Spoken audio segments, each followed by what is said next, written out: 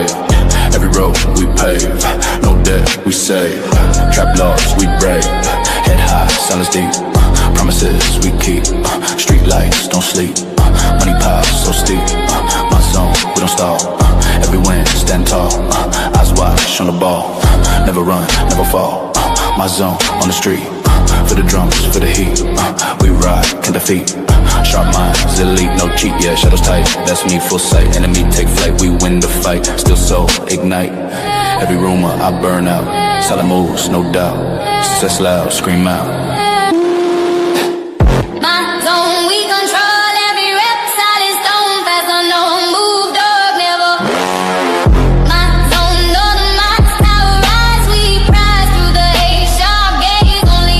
No lies.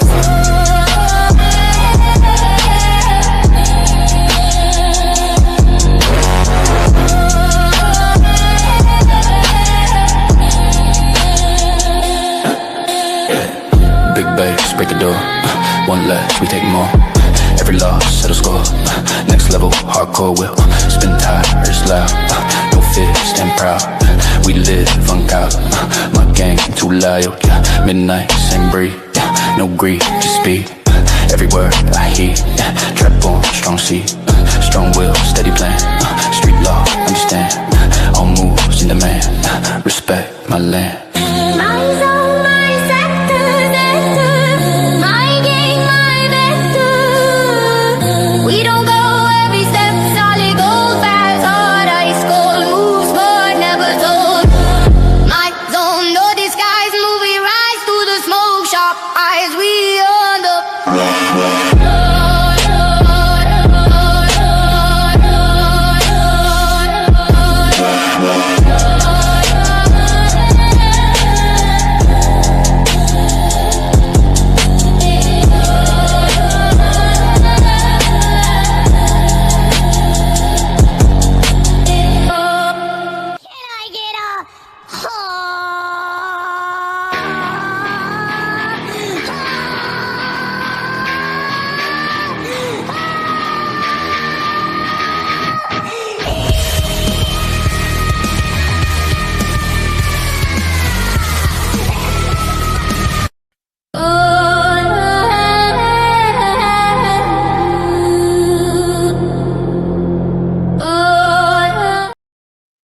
There we go.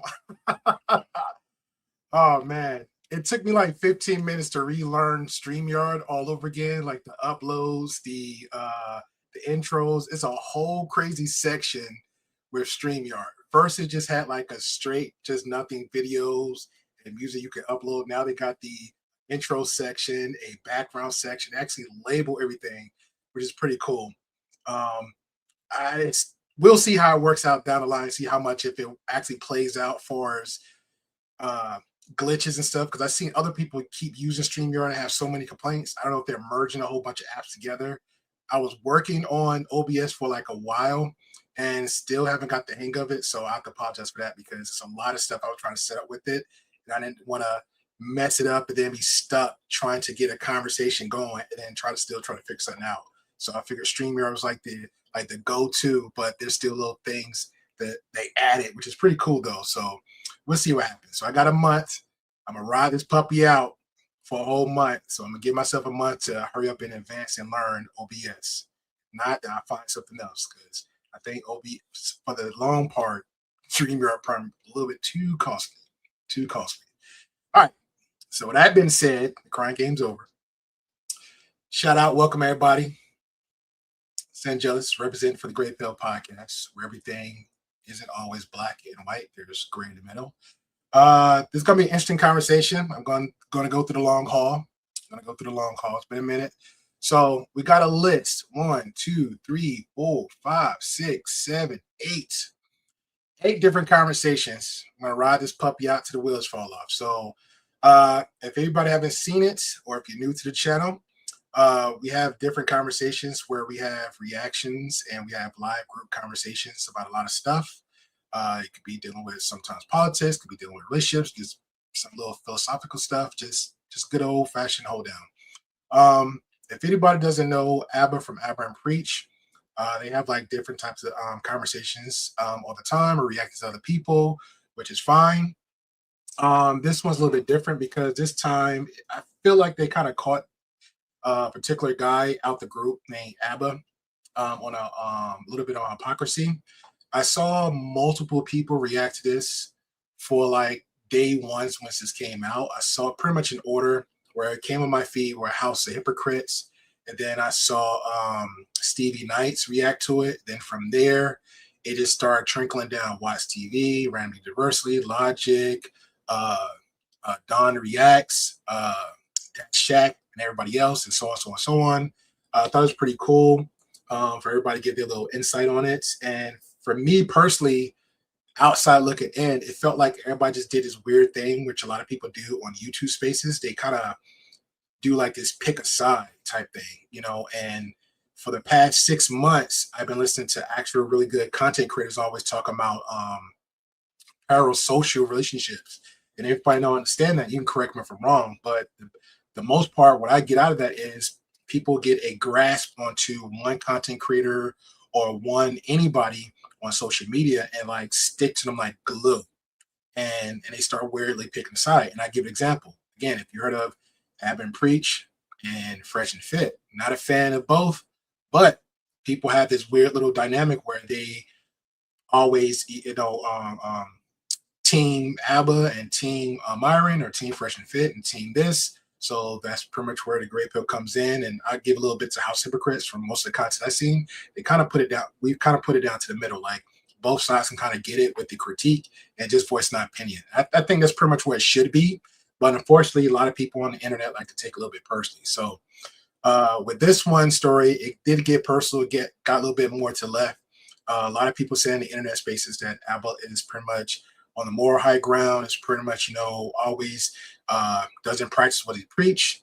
ABBA doesn't always pointing the finger on the moral high ground, talking about everybody else. And that became problematic with a lot of bigger content creators like Myra from Fresh and Fit, H3H3, Stevie Knights from Night Talk, and a few others. I think Flagrant was another one too, because he was a guest on the show. The next thing you know, that went left. They didn't like each other.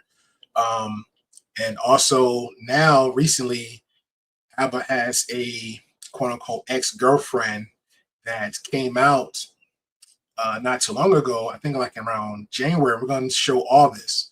They came out about like in January. She came out in January, reached out to a lot of content creators. One of them actually showed receipts. Shout out to Watch TV that she tried to reach out to him before. And according to her, she reached out to Watts just to get some insights for us, like I guess YouTube-ish, or some insight like, hey, look at my content, what you think, get your critique, and I'll pay you for the time of the services. According to her, 1.5 hours. All right. Then from there, in January, I guess nothing happened. And she popped back up months later, I guess, upload her content. Somehow it got spread out. She was nothing, like 40, 70 views. And then from there, went on to it went of a few other content creators. One, a big one by the name of Stevie Knights, and Stevie Knights, and of course Abba from Abba and Preach has pretty much like a real disconnect from a debate they had. Anybody doesn't know, go to Watch TV, go check out my man I can't remember the name, Drew Almighty. Shout out to Drew. And from there, they pretty much explain everything else. So you go there and check that out, and always come back. But so here we go. So I honestly felt two people gave like really good critiques on this. I thought House of Hypocrites gave a good one because he was asking a lot of questions, trying to figure like what's what, and then instantly saw the second one and just like labeled like, okay, she's a liar, which is fine. From what I was told, she lied about a few things, but there's a lot of context in the middle and some stuff that was missing. And I think Young Don Reacts did a pretty good nail on the head with this one. So we're going to start with that and then move on. There's some really good stuff going out there. Let me share this real quick. And again, I appreciate y'all guys coming on in. Okay. Here we go.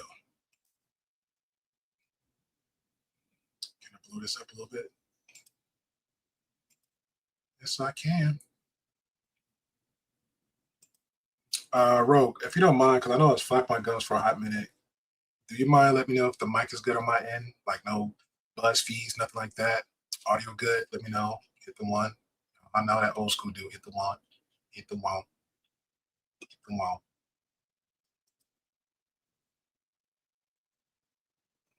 This is what he says. He says, for me to plan things, I need clarity on a few things, whether you intend to continue the pregnancy and what level of involvement you foresee for me. I should be clear that I still have no plans to co-parent. I'm not messaging to discuss the relationship. We're here to argue, just see above. This is fucked up, bro. I ain't gonna lie to you, bro. Look, I don't care how crazy a chick is. That's your kid. Now, it's one thing, you have a crazy chick where they go through hell and high water to make it so you can't see your kid. You know what I'm saying? They make it impossible for you to see your kid. But if she is willing to co-parent, I get you can be kicking yourself and being like, damn, I fucked up getting her pregnant because this person ain't who I thought they were. But to just be like, I'm just going to not be in the kid's life, that's fucked up, bro. That's fucked up. I can't even lie to you.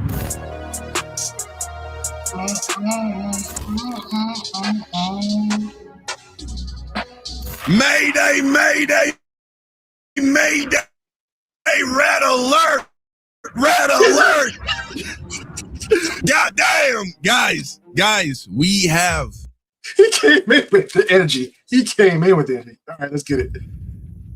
Some new drama, bro. This shit is crazy. I don't think nobody saw this coming. The red pill niggas, they are celebrating. They are licking their chops. And why is that, bro? ABBA has just found himself caught up in some bullshit, bro. Nah. I don't think anybody saw this coming. Sheesh. I guess low key, I could have told you that some shit like this might have happened. But we gonna get to that in a second. ABBA has just been exposed, I suppose we could say, by his ex-girlfriend.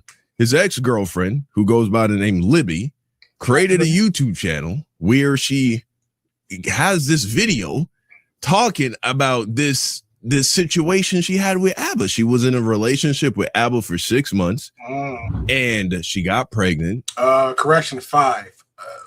Both of them said this, Libby and ABBA, so it's 5. And then she had an abortion, and it's just a whole lot of drama and bullshit, bro. Now, I watched her video first, and then I was like, damn, this shit sound crazy. Then I watched ABBA give his side of the story because he did a live stream last night, 2 hours long. God damn. Shit. 2-hour long stream addressing the situation. I already went through and watched it, took notes, so don't worry, I ain't going to sit you through all of that. And then I was like, damn, this chick is crazy. Once ABBA gave me his side of the story, I went back and listened to her side of the story one more time, and I came to the realization, okay, so ABBA was not, you know what I'm saying? ABBA has some responsibility, like he did do some fucked up shit. I feel like we got to watch her video, right? So let's dive in. Hi, my name is Libby, and I was a girlfriend of ABBA from ABBA and Preach.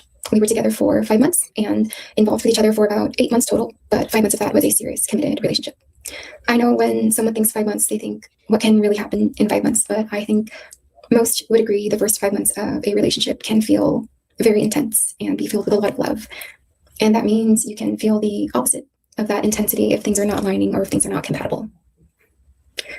I'm going to be talking about a pregnancy in which ABBA ultimately walked away from, and I'm going to be talking about the difficulties and the emotionally harmful interactions I've had with ABBA. I want to acknowledge something up front, and that is I know exactly who I'm speaking about. I know exactly who ABBA is. ABBA is articulate. He is persuasive, and he is calculated. ABBA is the king of receipts. And anyone who really knows ABBA would not willingly put themselves in the position I'm putting myself in right now, unless their experience was significant enough to speak on. I'm not here to cause spectacle. This is all informational, and I'll just leave it up for interpretation. Okay, so first little comment, she says it's not to cause spectacle, but once you come to the end of the story, you will come to see that this is precisely why she did this. There is nothing here. Like, Abba did not commit any crimes type shit. You know what I'm saying? I do think he made some like mistakes, but they're mistakes that honestly, I think any normal guy could and would make, you know, but just because it's like something understandable doesn't mean that it is the correct thing to do. And so the only thing this chick stands to gain out of doing all of this is to create drama and try to make ABBA look bad. So this is for spectacle. I met ABBA July of 2025 last year, and it was really fun and it was really interesting, and it was honestly full of love. 4 months into the relationship, I start to see incompatibilities and inconsistencies that made me question the relationship and started to make me feel doubt. Ironically, as I started to feel those doubts, I found out I was pregnant. Uh-oh. I was very nervous, but I knew I wanted to keep the child. I told So there are a few things I want to make sure you catch. She was in a relationship with ABBA. She started to feel doubts about the relationship, but in the midst of feeling doubts about being in a relationship with ABBA. Not to stop him. I got to take notes because she said 8 months, and somehow I think I misread that and kept saying 5 months. So 8 months she was in a relationship with ABBA. Was it 4 to 5 months she was pregnant with his baby? That's what I'm hearing. So the question I got right now is, how long or when did she, at the point of 8 months or 5 months or whatever the time frame was, when was it that she felt something different about ABBA, or she felt like maybe this is not going to work out? Like, was it 2 months, 3 months, 4 months, 5 months frame? Shout out to Bro Rosa says she said 8 months total, but they weren't in a serious relationship until 5. Okay, so the first 3 just get to know each other and then take it from there. Okay, that's fair. That's fair. So I still need to know though. So when she was in, and Libby, if you out there in the cloud somewhere, let me know what that's a question. How long did it take you to fill out? You saw these red flags for you. Oh, it is? It better not be. I'm moving on my end. Oh no. Talk to StreamYard. She then finds out that she's pregnant. I think this is understandable. Plenty of people, they stay in relationships and continue to be intimate with people even as they might be starting to feel doubts about the relationship. That's not abnormal. No. Okay, so she finds out she's pregnant. Now what happens? about the pregnancy, and he was actually very supportive. He was very excited. He always talked about how much he wanted children. And he said he was sure about the pregnancy, and he said that he was always very sure about me. Okay. So ABBA wants to have the baby. He wants to be with her. You're going to see in his response, he wants to get married. He wants to have the kid, all of this. All right. I, however, did not feel sure about ABBA. Right. Okay. Like she said, she had doubts. All right. Fair enough. I had mentioned I started to see some core fundamental differences with our values, our lifestyle, and especially how ABBA handled things emotionally and how he handled things communicatively. As time goes on, during the pregnancy, I still start to feel even more anxious and more nervous. And I think I start to confuse my anxiousness with being with ABBA or moving forward with ABBA. That's fair. So when did you talk to him about these feelings? Because again, 3 months, 8 months total, 3 months conversating, 5 months after 5 months after that. I mean, when did we have that conversation? Because that's not going to play a factor. You got to play a big factor in that. With my confusion and anxiousness with the pregnancy and if I wanted to continue the pregnancy or not. Okay. And terminating the pregnancy was never in the question. It was something I never wanted to do. Right. But as time kept going in the relationship, I still felt like it was pretty rocky. Oh. And I talked to ABBA and I said, maybe an abortion is something we should do, even if that isn't what I wanted at all. And ABBA was not happy with it. ABBA was quite disappointed, and he tried to support the decision as much as he could, but you can tell that he was struggling with it a little bit. All right, so understand this. You'll come to hear this in ABBA's side of the story. So she supposedly is a Christian, but just like most other Christians, ain't living like a Christian. What you doing having sex outside of marriage? What the fuck, man? Wait, hey, I can't blame you, because when you actually try to live your life like a strict Christian, you end up being a fucking crazy person. So the only, it's not even that. It just everybody. It just become hypocrites, Don. I think a lot of people just take the Bible too strictly. That's why a lot of people now that I know don't even believe in religion like that. They'll take a portion out of it and just run with it. Heck, I stopped going to church a long time ago. If I go to church, it's probably like with the family. Like if we got a family gathering and I got an older sister, she's a big Christian, Baptist, whatever you want to call it. She go, I go. I don't disrespect. I got another family member. He got his core values. I don't hate on it. I just know how I was brought up in the church. I didn't have no disrespect, but when I got older and I'm looking at the world like, maybe this is not where it used to be. I don't know. So religion's a little bit funny for everybody else. You got them strict. Matter of fact, I just was trying to make it here on time for a stream.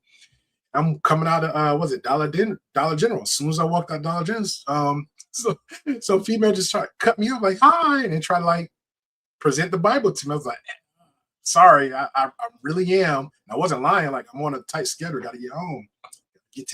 Gotta get to the screen. Gotta get the stream.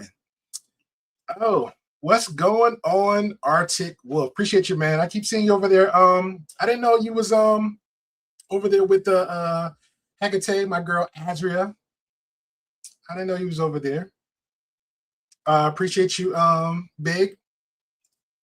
Poppy Blanco in the house. Appreciate you, good sir. Still having that trip in July, good sir. So let's know. All right, back to it. Only people who can be Christian and normal at the same time are people who don't live like exactly down to the letter. You feel me? So is what it is. But anyway, right. But she's very much against not wanting to have an abortion, and Abba wants the baby, but she's not feeling sure about Abba. And so she's saying that she's conflicted because she don't really want to be with Abba, but she don't want to have an abortion, but she don't know if she want to go through with having a baby with a man she don't want to be with. You feel me? So that's the tug and pull going on in her mind, right? Gotta have that conversation for the abortion, and Abba visits me to be there. So she decides she eventually comes to the conclusion, you know what? I don't want to have a baby with Abba, so I'm gonna schedule an appointment for an abortion. All right. For me, and we don't go through with it that day. And when he leaves, I make another appointment, and I cancel that one. And I think in total, I canceled 3 abortion appointments. And I think, maybe I should give it more time and see if my feelings change. And so I set an appointment for after the trip I had planned to Montreal to visit Abba. Now, something you'll see in Abba's video, and a lot of the diehard Abba and Preach fans, what I feel like a lot of people aren't being empathetic to is just how hard of a situation this must be for any woman to be in, but in particular, like a religious woman, someone who actually like believes in, like she's not pro-choice. Yeah, but here's the thing though, like we could say the Abba side, but I'm just gonna say just in that realm, connected around Abba, because he got like the manosphere spaces, the red pill space, because they pretty much watch him on the hate watching side from Fresh and Fit and every other spaces surrounding Abba. When it comes to that, it kind of splits in the middle. And this is what I was saying in the intro. When it comes to these relationship conversations and situations come like this, especially toward Abba, the fact that, this is from what I've seen, because, personally, I was a diehard Abba supporter from the very beginning, when this dude used to like had the fro sticking out, sitting on a couch before he was standing up on the creaky floors. That's how far back I go with Abba. And this is like to the pandemic days when I had like nothing to watch.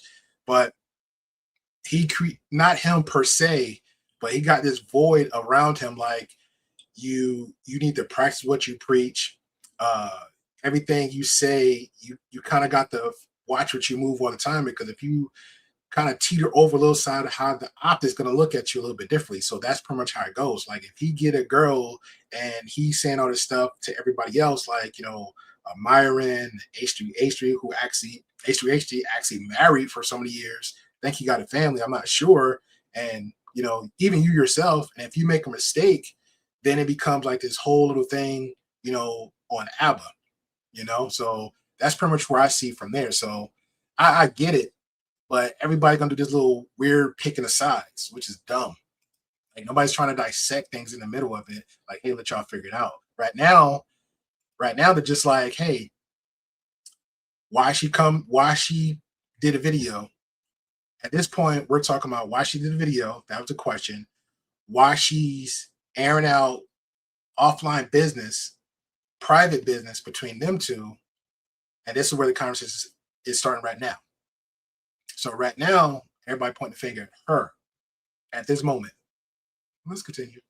She's not pro-choice at the end of the day. She's a Christian woman who don't want to have an abortion, but then she has to deal with like reality at the same time and the conflict where that's concerned. And so she's having this back and forth. I think some people go on to interpret her for trying to be like manipulative to ABBA. I think this is just, you know, a woman who has all of these different things going on. She looks at abortion as this like super big deal. ABBA looks at abortion probably as a pretty big deal as well.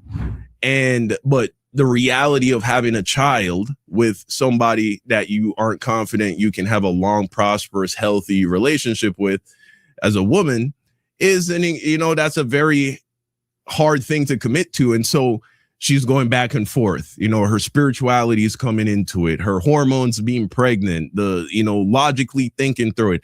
And so I actually empathize with the indecisiveness.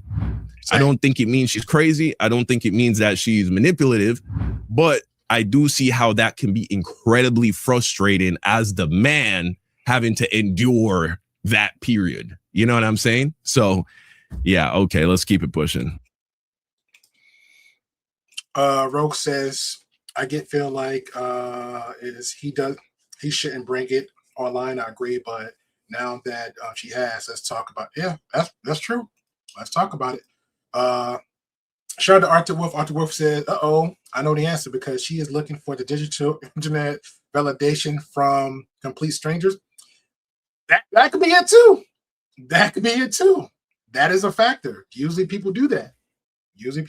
Some people like I think we talked about this last time. Was it MTR? You know, no disrespect to him. He had like a cancer scare situation some time ago. He again, nobody's business. I'm not gonna say I don't care. I think that was oversharing. Was it Stevie Knight? He had him and his wife. They had a child. And they happened to have a miscarriage. I think that was a little bit oversharing. You didn't need to know that. I remember long years ago, again, was an ABBA fan. I remember one time they took a break. It was like a month. And everybody, for supporting ABBA and Preach, was so like freaking out. And they made up all these crazy stories. And they had to come back just to pop up to say, no, that's not true. We're taking a break. And then they went right back and finishing their break. So that's it. What probably got to say? Probably says hoes be effing a guy raw after knowing him for 3 months, but get religious when it comes to the abortion. Get the F. Hey, that's what she said, man. She said she loved the Lord, you know, hand on the Bible, flipping all the Testament pages. That's how it goes. So this is how she feeling. Abba said he pro-choice. He with that. But at the same time, we're looking at her saying she going raw. Abba's going raw too. We're gonna get in there because there's some other stuff Abba was saying about himself. So it don't sound right. Shout out to Jedi Mike. Hey man, I gotta give you your flowers, but we'll talk about that later. We'll do intermissions. Gotta give you flowers, man. When everything starts bumping up the way I want to, definitely promotions all day for you. All day. Because I like what you're doing, man. Appreciate you. Appreciate your co-host, King, even though he be throwing jabs at me low key. But I'm glad you're going the direction you're going, man. I'm glad. I'm so happy, especially what happened a couple of days ago. Like I was on high for you. So you keep doing your thing. What Poppy got to say, we're gonna move straight on. Poppy says, those 304s on social media needs to stop. Bring the Lord into their wholeness world. Shout out to him. Big D says, I thought he got picked up by ICE because he has brown skin. They just let him out. They figure out they had the wrong brown guy. I don't know who the hell we talking about, but okay. I visit Abbott in Montreal, and we get into all like I would be wanting to blow my brains out, bro. So that's not to say Abba is wrong for feeling frustrated or wondering if this girl is just trying to fucking manipulate me. And you know what I'm saying? I can completely appreciate him as the man feeling like that as this is all going on. But I don't think this means that she's crazy or evil that she was doing all this shit. Have that conversation. And this was a real turning point for me. And I know it's hard to imagine Abba upset, but he does get there. And not only does he get there, he goes past the point of the threshold of where anger should stop. Abba resorts to name calling and degrading language and resorts to ridicule and mocking. And it does teeter on the emotionally and verbal abusive side. And I hate to put a label on it like that, but that is truly what it felt like. And I don't think that makes Abba a bad person, bro. You know what I'm saying? I know that I'm definitely not proud of all the ways that I've communicated with my wife when I've been angry. I think anybody who's trying to say that they reach grown people age and been in real serious relationships, whether you're a man or a woman, and you have never said anything that, you know what I'm saying, was fucked up to your other person in the heat of an argument, especially when we're talking about situations like this. You know what I'm saying? We're talking about babies on the line, shit that can change the course of people's lives forever. Again, imperfect, sure, doesn't justify the... Yeah, but depends on what you say, though. Like, for example, I never came out of my mouth and called a woman that I'm having an exclusive relationship with, I never called her B. Because I felt like if I call her that, I might be one too. Because guess what? I'm sleeping with her, I'm courting her, I'm hanging out with her. I might say something like, hey, you dumb, you stupid, or get out my face. Or if it comes that serious heated, I probably just stare at you. Like, I can't believe this person doing this or acting that way or this behavior. And then kind of like shuffle me off. And I'll just like, it's just best for me to just walk away. I'll just shut down and just be there. Like a whole outer body experience. So it just depends, man. It depends on what you say, because some things you say to people you just can't come back from. The abusive language, but understandable and doesn't necessarily make you a bad person, especially if it's not like something that is just happening for no reason or happening for insignificant reasons. This is a very big situation. And so, you know, this really don't matter to me. Like it's like whatever, it's normal, it's human. I will be posting examples in this video or the next video. After that trip, I realized that I always wanted to keep the child, and it was the relationship that needed to be looked at.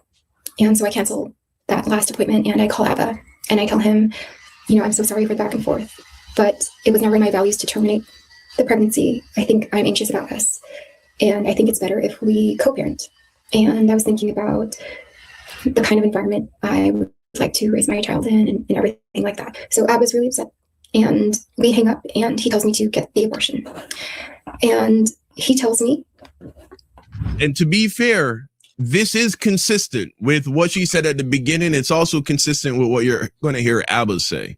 She never wanted to get the abortion. It seems as if her entire motivation for getting the abortion from the beginning was her not feeling confident about wanting to have a child with Abba, right? And I think a part of that, and this is where, you know, I feel like Abba, some criticism of Abba in this relationship, it might be a little bit warranted here, is it seems as if she may have had the impression that unless they were going to be together, Abba did not want to be very involved, or he wouldn't be as involved in the child's life as she would have liked, right? She probably picked up on that. And then when you see what she's about to share right here, I think that might have been an accurate read of the situation. Because of that, she's like, damn, I don't want to be a single mother where my child doesn't have a father in their life or doesn't have a father that is as involved in their life as they deserve. And so even though I don't want to get an abortion, I think it's what I have to do because I don't want to put myself or my child in that position. But then at the end of the day, she's just like, you know what, fuck it. I can't go through with it. I want to keep the child, and I want Abba to co-parent. I want Abba to be this child's father. I don't have anything to say, just get the abortion and I'll wait for the abortion updates. And I said, I will consider keeping you, I will keep you updated. I will consider what you said over the phone about having the abortion. My values were to ultimately not get it. And he said, just so we're clear, if you change your mind for the 10th time, I will not be involved. And then I kind of snapped back a little bit. Wait. We got to go back here. So here's, again, so she got on the phone with Abba, and I will keep you updated. I will consider what you said over the phone about having the abortion. My values ultimately were not to get it. I think more and consider what you're telling me, right? So she's saying she don't want to have the abortion, and she don't want to be with you, and she want to co-parent. He's saying, fuck that. If we ain't gonna be together, I'm not gonna be in this kid's life. I don't want a baby mama. You know what I'm saying? I don't want to do that. And so you've been going back and forth about whether or not you're gonna get this abortion. Yep. So you've clearly considered it. Go ahead, get the abortion. Let me know when you get the abortion. But she don't want to get it. All right, so that's pretty interesting. So fellas in the chat, let me know if y'all got a girlfriend, not saying a similar situation, and your girl comes to you and say, hey, just let you know I'm pregnant, and she's pretty much indecisive, and she's doing the flip-flop, and y'all first decide like, hey, you know what, might be best if we get the abortion. Last minute she changed her mind, and she comes back and said, hey, I think I want to keep the baby. Then she goes back again, say, you know what, I think it might be best just to have the abortion again because me's not working out, so I don't want a whole struggling with the baby situation. So if you're the female in your life, especially the one you claim or you saying that you love, like how would you deal with that with your current spouse? Me personally, been through that scarcity before in the past. It wasn't fun. I would just, I'll just be there. Whatever she say, I'll be there until something is actually concrete or some real clarity of what the decision is. Is she getting it? Is she not getting it? Hey, maybe it was a scare where she thought she was and she didn't, because that's a be a factor too. Because sometimes some females be like, hey, I missed my period. This might be it. And we just have to either sit and cross fingers and pray together. So that's pretty much my take on it. Shout out to Arthur. Arthur says, why is she showing her private text messages?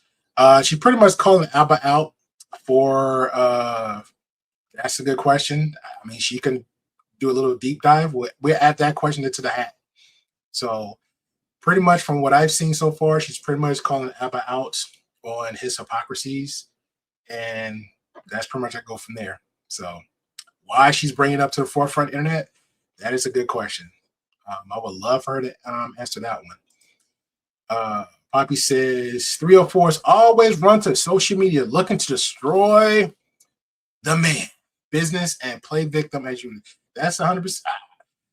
That is almost 100% true, and I agree to that. I was a victim. That is true for the most part. A lot, and I'm gonna say all women. Hashtag not all, but it'd be. I will replace that the hoes part to vindictive, spiteful chicks that got no life, nothing going on with their own situation. And you know what? If I'm hurting, let me hurt him too. I replace that with what else you're saying, but I agree with that one for the most part, because there'd be some women out there like, hey, you ain't gonna do me wrong. I got you. I'm gonna take it all from you. Like, what I do? You know what you? No, I don't. What did I do? So it'd be some women out there like that. So I agree. I'm gonna say all, but it'd be some women out there. So, shout out to JJ said she should have done some better preparation before coming out. Yeah, me and somebody else behind the scenes had talked about that before. Like the preparation was just so off, Jay. Like I'm not gonna lie, her PowerPoint presentation, not trying to knock her, because again, she's not a YouTuber, but at the same time, I don't know if she ever done like real business before, whatever. I think she just should have got her PowerPoint presentation. Like, look, this is the reason why I'm doing it. This is me calling Abba out, and then go from there. Hey, do like the other people do, go down through all his content and say, hey, this is not the person. He said this, but he says this. He does this, but he shows this. Like that's what I would have done. It'd be a good PowerPoint presentation. Just chill the hell out. Just chill. Shout out to Rogue said it looks like exposing and revenge is the reason. Yeah, that could be it.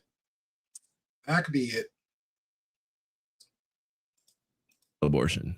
You feel me? But then after whatever they said on the phone, she was like, you know what? I might consider it. All the way. And so Abba is saying, all right, if you change your mind for the 10th time, you decide to have it, blah, blah, blah. Like I said, I feel I empathize with her going back and forth. I don't think that's her being manipulative, given everything, but I also empathize with Abba being incredibly frustrated in this situation. I get that. And then I kind of snap back a little bit and like, then don't be. And then he blocks me, and he blocks me for an entire day. I said, hey, I need to talk to you about the baby. I'm still blocked. And I tell my cousin to message him to unblock me. And he says, hey, I blocked you for a second to say, stop contacting me. Regardless of what you choose, I will never decide to keep in contact with you. You're not my responsibility. Now don't reach out to me again. And then if you guys are reading this, I'll talk to. I feel like this is fucked up. Understand, he blocked her because she said, I don't want to be with you. I want us to co-parent and I want to keep this baby. Like, check it out. Like, really pay attention to what's going on here. Okay, just so we're clear, if after changing your mind for the 10th time you decide to have it, I will not be involved. We will cease to talk then. So he's saying, look, if you have this baby, I'm not going to be in this baby's life. I think Abba was upset. He was hurt. You feel me? He was disappointed. He was heartbroken. But it doesn't excuse the facts. At that point in time, you would be a father. So it's like, why would you do that? Like, I get it. The chick is, at this point, El Pollo Loco, not making any sense. You put the guy supposed to be the logical one, blah, blah, blah. At that point, like, I'm not saying I think that'd be the worst thing to say. Like, well, F it. Get rid of the kid. I don't care. Like, you keep it. I don't care. I don't want to be part of father's life. I think that'd be the extreme thing to say. Just be like, hey, just call me or let me know what you want to do. Like, I'm here, but understand I still got a life on this end. We're not married. We're not living together. We're not paying bills. Just understand that. Like, I still have a life right here now. She might feel like you ignoring the phone calls and text messages. Hey, when you reach back to it, just, hey, I just want to make sure you are still good and your choice you're going to make is good so we can know how to move forward with this. So, yeah. She said, he's only making it worse at this point. Like, I would never say that. I just wouldn't say that. Like, it just doesn't make any sense to tell another woman that's potentially going to be the mother of your child. Because what if that kid grows up? Like, what if she did have that baby or do have that baby, and then that conversation is going to come out, and then, Dad, did you say this? Well, your mom was aggravating me that day. So every time you get aggravated, you're just going to call a woman a B, or you're going to call them a hoe, you're going to call them this. So that's how we play that game? I don't know, man. That's a little bit too raw for me. And so he's like, listen, I'm pregnant. If you have this baby, I don't expect me to be in that baby's life. You can't do that. You got her pregnant. Yep. She is not obligated to be with you. No woman is obligated to be with you. Nope. You feel me? But if you get a woman pregnant, you know what I'm saying, you should have used a condom. You should have got a vasectomy. Yep. You should have made her take plan B or asked her to take plan B or whatever the fuck. That's right. Once you get that woman pregnant, it is her choice. Yep. And if she chooses, you had your choice. when you had unprotected sex with her, right? If she chooses to have that baby, it ain't even about her anymore. Now that's your son. That's your daughter. That's right. You have a responsibility, Daddy Abba, to be in that kid's life. Daddy Abba. And then I kind of snap back a little bit and I'm like, then don't be. And then he blocks me. And he blocks me for an entire day. And I said, hey, I need to talk to you about the baby. I'm still blocked. And I tell my cousin to message him to unblock me. And he says, hey, I blocked you for a second to say stop contacting me. Regardless of what you choose, I will never decide to keep in contact with you. You're not my responsibility now to reach out to me again. And then if you guys are... Yeah, you see, again, so this is the next day. He's still mad, but he's basically saying, look, he's probably saying, look, I don't want to be a part of this kid's life. I want to be a part of your life. He'll probably agree to like pay the child support. I mean, he would have to. She would file for child support through the state, and he would have to pay child support. But he was like, at this point in time, like, I don't want nothing to do with this, you or this baby, right? This I'll talk to. And he's blocking her. I do think this is not the right way to handle this situation. You feel me? I get you're disappointed that she don't want to be with you, and I get you're frustrated because you feel like you've been on this like emotional roller coaster, but you would just have to hold that, bro. You got her pregnant. She don't want to be with you. She don't, you know what I'm saying? But that's your kid type shit. You can't. Yep, that was the best 2 minutes of your life. Can't get mad at that. You feel like heaven getting them little 2-second strokes in.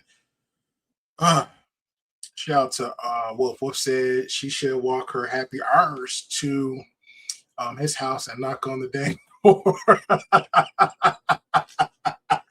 Hey, you know what? That's fair. That's fair.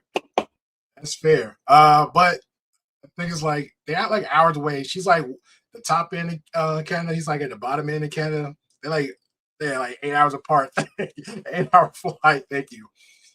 I don't think Wolf cares. I don't think he cares.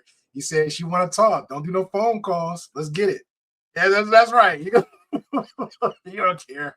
We're like, screw that. And just be like, I'm just not going to be in the baby life, period. You feel me? I'll mention what's going on here in a minute, but I said, why did you block me after you wanted updates? He says, because I don't want updates. Sorry, I wasn't clear, so I'll be clear. I don't want to ever hear from you again. He says, keep it or don't. I don't need updates. If you do this solo, good luck. If you don't, keep it. Great. And then he blocks me again. See, like he's saying, if you do this solo, if you have the kid solo, good luck.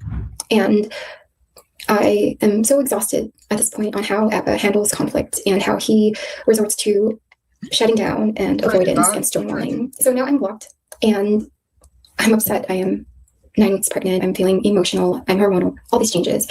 And I don't want to blame it on that specifically because I knew that I was also exhausted from the dynamic of Abba and I. And so this is a blemish on my part in all of this. But I pretend to send a screenshot of Abba's message saying that he doesn't want to be a part of this anymore. I pretend to send it to Myron Gaines. And I never do it, and I never did do it, but that was just to like, I was fighting back a little bit. Now, okay, here's the thing, right? And here's where the criticism for her comes into play. Now, obviously, threatening to blackmail anybody is fucked up, right? So that's wrong. She does say that she pretended to send this shit to Abba. What she's basically trying to do is force Abba to participate in the baby's life the way that she wants him to. But threatening to go to Myron, a content creator, what the crap is Myron gonna do except for just do what he normally do, talk crap on the internet? She had better luck just saying, I'm gonna call the cops. That's what most of the women do. Just, hey, I'm gonna call the cops. I'm taking you to court. If you don't be in this baby life, that's all I ask of you. That was the old saying. Now the new saying is, hey, I'm going on social media to start some mess up because I can't get my way. So yeah, I would never, like, that don't make any sense. In doing so, she's making the exact same mistake that I feel like Abba did, which was basically saying, you can only have this baby if you're going to be in my life, and this baby is going to be in my life the way I want it to be and the way I want you to be. Yeah. And so they're both actually doing the same thing to each other. Isn't that crazy? Two wrongs, right? Reality is, you get a girl pregnant, That's her choice. Yep. If she wants to have the baby, you're obligated to take care of that baby financially, and you're morally obligated to be in that baby's life, like physically. You got to be present in that baby's life, even if she don't want to be with you romantically, right? That's the right thing to do. At the same time, as a woman, right, if you get pregnant with a dude, you know, by a dude, and he doesn't want to be in that baby's life, you just have to hold that. That's who you let yourself get pregnant by. If that's the kind of guy he is, it's not right to then try and blackmail him or do things to force him to be present in that baby's life in a way that he don't want to be. As long as he is given the child support as mandated by the state, as I'm 1,000% sure Abba would have done. Abba has made it public knowledge that he's a millionaire off of this YouTube shit. So whatever, you know, $4, $5, $6, $8,000 a month he would have been giving you as child support. Yeah, I'm sure he more than got the bread for it. No problem.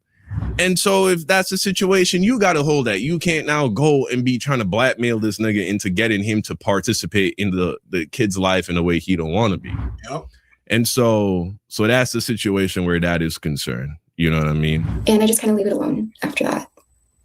Week 1 goes by and I don't hear anything from Abba. Week 2 goes by, I don't hear anything from Abba. And then now we're at week 3.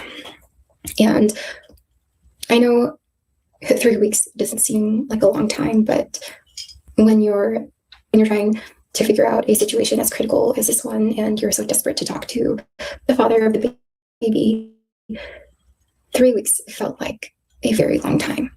And week 4 comes up, and I now have to make a decision. And I have to make a decision based off what the reality is. The reality is that Abba completely left me for dead. And Abba walked out on the pregnancy, and he is now absent from this entire thing. And he doesn't want anything to do with, metaphorically speaking, dead, not literally dead. Not literally. The baby, and he doesn't want anything to do with me. And I make the hardest decision I ever had to make. And it was a very painful decision, but I ended up having the abortion. And I grieved very hard. And I was also grieving the relationship with Abba. I knew that I found all of these incompatibilities, but I did still love him a lot. And I was feeling very lost, and truly some of my darkest days. And I think Abba will never get a hold of me again. And he really doesn't care to reach out, but he does. So a week after the abortion, I hear from him on Instagram. Okay, yeah. So here is it, Abba circling back. This is what he says. He says, for me to plan things, I need clarity on a few things, whether you intend to continue the pregnancy and what level of involvement you foresee from me. I should be clear that I still have no plans to co-parent. I'm not messaging to discuss the relationship or here to argue, just the above. This is fucked up, bro. I ain't gonna lie to you, bro. Look, I don't care how crazy a chick is. That's your kid. Now, it's one thing. You have a type of crazy chick where they will go through hell and high water to make it so you can't see your kid. Facts. You know what I'm saying? They make it impossible for you to see Facts. your kid. But if she is willing to co-parent, I get you can be kicking yourself and being like, damn, I fucked up getting her pregnant because this person ain't who I thought they were. But to just be like, I'm just going to not be in the kid's life, that's fucked up, bro. That's fucked up. I can't even lie to you. And I understood you being mad, you know what I'm saying, when it first happened. I understand you being mad when it first happened. Bruh. We can understand all day. And I see where he's going to go with this. We can understand all day. Your words matter, man. Like, you got to hold it in. If you think she's a bitch, you got to nip that. If you think, like what Papa was saying, hoe and all this stuff, hey, that could be your kid. That could be your potential mom, the kid's mother. I nip that up in there, man. Actions. Your actions speak volume what's going to happen in the future, especially if you choose to have that kid. And at this moment, we don't just come on, man. Come on. We're doing too much. We're doing too much. Got a chick pregnant, chose to go raw dog Ronnie on her, and just getting all them strokes in for free. Getting all them strokes in. Like, hey, you're pregnant. She tells you, hey, I don't know, you feel a little bit, you act a little bit different. I don't know. And then you get attitude. Oh, I might keep the baby, might not keep the baby. All right, just tuck it in. Wait till you see what's going on. If she keep the baby and she's still acting up, hey, act accordingly. I'm not saying call her out name, but if she started doing these extra crazy things, then maybe she is that type to be calling that. I don't know, but the job is done at this point, so just chill. Start blocking her. But according to her, at this moment, they're both going back and forth. So it's like one blocking the other one's unblocking. They're still communicating. Like, come on, man. If we're saying we're done, like be done. Like clearly we're seeing signs of her uncomfortable, confused, undecisive of what her next move or what after the fact move going to be. And Abba's still going back and forth, like text, like back and forth. Like, come on, man. Stick to your guns and stay with it. If it's F her, then it's F her. Don't answer the phone. Don't talk to her no more. Then that's it. We're good. Hey, shout out to E. Appreciate you, E. Happened. This was February 4th. When were they having the back and forths? They were having the back and forth. Let's see right here. In January. So this was a month later. So you had time to think about it. You had time to meditate on it. You had time to cool off. And a month later, he's still on some, I'm not going to be in this kid's life if you have this kid. So when he really circling back to ask her what level of involvement you expect of me, he probably on some child support shit. He probably hitting her up on some like, how we going to do this? Do you want X amount of money from me, or do we gonna go through the state? But if he's saying he's not planning to co-parent, that's him saying, I don't plan to watch this kid. I don't plan to be around this kid. He says, for me to plan things, I need clarity of things, whether you intend to continue the pregnancy and what level of involvement you foresee from me. I should be clear that I still have no plans to co-parent. I'm not messaging to discuss the relationship or here to argue, just the above. And he is messaging me a lot, and it's because I'm not responding to him. And one thing I realized about Abba is Abba thinks a certain way. Abba also likes things done a certain way. And if things are not followed through in the way that he wants, you will see a reaction from him. And, this is one of those times, like I'm not responding and he is insulting me, saying I'm doing all these things and I'm not, doing those things. And I'm like, I'm not getting into this type of communication, but he does lash out. And I thought about the pregnancy and I thought, Abba never cared about the child. He only cared about, this dream that he had. But that's not really how it works. We don't have this responsibility. And she's not wrong. You see, in Abba's response video, he making it sound like, oh, he's so bent out of shape that he's not going to be a father because, she aborted his kid. If that was true, he wouldn't be saying all this shit. Yeah. Right? He wouldn't be telling her have the abortion. He wouldn't be telling if you go through with it, I'm not gonna see I don't plan to co-parent. Even after a month. I said, you know what? I could see why you would say that shit like the day after. You know what I'm saying? You mad about this shit. But after a month, you done went to bed 30 times, slept on it 30 times. You still talking about I'm not gonna co-parent if you have this kid. That is not a nigga that cares so much about his seed being aborted, bro. That is not. That's a dude that's mad that you gonna put him in this position where he got a baby mama and he low-key end up in the same position as a lot of the red pill niggas that he be criticizing, bro. I can't lie to you. Yep. I can't lie to you. That's exactly what's going on right here. If he really cared about that kid, he would have been like, don't kill my baby. You know what I'm saying? Don't kill my baby. Fuck it. I wanted to be with you. I wanted to have a traditional family. By the end of the day, that's my kid right there. Don't kill my baby. He wouldn't be saying, go get the abortion, even when she's saying she don't want it. Yep, I'm here for you, girl. You know what I'm saying? And the whole reason she was going back and forth was because she was not sure she wanted to be with Abba. Yep. And if this is a reflection of his character, I could see why. I ain't gonna lie to you, gang. I didn't do it the way he pictured. She was wrong to do the blackmailing shit, though. Oh, yeah. But that is kind of like separate. That's a separate issue. She only was doing that because she was trying to force Abba to co-parent, right? To basically say, if you don't be in this little nigga's life or this little girl's life, I'm gonna let the whole world know what kind of dude you are. Even though that's fucked up. Yep. You know what I'm saying? Don't resolve nothing. Like, it's kind of, she not wrong in the sense of you portray yourself as being a man of character of a certain degree, and this is how you moving. She only got this abortion because Abba said, I ain't gonna be there at all. All right. And so she got the abortion. I understand. And I can understand that also, but you know what's crazy? This is just pretty much a forethought. I think if Abba was there being supportive, like, I'm gonna answer your phone calls, I'm gonna do like the typical guy, just shut the hell up, just let her vent and go through her emotions. And she felt like, you know what, he's being very supportive, he's there for me, even though I'm just, you know, pretty much being a POS. I think she would have kept the baby. I really honestly think she would have kept that baby. Like, even though she saw some signs, I don't know if she talked to him when she said, I saw the first signs of what didn't align with her values with Abba. And if they would have talked about it and they would have got that straightened out.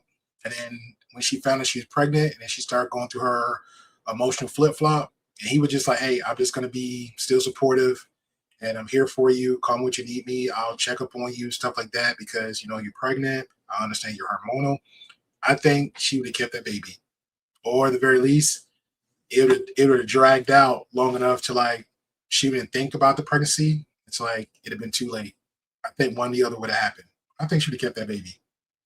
I wasn't a dick. I think she would have kept that baby. Shadow Bro, so possibly he definitely made it worse for himself. Yeah, I think the response or reaction of it's like, maybe I think it's both ways. I think both of them wanted to have each other react and respond the way they felt like that other person should react and respond. And because of that, it just started a whole clashing. And that's where it went from there. That's what I think. You know, this is so far removed from what he would support on his channel and promote on his channel. And I said, you didn't want anything to do with the baby. I said, okay. I said, I'm not going to engage in this kind of communication. It keeps messing with me. And he sends this little K-liar thing. Remember, I said that Abba can act in a way of like mocking and ridicule and a little sometimes immature. But yeah, I said, and that's what you wanted. And you didn't want anything to do with the baby. And to this day, Abba feels extremely justified. This was about a month ago. And there was a little tension in this conversation and we were going back and forth a bit. And I said, you still haven't apologized for abandoning me and our baby. I only apologize. And he said, it's because it's your fault. You cut me out of the relationship and the fatherhood. I'm saying, I have to go now. Okay. And he said, I have always believed that it was your fault. I said, it was a responsibility that was both of ours. And I said, I needed more security from you. And he said that you didn't want the baby. And he's talking about when I was going back and forth from before the Montreal trip. And when I realized, you know, this relationship is probably not sustainable. And this is something I am still healing from. And damn, bro. Something I think about. Wow. That's crazy. That's crazy. So final thoughts, honestly, final thoughts here. Really, we don't even really, I'm telling you, you can go watch Abba's stream, but I'm telling you, there ain't really nothing else there. To be real with you, there ain't nothing else to really consider off of what Abba was saying. Let me look at my notes one more time. Like, he talks about how, you know what I'm saying, and, you know, he talks about how frustrating it was, how she was going back and forth with whether or not she wanted to have the baby. But that was never really about the baby. That was about them being in a relationship. Ultimately, when she decides to have the baby, here's what happened. Abba, here, I'll go to that point in his stream, right? So this is really what happened here. This is why Abba cut her off, bro. Peep this. Yeah, we get to the next portion. And the next portion is things are smooth. We've worked it out. We made up. We kissed. Okay. There was some lovey-dovey business going on. All right. And fast forward to a month after the fact. Oh, actually, there's some context that does need to be said.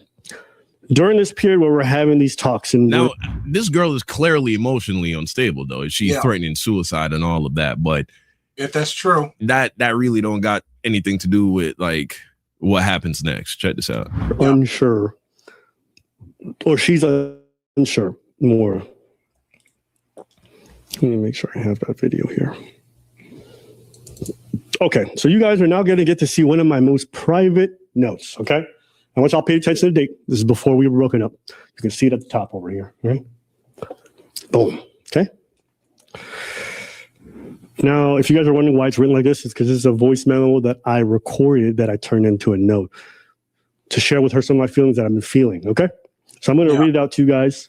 It says, and for me, you know, one thing that's important is that any child I do bring into this world, that I'm actively part of their life. That means that I'm seeing them on a regular basis and that I'm very close to their mother, ideally married.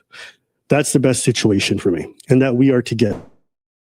That's what I truly, truly want. My biggest fear is that I have the opposite of that, that if I end up, what I want to say there is that if I end up in a situation we're distant, I can't spend time with my kid, and there's a separation of sorts, that prospect terrifies me, okay?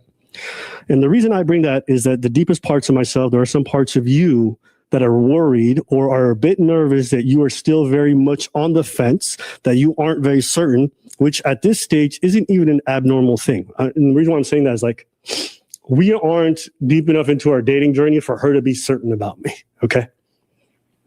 So I can that's going to hurt him though. But if you're still sure about her doing the dating journey, and again, I don't know when or who used the words first, but both y'all are still saying, hey, at this time of 8 months or 5 months together, even with the baby or her being pregnant, y'all both would tell each other y'all love each other. So 5 months, bro. Again, it doesn't add up with nobody actions. If you this whole love note that you're showing, if I'm putting out love notes to somebody and I'm telling them this, that, I got to still kind of stick with my guns to it. Now, again, the baby prospect comes in, hey, I got to kind of like man up a little bit. And then we was talking in the chat a little bit, saying that, hey, the distance, y'all both dating long distance. So if you're dating somebody long distance, somebody got to have the ultimate thought process like, hey, who's going to be moving? She might say, I can't move because I got a career. Maybe my job won't allow me to transfer. Or if it does, it might be a few years from now, and I get a promotion, I can move closer to you or near you, whatever. And you got the money. So, and two, you're at YouTube. So you and Preach have to have that conversation like, hey, how this is going to work out? Like I've done long distance relationship before. It's going to be a conversation. Especially if you're talking about if we're just dating long distance for fun, dating long distance to visit, dating long distance for something like very serious. So somebody got to teeter over like, hey, I'll take the sacrifice. Maybe me as the guy got to come to you. Dude, you're doing YouTube. You're doing content. Hell, you're in Priest doing content in your own homes with the electronics and the camera. So y'all don't always have to be together for the most part. I can make trips and bang it out together, pause, whatever. Pump out a whole bunch of content, get back. Because, heck, don't Preach got a whole wife at home? He can give you some advice. Hey, I got a whole wife at home. I give you some advice about longest, whatever. He got more experience in this lifestyle than you do. So, I don't know, man. I don't know. I'm going to be honest. Crazy or not, I think some people can handle crazy chicks. I just think, like, it's just the conversation. And to be and not even try to knock Abaddon for this, because I know I was reading a lot of comments on a lot of people stream the comment. Like I said, it's this whole one-sided thing, but the fact still remain. She said yes at the beginning of everything he was doing. He was going in her raw from the beginning. He chose not to put no condoms on. He didn't do none of that for any preventative measures. And not knocking him, you can fall in love in a month. That's just me personally. I've been there, done that. You can fall in love with somebody in a month. You can fall in love with somebody in 3 months. You have this infatuation with somebody, and I get it. But at the same time, while that conversation is going on, and I'm out talking about other people, and I just throw Poppy in the bus, under the bus. He got tough skin. If I'm talking to Poppy or telling Poppy all the time about the moral realities of life and what he shouldn't do, then my ass get fucked up. I'm doing something. Guess what's gonna happen? You're gonna point the finger at me like, "Hey man, what's going on?" It's you now. So I don't know, Albert. You gotta be a little bit I don't know. Gotta be a little bit more wiser, or I don't know. I don't know. We make mistakes, but it just depends on how you handle the mistakes moving forward. Just pretty much, I think this is a message what I'm getting with all this on Don. Just how you handle the mistakes or decisions you make moving forward. You know, you just can't get mad at a chick and like, oh, she's a dish. You chose that. You chose that. Hell, I make my F ups. I don't be sitting there, hey man, let me go on stream and talk about. Nope, I'm good. Let them talk all day. I'll take that L. It's all good. In real life, I'm straight. Rogue says, damn, you're right. His actions made her change her mind. Yeah, people get their feelings all the time. If you acting dumb and goofy at work or acting goofy somewhere outside, guess what? You act energy shifts. Energy straight up shifts. You acting one way, I'm acting one way. I'm low-key petty. So I'm like, you doing that? Okay, I'm gonna do that too. But if I actually care about you and I love you, I'm gonna put in some effort. I'm putting in some effort. And if it feel like it's not going that way, hey, I don't know. Somebody got to be the bigger person about this. Understand, and especially being pregnant, hormonal, you know, I'm seeing it from her perspective. I can understand why she might be on the fence about the relationship still, okay?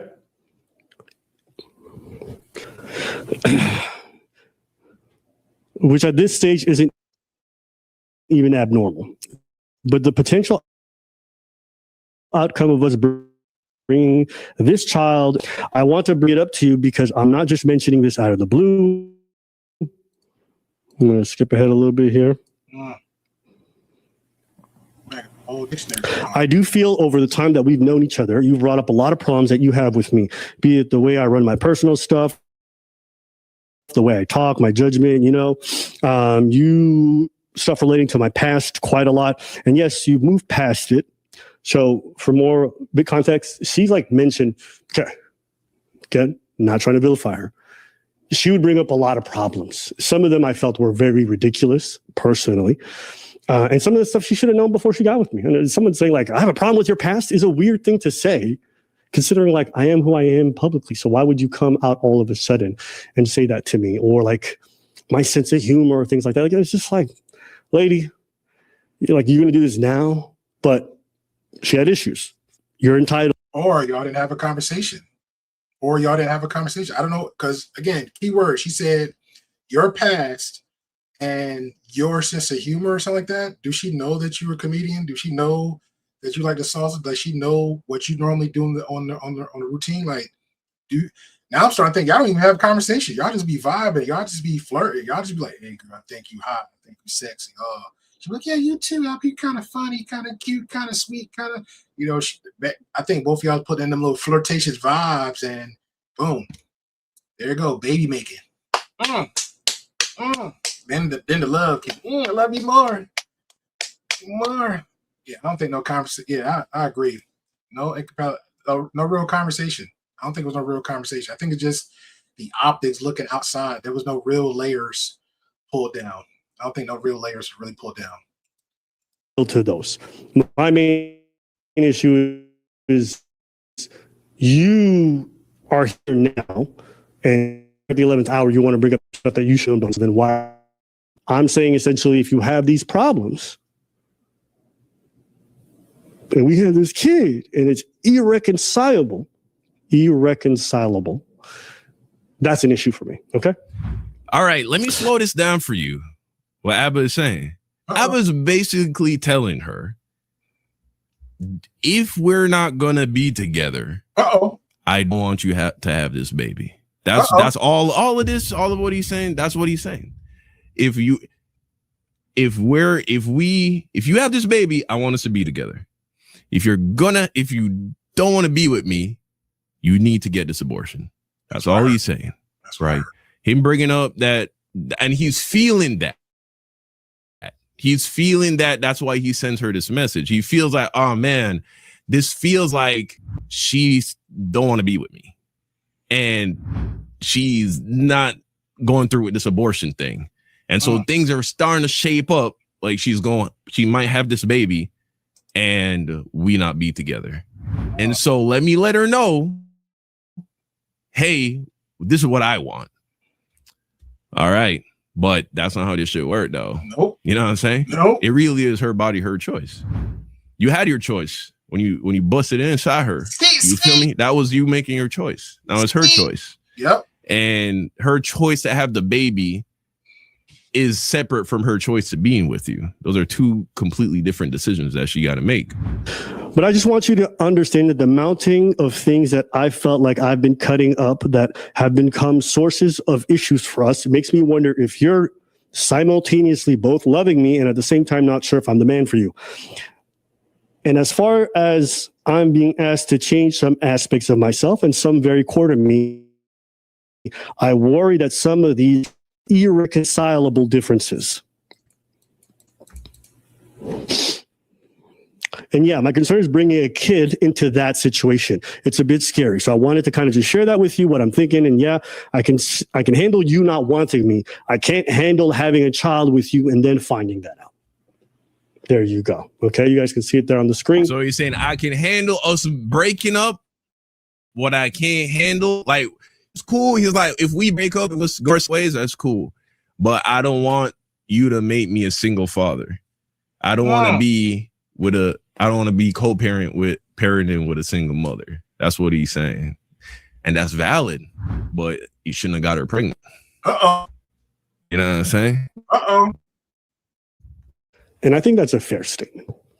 You know, my thing wasn't fear of being a co-parents. Guys, relationships get together, they break up sometimes. That's okay. That's the only thing I told her. The one thing that I didn't want when we would have conversations is I don't want to go into a baby mama situation. I want to have a kid with somebody and we're already broken up. That's like, no, that's the one thing I don't want. Okay. No matter. So he's saying he would even be all right if we were together and we were making this happen, and then we fell apart while we were already together. But ultimately, what's the difference? Yeah, that's dumb. You know what I'm saying? Like, if she had the baby and y'all were still together, and then 6 months later, she's like, I can't do this anymore. You in the same position as a dude who got a chick pregnant, and she was like, I actually got a homeboy like that. Like a girl he linked off of Tinder and got her pregnant, bro. First night they ever linked, had sex unprotected. Hey. She ain't want nothing to do with this nigga, bro. He went straight into that. Like being a single father, her and a single mother, and they co-parents type. He got a baby. She picked a baby from the day, never were cool. You know what I'm saying? And at the end of the day, it's really no different. So what Abba is really trying to do here, he's just trying to avoid that altogether. So he is actually kind of not really being 100% honest when he says, oh, I'm not afraid of co-parenting. The optics of that, I think, is what bothered him more than anything. And he would prefer, he's like, I don't want to voluntarily go into that, but if that's just how it pans out, then I can live with that. That's what he's really saying. I'm fine if we try and we go to therapy. That's valid. No nigga want to be in that situation. I for sure would not want to be in that situation. No, you know what I'm saying? You know, you gang, you're 36, gang. You pushing 40, my boy. You got to move smarter than that. And we go to counseling and we do everything. We love each other, so let's try. And then if we break up afterwards, I can live with that. We did what we could. My issue with her, that's the only thing I asked this entire time. She's never told me. Hey, bro, you know I don't like no bread on the brown bread when you make my sandwich. Take them little crusts off. You know I don't like that. Girl, you know I don't like the bread on there. Nessie, you know when we go out, I like you looking good, girl. You know I like you looking good. Don't do it to me. Don't do it to me, girl. Come on. Still dumb. Still dumb. She knows this about me, but she does this about me. She knows this about me, but she does this about me. But still went raw in her. Still went raw in her. that she wanted the kid. All she's told me is that she's unsure or she doesn't want it. She's scheduling an abortion. So this whole time, that's not true, bro. You already acknowledged that from the jump. She's saying she don't want to have an abortion if she get pregnant, and the whole reason she keep flaking on the abortion appointment is because she's conflicted because she doesn't want to get the abortion. She wants to keep the child. She just don't necessarily want to be in a relationship with you. That's literally what she's saying, bro. Man, fine for the relationship, fine to keep the kid, okay? And you guys, I have much more examples of this, but I'm not trying to go through everything because your boy trying to go dancing tonight, okay? Fast forward, things are going better, okay? I think that I'm enjoying a good relationship, that we've figured things out, we've worked through it. And when you work through things, you feel closer to the person. Like, damn, me and this motherfucker been fighting through shit. You know what I mean? I'm out dancing one Thursday, the same way I'm going to be dancing tonight. I get a call from her. Can we talk? Sure. Immediately at the middle of the dance, I'm like, She's like, you can get home and we'll talk then. But whatever inside of me felt off, okay? Nah. Now, hold on. So at this point, she doing this. Was she still pregnant? Was she still pregnant? Because if so, all right, I got to use you for example. I'm sorry. I'm dancing, get my little cha-cha on. Rogue over there, we have a long display ship. That's my boo calling me. What's going on, Rogue? I talk about. Oh, okay. You can wait tomorrow. No. We got to handle this now. I can walk outside. What's good? Like, that's it. 5 minutes out your time ain't gonna kill you. You don't know what's going on. And again, women go through things, man. Let's just say let's just reverse it, or let's change it up. Let's just say she just had the abortion. And even though y'all ended the relationship, so you like, whoo, being like a real nigga, it's done. I'm out. But you still gotta be a human being, man. That the girl could have been your potential wife because you was telling her you love her. That was the girl you like, hey, I'm going raw in her, so that could be my baby mama, my wife to be, because you want the whole family dynamic. So, and she calling me, if my ex, whatever, is calling me and hitting me up, hey, I got the boy, I need to talk. All right, you're going through things. I get it.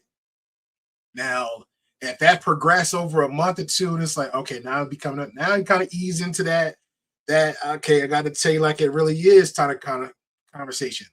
So I don't know. And you could be right. They could both be seem hurt, but sometimes that both seem hurt might like, hey, you know what? Let's meet up again and let's kind of like trauma bond together. The next thing you know, Road, baby number two. So at that point, that's why some real maturity got to kick in. Like, hey, I got to keep it long distance. I get it. It's over and done with. Hey, I don't know. But I'll at least try to be there for you a little bit longer because this is a heartbreak from you. But at the same time, let's talk about some counseling for you and me separately, some therapy sessions for you, some therapy session for me. Like, let's talk about it. And then as we're separately moving on, I'll give you a few phone calls. I give you a month in, talk about it, go through our thing. But hey, I don't know. I said, no, I'm going to leave, which I never do. But, the future mother of my children, the person I'm supposed to maybe marry, I don't know. Tell me how this lady gets on a call with me. It says, I'm ending the relationship and I'm keeping the baby. Oh, shit. I don't even know why he's doing that. Like it's a shot. Oh my God, guys. How many people in the world got a friend, a cousin, a nephew, somebody, whoever, a niece, a nephew, whatever, and went through that situation or heard somebody he said like it's a big shot. I didn't know what was that all about. That was like some weird, goofy drama. DeMarco. Doesn't matter. That was weird. What's wrong with that? She have every right to do that. Yeah.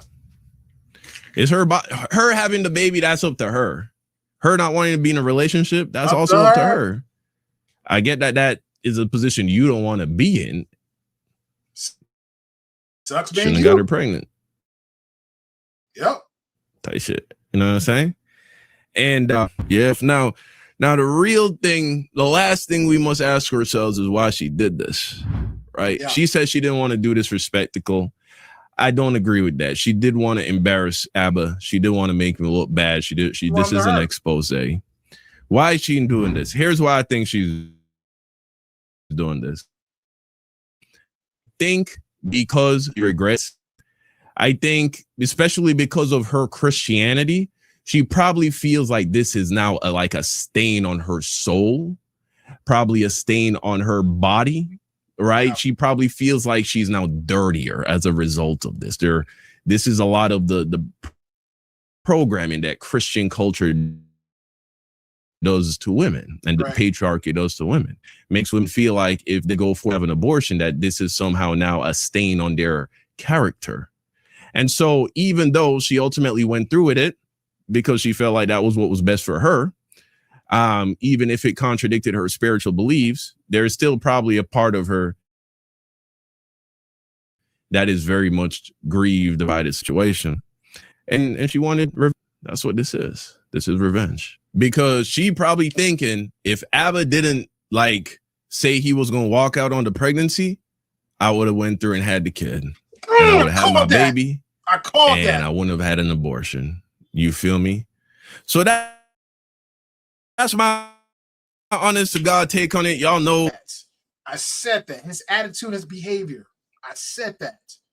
Jeez. It's his attitude and behavior. But I agree with the whole Christianity thing. I can't remember the name of it. It's pretty much I think it was like a series or documentary series on HBO where it was literally a Christian woman, like damn near her 40s, because she was like hardcore Christian and her values were like straight to letter. Everything like the red pill, the Manuscript talk about, like she was that type of woman.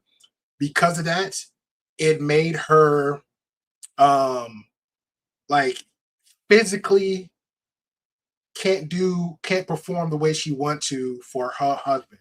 Like she got the husband, everything went right as far as the matrimony, everything else, but everything else after the marriage wasn't going right for him and then for them.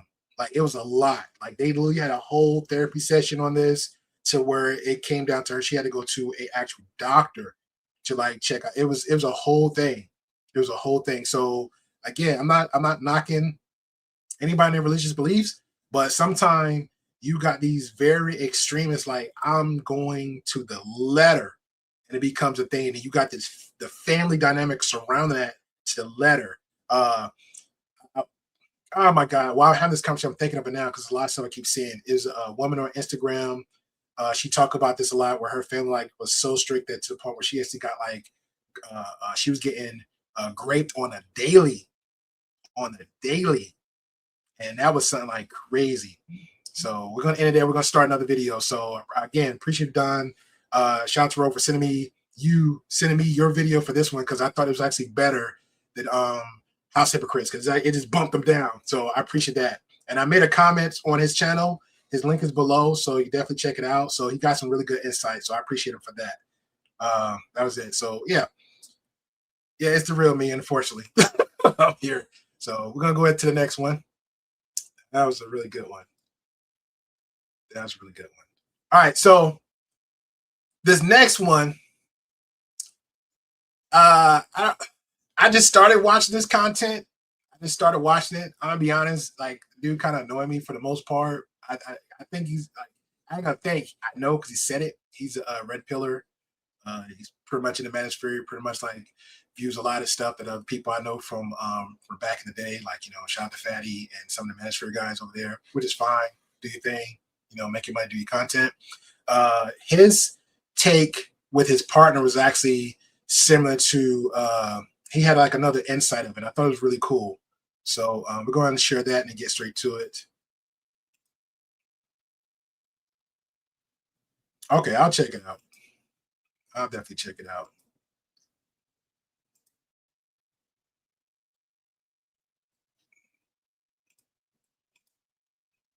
All right, there we go. So where is it? So shout out to That Shack, I believe that's the name. Is again, link is below. It was a good conversation. I thought it was a little bit too conflicted back and forth. So we'll see how this goes. So we're gonna do a second round of her thoughts, and we're gonna move on, go down the pipeline because there's a few others that some people's a little bit hit and miss. And I thought it was really cool. So I want to do some context, a little bit of most. And then we're gonna at the ending part, we might have some little laughs about some of the situations. So we'll see what happens. So appreciate you guys for coming on in. Definitely, it's been a minute, so hit the like, thumbs up when you wait coming up. I don't even know the live stream have a hype button. I don't know, but we're gonna do a little editing after this and then throw it all into the pre-record so everybody can have time. Because I know a lot of people's not gonna have time to watch a whole hour, 2 hour, 3 hour, whatever of this, because this is gonna be an all-nighter. This was actually interesting for this to be going on for like a day. This is crazy. This is literally like a whole Daisy situation all over again.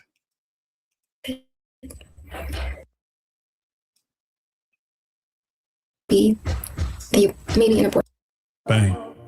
Nigga, call me. Well, yeah, she got eyebrows like me, and she is saying Alba knocked her up. It was knocking the boots, and she had a little and she got me. Alba said, nah.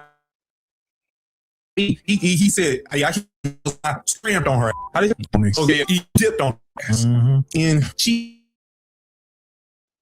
this is her first video, so I ain't like really just on YouTube. It's our only video, her only channel. We don't know. She look like Abba been messing around being a passport, bro. It's like, is that Asian face? I don't know. It kind of looks like. Don't know. She's Filipino. She's Filipino. I was hearing some stuff. People told me some.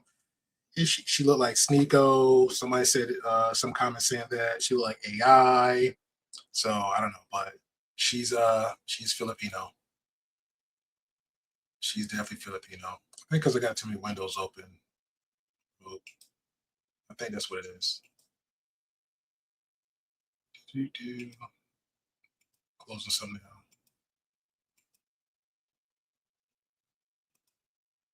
Sorry, I was feeling myself. I got me a dual monitor, so I'm low-key feeling myself. But yeah, she's Filipino. I don't know what the crap he said. He said something about something. But it don't. That's true. I don't know. How do I do this thing? Oh yeah, but hold up. Just hit the video, hit like button, hit subscribe, hit notification bell. In the comments, just give me a thumbs up or a heart. Just let me know that it's real. And before we get to the video, I'm gonna need y'all to hit the hype button. You can tell them hit the hype button too if you like. Yeah, man. Hit the hype button. You'll go ahead and hit the hype button. If y'all missed this guy over here, hit the hype button. Like the video. If you didn't, it's sad that you didn't miss him. If you don't, you can't hit the hype button because they say hype button's only for the phone. If you can't hit the hype button, you can always send $1. $1 will do so many wonderful things. Remember, like when I told everybody I was a stripper. Let's waste some more time. Let's roll the clip. I can't save myself, I ain't got the balls. But I can save the world if I let them fall. Baby, I'm a man when it's said and all done. And I can save the world with my hairy balls. I just saved the world with my hairy balls. I just saved the world with my hairy balls. I'm a man, I can save the world with my hairy balls. I can save the world with my hairy balls. Harmful interactions I've had with Abba. I want to acknowledge something upfront, and that is I know exactly who I'm speaking about. I know exactly who Abba is. Abba is articulate. He is persuasive, and he is calculated. Abba is the king of receipts. And anyone who really knows Abba would not willingly put themselves in the position I'm putting myself in right now, unless their experience was significant enough to speak on. I'm not here to cause spectacle. This is all informational, and I'll just leave it up for interpretation. I met Abba July of 2025, last year, and it was really fun, and it was really interesting, and it was honestly full of love. 4 months into the relationship, I start to see incompatibilities and inconsistencies that made me question the relationship and started to make me feel doubt. Ironically, as I started to feel those doubts, I found out I was pregnant. I was very nervous, but I knew I wanted to keep the child. I told Abba about the pregnancy, and he was actually very supportive. He was very excited. He always talked about how much he wanted children. And he said he was sure about the pregnancy, and he said that he was always very sure about me. I, however, did not feel sure about Abba. Like I had mentioned, I started to see some core fundamental differences with our values, our lifestyle, and especially how Abba handled things emotionally and how he handled things communicatively. As time goes on, during the pregnancy, I feel even more anxious and more nervous. And I think I start to confuse my anxiousness with being with Abba or moving forward with Abba with my confusion and anxiousness with the pregnancy and if I wanted to continue the pregnancy or not. And terminating the pregnancy was never in the question. It was something I never wanted to do. But as time kept going in the relationship, I still felt like it was pretty rocky. And I talked to Abba and I said, maybe an abortion is something we should do, even if that isn't what I wanted at all. And Abba was not happy with it. Abba was quite disappointed, and he tried to support the decision as much as he could, but you can tell that he was struggling with it a little bit. We make our first appointment for the abortion, and Abba visits me to be there for me, and we don't go through with it that day. And when he leaves, I make another appointment. Oh, hold on.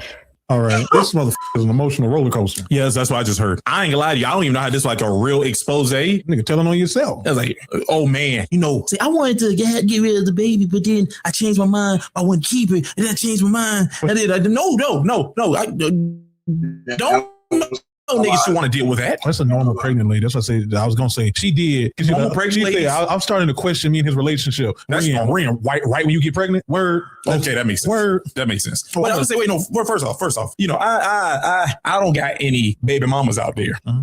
But what I'm saying is, are you saying that that it's actually normal for a lady to be pregnant and keep going back and forth about deleting the baby? No, for her to be pregnant and start doing like a lot of like hormonal flips, being anxious, doing. He's just talking about being reckless. Doing. I don't want to call it reckless because some of them are reckless, but other women do. It's like sporadic behavior. If you're like, I guarantee if that was her first child, she has no clue how to handle herself in that situation properly. So she running around with the hormones and these flips, these switches that she. He's right, which sucks though, because I didn't hear nothing about she got a father, mother in the situation. Like I get it, she went to Alba, but at the same time, like it should have been somebody that she could have been close to at that time. Because again, they're long distance, so it should have been somebody. She don't know how to deal with, and she trying to act like somehow it was Abba. When I was dealing with it, and I looked at him, nigga, you was pregnant. Especially if you're telling me you only started feeling this way once you got pregnant. Exactly. I think she said she felt that way in like a couple of no, she said month 4, and they was together for what, 5 months. Yeah. So she said, around month 4, 5, like right in that little area. Like you mean, and I found out I was pregnant at the same time that you started to question it. You mean you start having hormonal problems? Yeah. I mean, unless you telling me something that you ain't telling us, which if you tell us, maybe he knocked your head between washer and dryer. Yeah. Then I started questioning him after he knocked your head between washer and dryer. Yeah. I ain't gonna lie, but what she's doing, this is not exposed. You got to spit that, man. You can't sit here and talk weird. Stop talking like Obama too. Is she? I said that she got to get her PowerPoints, man. Got to be on point. Her PowerPoints got to be on point. Presentation just so off, so off. This is what it is. Here's why. Thank you. God bless. Good night. Oh man, did she? I seen a picture of like a group family picture. Okay. All right. You watch this. You want to hear the rest of the whole show. Listen to the cadence. I canceled that one. And I think in total, I canceled. She got damn right. She got damn. Immediately, she sounded like Obama. I didn't mean to pause it. 3 abortion appointments. And I think, maybe I should give it more time and see if my feelings change. And so I set an appointment for after the trip I had. Did she do it 3 times? Yeah, she said 3 times. I visit Abba in Montreal, and we get into our biggest fight. And this was a real turning point for me. And I know it's hard to imagine Abba upset, but he does get there. And not only does he get there, he goes past the point of the threshold of where anger should stop. Abba resorts to name calling and degrading language and resorts to ridicule and mocking. And it does teeter on the emotionally and. That's the next question on the Libby list. When she say degrading, what she mean by that? Like, what exactly did he say? Because I heard the audio tape. We're gonna get to that later, but I heard the audio. So, what exactly did he say? He's just like, "Hey, I'm pregnant." He just like, "Oh, you be?" Like he just come out and just said it. What did he do? So That's the next question. What do you consider, Miss Libby, as degrading to you when you eat your man? Verbal abusive side, and I hate to put a label on it like that, but that is truly what it felt like. And don't take my word for it. I will be posting examples in this video or the next video. After that trip, I realized that I always wanted to keep the child, and it was the relationship that needed to be looked at. And so I canceled that last appointment, and I call Abba, and I tell him, I'm so sorry for the back and forth, but it was never in my values to terminate the pregnancy. I think I'm anxious about us, and I think it's better if we co-parent. And I was thinking about the kind of environment I would like to raise my child in and everything like that. So Abba's really upset, and we hang up, and he tells me to get the abortion. And he tells me,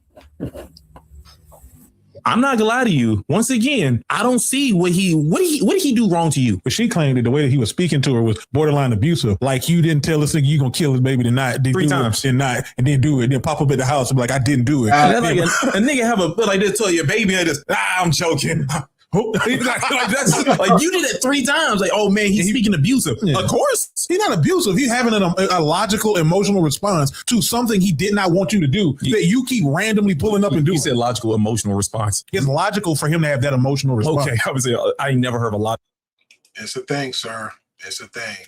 It's like you spit on another dude. You're gonna have a logical, emotional response. You step on somebody's feet or shoes next to them. You're going to have one of them people going to have a logical, emotional response. Road rage is a real thing. When somebody's in a car and somebody doing something stupid, they're going to have a logical, emotional response. So it's a thing. It's a thing. Emotional response. Yeah, logically, that response is what I would expect from a person. I would expect, especially from a person she said in the beginning wanted the baby. Yeah, he wants the baby, and you said you don't believe in getting rid of the baby, but then you said, okay, I want to get rid of it, and he said, okay, I'm doing whatever you want to do, and he said, I changed my mind, and then you said you want to do it again, and then you said you changed your mind. That nigga, you are technically she's the abuser. You don't even understand that. That motherfucking dribble package is like Kyrie Irving. I thought it'd be more like Jamal Crawford. Hell no, behind the back repeatedly. I mean, Jamal Crawford and him is both. They're pretty similar, right? They don't matter what you do, they gonna do something else. That's what it is. I don't have anything to say, just get the abortion, and I'll wait for the abortion updates. And I said, I will consider keeping you, I will keep you updated. I will consider what you said over the phone about having the abortion. My values were to ultimately not get it. And he said, just so we're clear, if you change your mind for the 10th time, I will not be involved. And then I kind of snap back a little bit, and I'm like, then don't be. And then he blocks me, and he blocks me for an entire day. And I'm so sorry for the construction in the background. I have to make sure to speak loud. Sorry about that.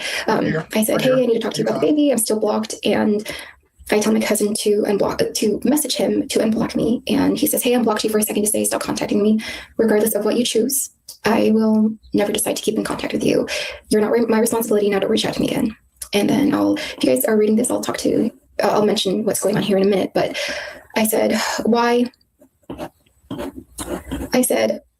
did you block me after you wanted updates? He says, because I don't want updates. Sorry, I wasn't clear. So I'll be clear. I don't want to ever hear from you again. He says, keep it or don't. I don't need updates. If you do this solo, good luck. If you don't keep it, great. And then he blocks me again. And he's very direct. I am so exhausted. Yeah, but blocking and unblocking, though. Come on, man. Stick to your guns. At this point on how and how he resorts to shutting down and avoidance and stonewalling, and especially at a time that's very critical and sensitive. I just want to show you this. So this kind of will show you an example of Abba's volatility a little bit. I think within the span of 4 months of our relationship, I think I was blocked like 100 times. And I typed in the word block in my search history for my messages. And the first time he blocked me was in August 7th, the beginning of August. And I think we met in the middle of July.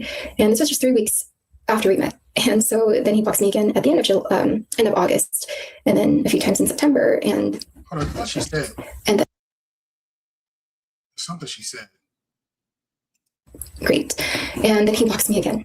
And he's very direct. I am so exhausted at this point on how and how he resorts to shutting down and avoidance and stonewalling, and especially at a time that is very critical and sensitive. I just want to show you this. So this kind of will show you an example of Abba's volatility a little bit. I think within the span of 4 months of our relationship, I think I was blocked like 100 times. Okay. And I typed in the word block in my... Okay, so she said the span of 4 months of them being together, she was blocked like 100 times. So if that was 4 months in the beginning of the relationship, so neither of them saw any red flags? I'm confused. So none of them saw red flags of the span of 4 months, and according to her, he was been blocking her about like 100 times. I don't know, man. Search history for my messages, and the first time he blocked me was in August 7th, the beginning of August, and I think we met in the middle of July, and this was just 3 weeks after we met. And so then he blocks me again at the end of August, and then a few times in September, and then October and November and December. And anytime that you see the word blocked on my end, I'm just telling him like, hey, can you unblock me? You still have me blocked from Instagram or something. And that doesn't stop there. I now type in the word blocking, which is different from blocked, but I still have a bunch of where he's like, I'm blocking you here. And I put blocking here because I didn't block him here. I was telling him like, hey, you keep blocking. And yeah, so now I'm blocked and I'm upset. I am 9 weeks pregnant. I'm feeling emotional. I'm hormonal, all these changes. And I don't want to blame it on that specifically because I knew that I was also exhausted from the dynamic of Abba and I. 9 weeks. 2 months. She was already pregnant for 2 months. Okay, so she was doing all this while 2 months pregnant. First off, I don't know what she thought she was doing. But look at all the times he blocked me. Nigga, it takes two to tango. He been blocking you and you've been talking to him. Either he's unstable or he was dealing with you and you're unstable, like, which makes both of you unstable. It's hard for me to say somebody's unstable when you literally threatened to delete their baby 3 times and they didn't block you once. Oh, he ain't. Well, you posted what?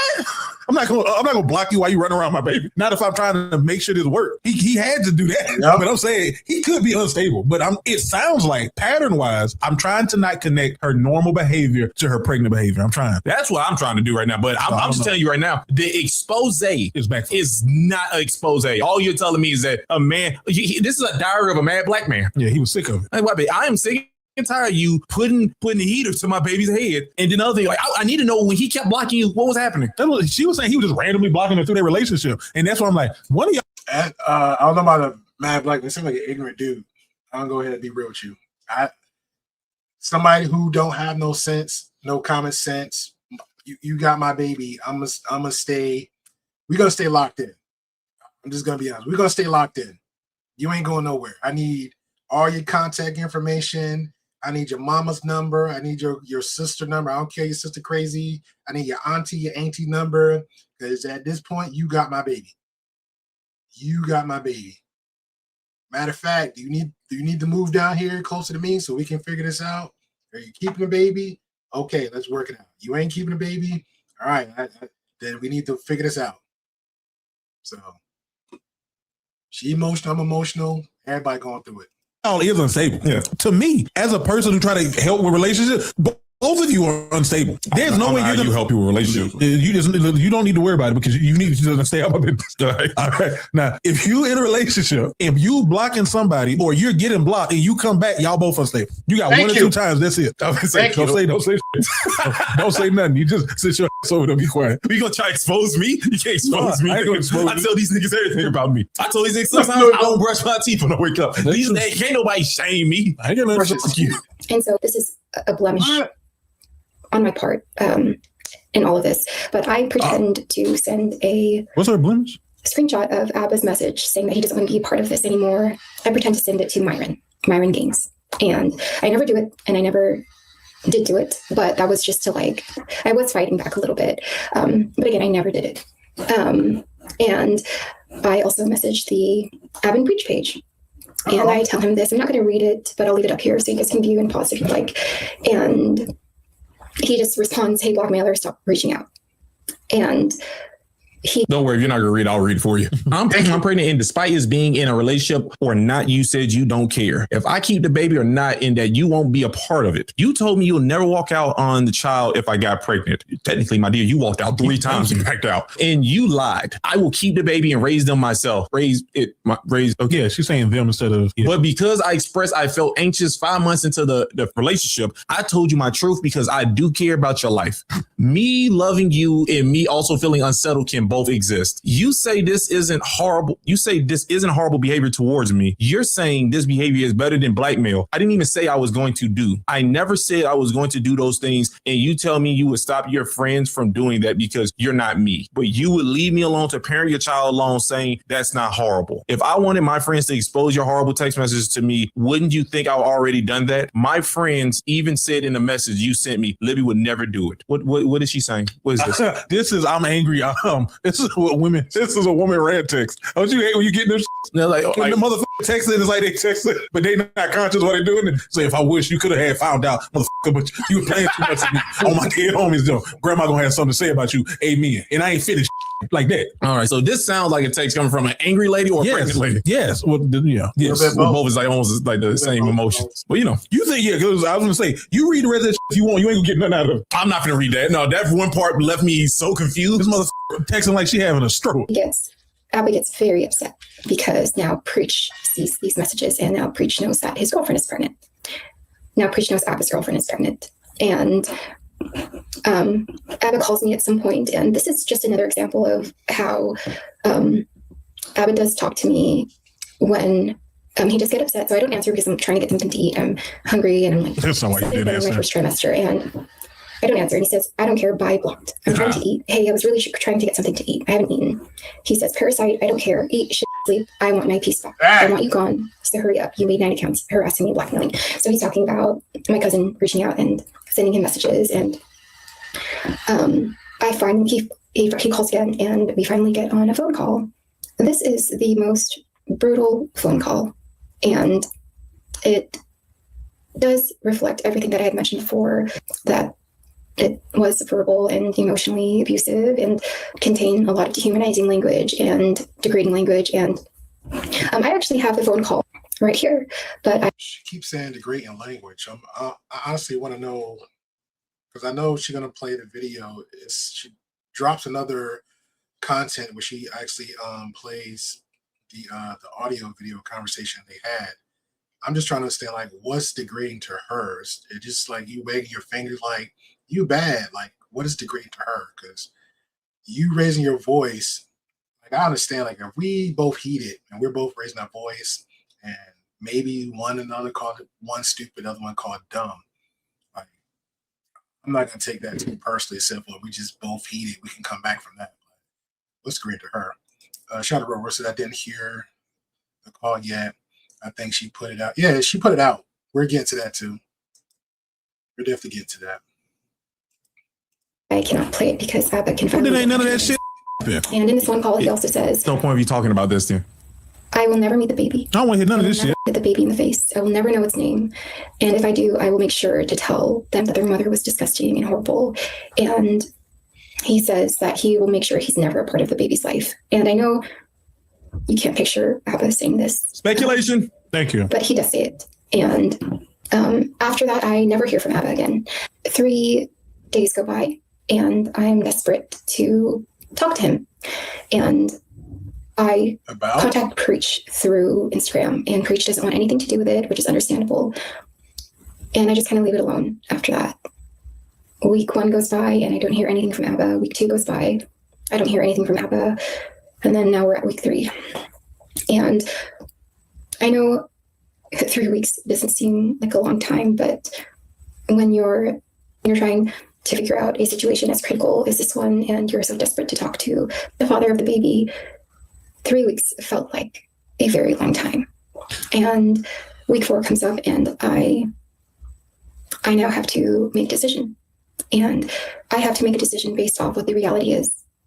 The reality is that Abba completely left me for dead. And Abba walked out on the pregnancy. Not and literally dead. He is now Thank absent you, from this entire thing. Literally dead. And he doesn't want anything to do with the baby, and he doesn't want anything to do with me. And I make the hardest decision I ever had to make. And it was a very painful decision, but I ended up having the abortion. And I grieved very hard. And I was also grieving the relationship with Abba. I knew that I found all of these incompatibilities, but I did still love him a lot. And I was feeling very lost and truly some of my darkest days. And I think Abba will never get a hold of me again. And he really doesn't care to reach out, but he does. So a week after the abortion, I hear from him on Instagram. And this is what he says. He says, for me to plan things, I need clarity on a few things, whether you intend to continue the pregnancy and what level of involvement you foresee from me. I should be clear that I still have no plans to co-parent. I'm not messaging to discuss the relationship or here to argue, just the above. And he is messaging me a lot, and it's because I'm not responding to him. And a lot of mess. One thing I realized about Abba is Abba thinks a certain way. Abba also likes things done a certain way. And if things are not followed through in the way that he wants, you will see a reaction from him. And surviving album. Yeah. This is one of those times, like I'm not responding, and he is insulting me, saying I'm doing all these things, and I'm not, doing those things. I'm like, I'm not getting engaged with this type of communication, but he does lash out. And I thought about the pregnancy, and I thought, Abba never cared about the child. He only cared about, this dream that he had. But hold on.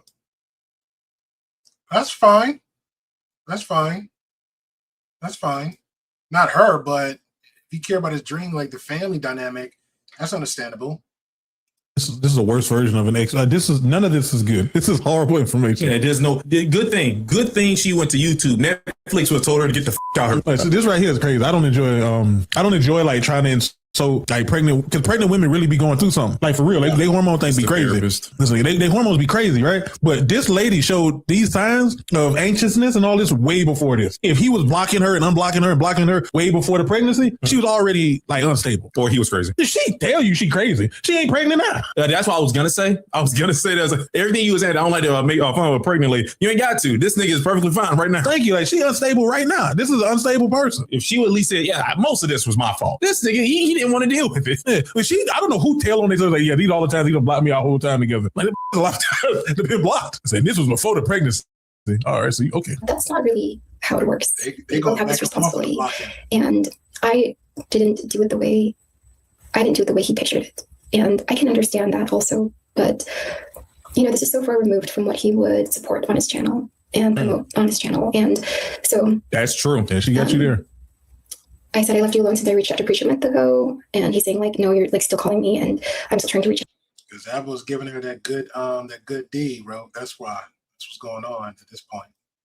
And I said, no, I never called you. I said I've left you alone since like my last contact with Preach. I said you didn't want anything to do with the baby. I said okay. I said I'm not going to engage in this kind of communication, Abba, because he keeps messaging me, and he sends this little okay liar thing. Remember, I said that Abba can act in a way like mocking and ridicule and a little sometimes immature, but there was a little yeah, I said, and that's what you wanted. You didn't want anything to do with the baby.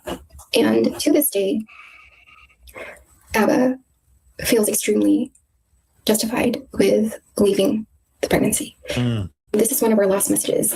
This was about a month ago, and there was a little tension in this conversation, and we were going back and forth a bit. And I said, you still haven't apologized for abandoning me and our baby. I only apologize. And he said, because it's your fault. You cut me out of the relationship and the fatherhood. I'm saying, I have to go now, okay? And he said, I have always believed that it was your fault. I said, it was a responsibility that was both of ours. And I said, I needed more security from you. And he said that you didn't want the baby. He's talking about when I was going back and forth from before the Montreal trip. Yeah, the 8 times.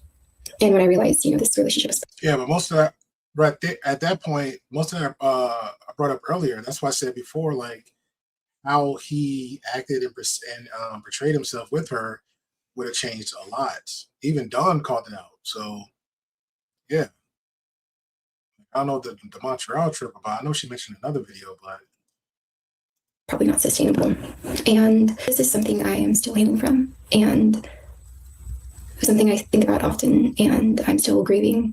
And I do feel like it was wrong, and I did feel like it was wrong at the time, but after some time passes, I I really think that this wasn't the way it should have gone. And I'll be posting more examples of my interaction with Abba and the dynamic and this repetitive cycle I experienced with him. So yeah, thanks for watching. This nigga did a surviving Abba and told on herself. That was like the worst surviving album ever. I ain't gonna lie to you. I'm gonna be here for number 2 though. Got to. Got to. Get the popcorn ready. This is wild. She had 1 point. 1 point. Like, this ain't the nigga you pretend you are on YouTube. Yeah. Boom. Wait, you second. That was the only thing she had. When she said, yeah. I don't think he said he just abandoned the child. I don't think he said you can do yeah. That's another nigga category. Yeah. That's another nigga if you say like that. I ain't gonna hide from that. You keep on playing around like I can't go make enough. Yeah, right? That's what so this nigga, you don't say that. You don't threaten, you don't put the piece in my baby head 3 times. After one, say, I'm gonna get rid of it. We would be on your side if you would have just told everybody the truth. Yeah, I'm on your side now. That lady nuts. But you I don't know about your boy Dak. You are. Dak be going ahead and be like, hey, go ahead and pander to the male audience. These women here, blah, blah, blah, blah. But it's all good though. Yeah. She on this one, I give it both to Dak's homeboy. It was a lot going on. Up, down, left, right. Still come back to her presentation and her PowerPoints. Get it out the way. But both of them El Pollo Loco. Both of them is El Pollo Loco. But shout out to Dak and his homeboy. All right, so this one is the meat and potatoes of it all. This one is the meat and the potatoes of it all. So this the one with Destiny. Actually, Destiny reacted to it like twice. The first time I didn't care too much for it. The second time, he has homeboy in the background, the audio. Shout out to Discord and OBS. So go ahead and get this one out the way. Going down the train line. 1, 2, 3, 4, 5. 4 more to go. Oh man. So this is the kicker. This is going to be the kicker. So everybody get comfortable. Get comfortable. Get comfortable. I pretend to send a screenshot of Abba's message saying that he doesn't want to be a part of this anymore. I pretend to send it to Myron Games. Yes. On a semi-serious note, unless you show something significantly different, this is 1 trillion% a baby trap. Easily 1 trillion%, unless you show something significantly different. But we'll see. We also got a spicy Abba video. What happened there? Someone mentioned that, but I didn't see it yet. Okay, we'll take a quick break to this. Hi, my name is Libby. And I was a girlfriend of Abba from Abba and Preach. We were together for 5 months and involved with each other for about 8 months total, but 5 months of that was a serious, committed relationship. I know when someone thinks 5 months, they think what can really happen in 5 months, but I think most would agree the first 5 months of a relationship can feel very intense and be filled with a lot of love. And that means you can feel the opposite of that intensity if things are not aligning or if things are not compatible. I'm going to be talking about a pregnancy in which Abba ultimately walked away from. And I'm going to be talking about the difficulties and the emotionally harmful interactions I've had with Abba.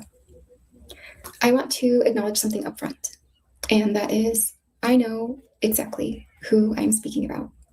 I know exactly who Abba is. Abba is articulate. He is persuasive and he is calculated. Abba is the king of receipts.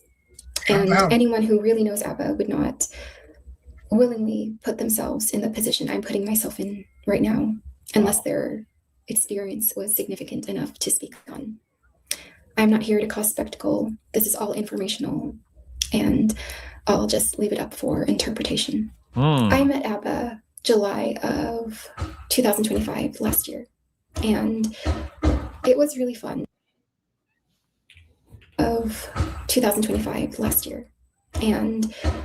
It was really fun, and it was really interesting, and it was honestly full of love.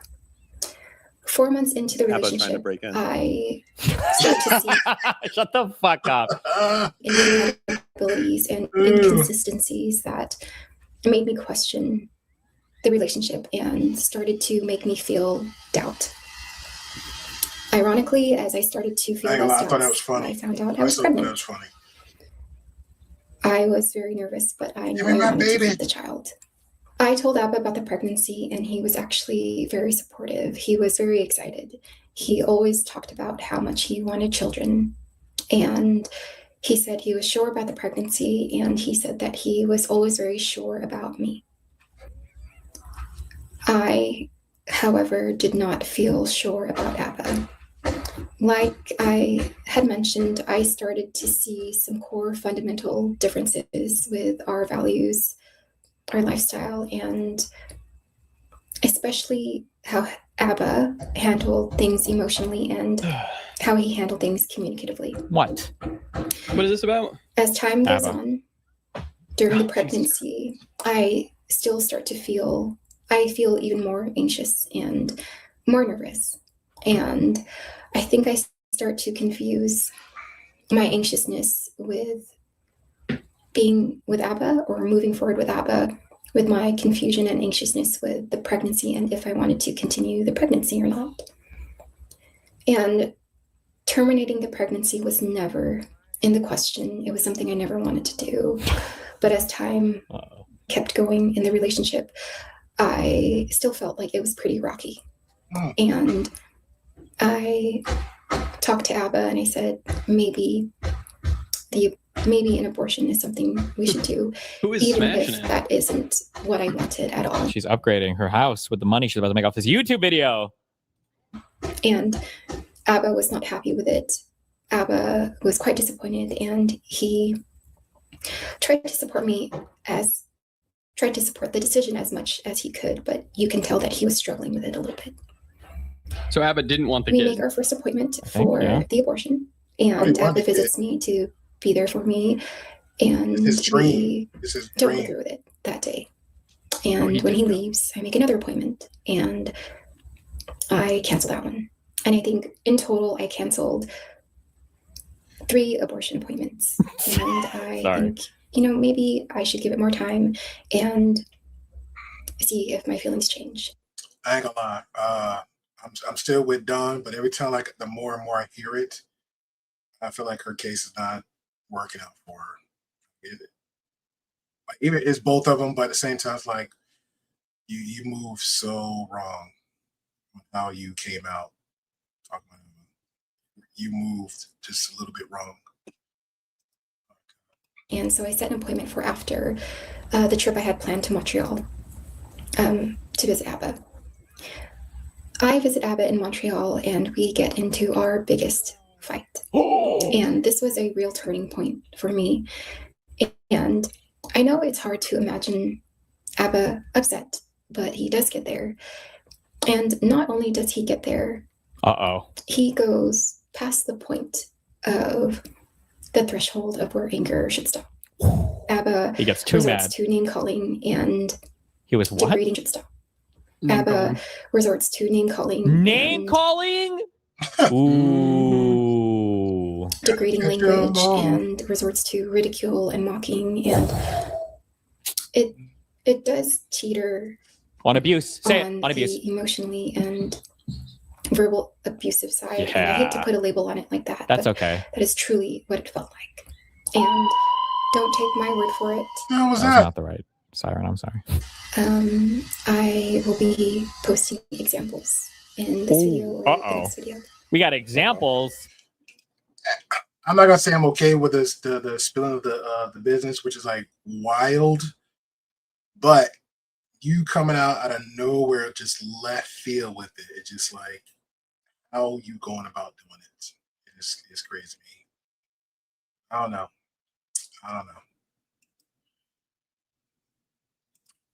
This relationship stuff that we don't need to hear.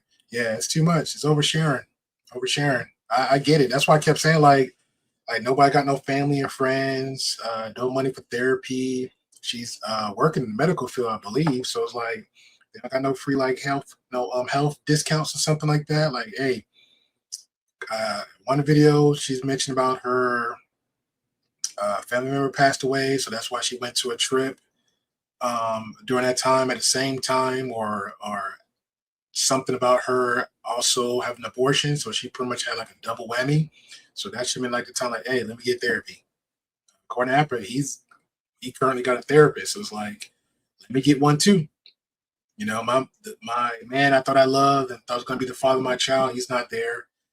Got nobody in my corner in my real life, so let me go ahead and just seek out therapy.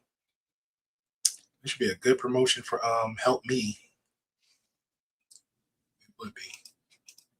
After that trip, I want to see a baby photo. I realized that 5 I always months. wanted to keep the child, and it was the relationship that needed to be looked at. And so I canceled that last appointment, and I call Abba and I tell him, you know, I'm so sorry for the back and forth, but it was never in my values to terminate the pregnancy. I think I'm anxious about us, and I think it's better if we co-parent. And I was thinking about This girl's about to become the new Fresh and Fit co-host. I'm just kidding. Oh man. Not Out. funny, Steven. Oh the man. kind of environment I would like to raise my child in, and everything like that. So Abba's really upset. And we hang up, and he tells me to get the abortion. And he tells me, Oh man, we got screenshot. She's Oh, no. using a desktop that does an auto grid. That's sociopathic. Uh-oh. If you don't have like You an gotta- auto Yeah, but you know what else it grid. does mean though? It means you can trust that these are not doctored because she's not True. smart enough to do it. True. Let me address. I like her setup though. She got everything up there. Nice little organized. Let's see if we blow it up. Nice little organized. Nice little clutter over here. Nice little clutter over here. Nice little clutter over here.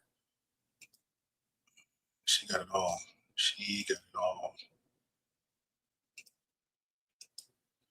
And she said part 2. I think she already by now she got like part 4 and 5. Hold on. Oh man. Whoo. Hold on.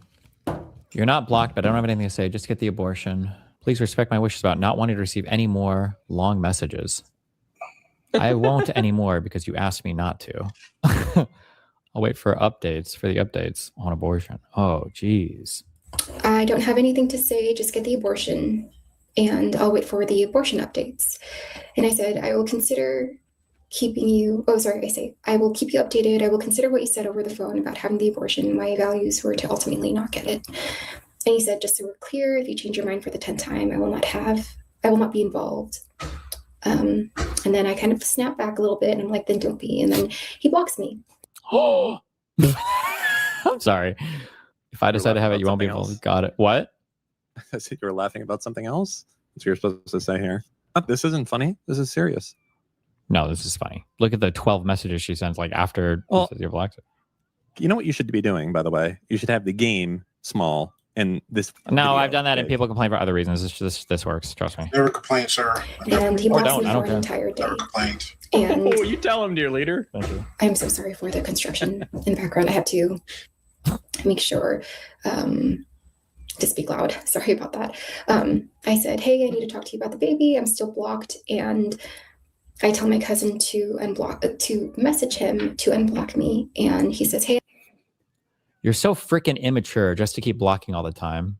Hey, I unblocked you for a second just to say, stop contacting me. Regardless of what you decide, I'll never keep contact with you. I blocked your cousin. Deal with this on your own. You're not my responsibility. Now don't reach out to me again. Damn. Unblocked you for a second to say, stop contacting me. Regardless of what you choose, I will never decide to keep in contact with you. Damn. You're not my responsibility. Now don't reach out to me again. And then if you guys are reading this, I'll mention what's going on here in a minute. But I said, why? I said, what kind of construction? Is that a carpenter's pencil? What is going on in her background? That's her. said, What is that? I kept hearing that earlier the first 2 times. That's her. Her mouse key on the table. Like she keeps. She don't have a mouse pad. She keeps scraping it against the thing. Like I can hear it. I've been hearing that for like a while. why?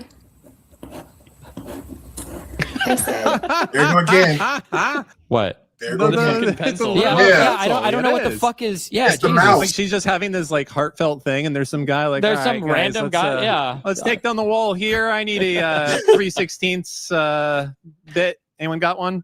I don't know. By the way, I just had a big idea for you. You know what you could do? What? You could have your YouTube and Kick flipped. So your Kick, if you wanted to see this Why video did you block big, me after you wanted updates? He says, because I don't want updates. Sorry, I wasn't clear, so I'll be clear. I don't want to ever hear from you again. Damn. He says, keep it or don't. I don't need updates. If you do this solo, good luck. If you don't keep it, great. And then he blocks me again. And I am so exhausted at this point on how ABBA handles. I'm just gonna say, I mean, like, no shade or judgment to ABBA, but if you hang around people like this and then you busting them unprotected over and over again, I mean, like, this is kind of what's gonna happen, you know? Like, you should be expecting this, and it's just completely, you know. I'm just saying, you know, this is just how it goes when you mess around with these. Is that what he said about you? I mean, what? What does that have to do with Is that anything? what he? Who said anything about that? What? Why would you assume that? I'm just saying, if this is how you know, how you conduct your life and everything, eventually, you know, shit's gonna get back to you. You know, what are you gonna do? Yeah, that's true. Conflict and how he resorts to shutting down. On a semi-serious note, unless you show something significantly different, this is 1,000,000,000,000% a baby trap. Easily 1,000,000,000,000%. Unless you show something significantly different, but we'll see. And avoidance and stonewalling, and especially at a time that we had all the words there. Shutting down and avoidance and stonewalling, and shutting down, avoidance, and stonewalling. God damn. Especially at a time that is critical and sensitive. I just want to show you this. So this kind of will show you an example of ABBA's volatility a little bit. I think within the span of 4 months of our relationship, I think I was blocked like 100 times. And what the fuck? Wow. That's how it is being friends with Steve, by the way. He just sometimes just doesn't respond anymore. Not funny, Dan. No, sorry. Like that. I'm trying. Okay, you're not trying at all. You're not blocked. I blocked the number you're using. I blocked your email. Babe, you still have me blocked. So I blocked to give myself space. I expect to be blocked. I won't write you anymore. Last year. And I typed in the word block in my search history for my messages. And the first time he blocked me was in August. So at the beginning of August. And I think we met in the middle of July. And this was just 3 weeks. Oh, that's when I started talking. And so then he blocks me again at the end of August, and then a few times in September, and then October and November and December. And anytime that you see the word blocked on my end, I'm just telling him like, hey, can you unblock? You're not blocked. Hey, I unblocked you. I blocked the number. Block me. You still have me blocked from Instagram or something. And that doesn't stop there. I now type in the word blocking, which is different from blocked, but I still have. Blocking me was crazy. Begin a relationship. Sorry. What is this? Dude, it's like tweets in their messages. Blocking, checked. Taking back read receipts, checked. Taking back location, check. LOL, you commented on me blocking, but you think your 12-hour disappearing acts without explanation are okay. What is a 12-hour disappearing act? That's where you don't respond. For 12 hours? Is that like, ooh, oh no. A bunch of where he's like, I'm blocking you here. And I put blocking here because I didn't block him here. I was telling him like, hey, you keep blocking. And yeah, so now I'm blocked and I'm upset. I am 9 weeks pregnant. I'm feeling. If I summon a boss, does it take 7 days to show up or is it instant? Emotional. I'm hormonal. Destiny, he was probably asleep. No. He said she was disappearing for 12 hours. That was his text. Yeah. Oh, this baby exists, huh?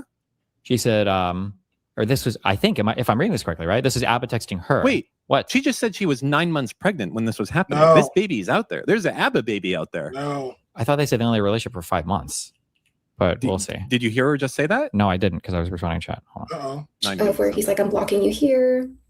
And I put blocking here because I didn't block him here. I was telling him like, hey, you keep blocking. And yeah, so now I'm blocked and I'm upset. I am 9 weeks pregnant. I'm feeling Weeks. emotional. I'm hormonal, all these changes. And I don't want to blame it on that specifically because I knew that I was also exhausted from the dynamic of Ab and I.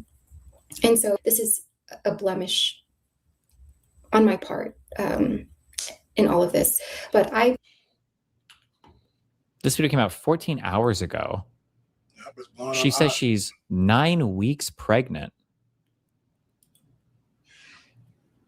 No, she was 9 weeks when she was typing that. When she was typing, I didn't block him here.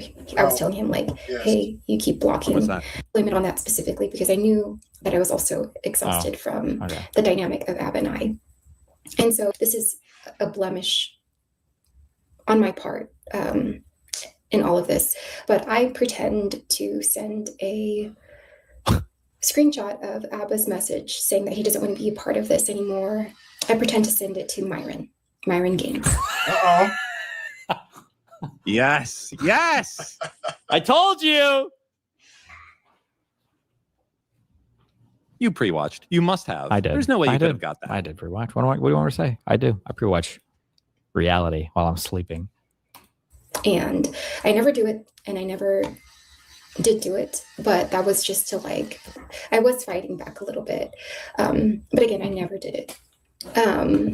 And I also messaged the Avon Preach. I'm pregnant, and despite is being in a relationship or not, you said you don't care if I keep the baby or not, and you won't be a part of it. You told me you'd never walk out on the child if I got pregnant, and you lied. I will keep the baby and raise it myself. But because I expressed I feel anxious 5 months into the relationship, and I told you my truth because I do care about your life, me loving you and me also feeling unsettled can both exist. You say this is horrible behavior towards me. You're saying this behavior is better than blackmail. I didn't even said I was going to do. I never said I was going to do those things. And you tell me you would stop your friends from doing that because you're not me, but you would leave me alone to parent your child alone, saying that that's not horrible. If I wanted my friends to expose your horrible text messages to me, wouldn't you think I already would have done that? My friend even said in the message you sent me, Libby would never do it. I don't know why, but like whenever people talk, I guess it's not like I have a ton of experience. I don't know. Never been baby trapped before. It just feels very, the way that she's talking about this pregnancy, like, oh, you blocked me? You don't, oh, well, I guess I'm not. Well, in that case, I'm not going to get the abortion. Oh, well, are you going to message me or am I going to, blah, blah, like, it just, I don't know. It just feels very fucking weird. I don't know. Page. And I tell him this. I'm not going to read it, but I'll leave it up here so you guys can view and pause if you like. And he just responds, hey, blackmailer, stop reaching out. And Abba gets very upset because now Preach sees these messages and now Preach knows that his girlfriend is pregnant. Now Preach knows Abba's girlfriend is pregnant. I'm also making a prediction. I know, that's what I'm saying. It's like you get the first shock. It's like, dang, Abba got this baby. Abba doing the no-no. Abba's a hypocrite. Abba's messing up. Damn. And then you hear the second time, like, all right, I just need the context. you hear the second time, like, all right, I just want to hear some context. And the third time's like that friend you got that you hear your friend a little bit too much, and you just know, he's like, what is it this time? What is this time? What are we doing? I'm off today. What's going on? Then the fourth time, I don't know, man. You hear the fourth time, like, okay, it's like on repeat, not on repeat, off repeat. Like you don't even know what to say at this point. You just like, okay, you probably at work and just walk away from your fellow employee that knows the job, but they don't do the job. So you're like, throw your hands up. Yeah, they both toxic, man. All right. I want to wait till we get the other video. I think it might be the conversation more here than moving on. Because it's something here I want to get to because it's funny how everything played out. Like everything's so weird. Everything's going full circle with this whole Abba thing, everybody else, and the Daisy situation is going so full circle. Like it was messed up what she did, like very messed up. In the beginning of it, Abba was like, "I'm gonna do me." Yeah, he was doing him, hitting them sheets raw. That's it. And then before that, stuff that she's saying is adding up to other things that other women are saying too about him. So I don't know. God. Soul Reed? No, fuck, never mind. Fuck. No, give it. I was gonna say she's not pregnant, but she said that. Didn't she say earlier that Abba went to an appointment with her or something? Yeah. The real question: does this baby exist right now, or was it aborted? No, this was in the. Well, oh, so like, is she pregnant still? No. Or did she give birth to the baby? No, that can't possibly be the timeline. Well, what are the dates of these messages? They're like December, January this year. No. Well, so either she's still pregnant or it's cooked. Does she stand up at the beginning of this? Does she look? I don't believe it. She definitely. Or she'll say she miscarried. And allegedly, Abba calls me at some point, and this is just another example of how Abba does talk to me when he does get upset. So I don't answer because I'm trying to get something to eat. I'm hungry and I'm like sick. I'm in my first trimester, and first trimester. I don't answer. And he says, "I don't care. Bye, blocked. I'm trying to eat." Wait, sorry. What'd you say? First trimester is apparently like the worst for like pregnancy symptoms. Is that true? Yep. Okay. Is it? I don't know. Let's fact check Moon there. What is worst trimester pregnancy symptoms? The first trimester is generally considered the hardest. If you're a retard, it says. Oh! Okay. The third trimester is often considered the most physically uncomfortable, but the first trimester is characterized by extreme fatigue, nausea, vomiting, and intense mood swings. Yeah, so the second trimester is a breeze. That's the breeze one. Yeah. Oh, the second trimester is often called the honeymoon phase, and is usually the easiest for most women. Oh, I'm not even going to buy that 9 months bullshit then. So it's like more like 6 months, and you don't know you're pregnant for the first month. So it's like 5 months, if we're being real. Yeah. If we're being real. Wait, this text is... What is this text? What do you mean? Yeah, problem? Wild text. It's not there. It's reasonable. I mean, I'm not with patient. You be her. Hold on. No, you be Abba. I'll be her. I don't care. I'm not with a patient. I'm trying to get something to eat real quick because I did not eat. I don't care. Bye. Blocked. I'm trying to eat. Hey, I was really trying to get something to eat. I haven't eaten. Parasite, I don't care. Eat, shit, sleep. I want my piece back. I want you gone. So hurry up. You've made 9 accounts harassing me and blackmailing. Can I have your piece? You can have your piece. Abba, Abba does talk to me. Good communication skills. He does get upset, so I don't answer because I'm trying to get something to eat. I'm hungry and I'm like sick. I'm in my first trimester, and I don't answer. And he says, "I don't care. Bye, blocked. I'm trying to eat. Hey, I was really trying to get something to eat. I haven't eaten." He says, "Parasite. I don't care. Eat, shit, sleep. I want my piece. I want you gone. So hurry up. You made 9 accounts harassing me, blackmailing." So he's talking about my cousin reaching out and sending him messages, and I find he calls again, and we finally get on a phone call. This is the most brutal phone call, and it does reflect everything that I had mentioned before, that it was verbal and emotionally abusive, and contained a lot of dehumanizing language and degrading language. And I actually have the phone call right here. Oh no! For the record, I fully condemn Abba in this, and I think he's completely in the wrong until a court case exonerates him otherwise. But I think he's completely and totally wrong here because I'm taking this random woman on the internet's word at 100% face value. So I hope that he has a court case that exonerates him completely and fully. But I cannot play it because I have to file legal action against No! File what? me. And in this phone call, he also says, "I will never meet the baby. I will never look at the baby in the face. I will never know its name.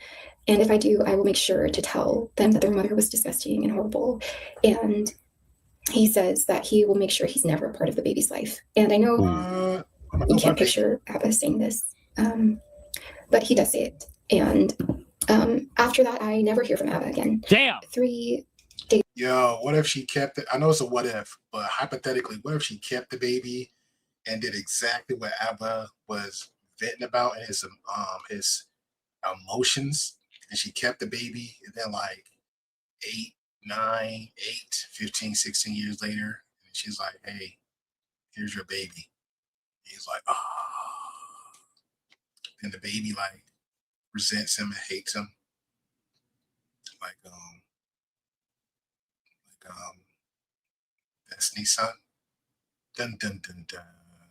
Dun dun dun dun. And then Abba's kid, then Destiny kid do like collaborations on future YouTube videos about how much their parents like did them dirty. That'd be a whole nother stream. I'm just saying that, man, that'd be some good collaborations. Destiny Child and Abba's baby. doing content together, like Abba and Preach do content together. I don't know, man. The later the nights get, it's when the lightning bolts be hitting. Days go by, and I am desperate to talk to him. Oh, she shows up, doesn't she? She has a reason she needs to talk to him, okay? What? What's your problem, Mooten? What's your problem? But she's 100% about to start talking in real life. She is, Absolutely.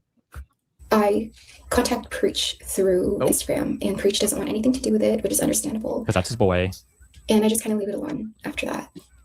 Until Week 1 goes by, and I don't hear anything from Abba. Week 2 goes by, I don't hear anything from Abba. And then now we're at week 3. Uh-oh. And that's the big one. I know that 3 weeks doesn't seem like a long time, but it is when you're pregnant. When you're trying to figure out a situation as critical as this one, and you're so desperate to talk to the father of the baby, 3 weeks felt like a very long time. An eternity. And week 4 comes up, and I called it. I'm gonna keep calling it. He should have been smooth operator. Smooth operator. Hey, it's how you handle the situation, my guy. Should have been like, hey, it's my baby. I'm here with you, girl.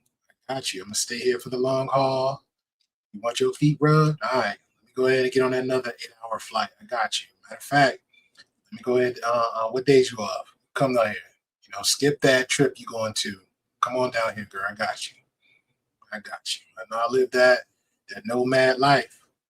I got you. I got you, baby. Fine lip sip. I got you. Bro says, that's true. 3 weeks pregnant and blocked his. Yeah, you're going all over the place. You all over the place. Yeah, you all over the place. I now have to make a decision. And I have to make a decision based off what the reality is. The reality is that Abba completely left me for dead. And She's gonna die! Walked out on the pregnancy. Not literally. He is now absent from this entire thing. Debbie dead. And he doesn't want anything to do with the baby, and he doesn't want anything to do with me. And I make the hardest decision I ever had to make. And it was a very painful decision, but she said she got the abortion. I ended up having the abortion. I knew it. She was never pregnant. 100%. She wasn't. She was never pregnant. Well, she was because they went to abortion. Nope. Yes. Whatever it was. They went to literally doctor's abortion things. But nothing. To go do it. Nothing happened though. What did she say? What was the back? Hold on. I need to see exactly what she said. Dude, I was gonna come out and be like, guess what? I had a vasectomy 6 years ago. What's now? You know, like that's what's gonna happen. They're not gonna sign you up to go get an abortion if they weren't pregnant. Hold on. The decision as much as he could, but you can tell that he was struggling with it a little bit. We make our first appointment for the abortion, and Abba visits me to be there for me, and we don't go through it that day. And when he leaves, I make another appointment, and I cancel that one. Nah. When she says we don't go through with it, she makes it sound like they went to the abortion clinic, they got tested, saw she was pregnant, decided not to have an abortion. I bet they didn't even go. Or she faked a test, and they like went to the clinic but didn't go inside or something. I don't think add that. That's the question to the list. We're gonna add that question list. If we ever have like a nice, polite quarter discussion, did you walk in? Like, did this happen? That's a question list. Add that to the bucket list. I think she was never pregnant. Guaranteed. Block if you don't keep it. Guaranteed. And then he blocks me again. And I am so exhausted, this verbal and emotionally. And then now we're at week 3. And I know that 3 weeks doesn't seem like a long time, but when you're trying to figure, I have to make a decision based off what the reality is. The reality is that. Do you think she faked the pregnancy to stop him from breaking up with her? Yep. Fake baby. Always works. Guaranteed. Abba completely left me for dead. And Abba walked out on the pregnancy, and he is now absent from this entire thing. And he doesn't want anything to do with the baby, and he doesn't want anything to do with me. And I make the hardest decision I ever had to make. And it was a very Shouldn't you believe her until the court case? Yeah, no, I should, but I ended up having the abortion. The strain is crazy. I grieved very hard. And I was also grieving the relationship with Abba. I knew that I found all of these incompatibilities, but I did still love him a lot. And Hey, for those of you who don't know, all the stray shots and subliminal messages Destiny is saying. He's like, hey, what do you mean by that? He's pretty much shooting them strays at Abba because Abba did that whole, I'm done with Destiny because the allegations of rape and the sexting, sharing out sexting pictures or whatever he was doing with Pixie, and then some other people's coming out. It's a whole thing. You can type it up, look it up. It's there. And then Abba did this whole conversation like, hey, I found out some stuff about him. I don't want to be a part of this. I don't want to hang out with him, blah, blah, blah. So Destiny going to ask, he's been shooting strays, but he's going to shoot at the hip coming up. And I want everybody to hear this because this is funny. That's why I say everything come full circle.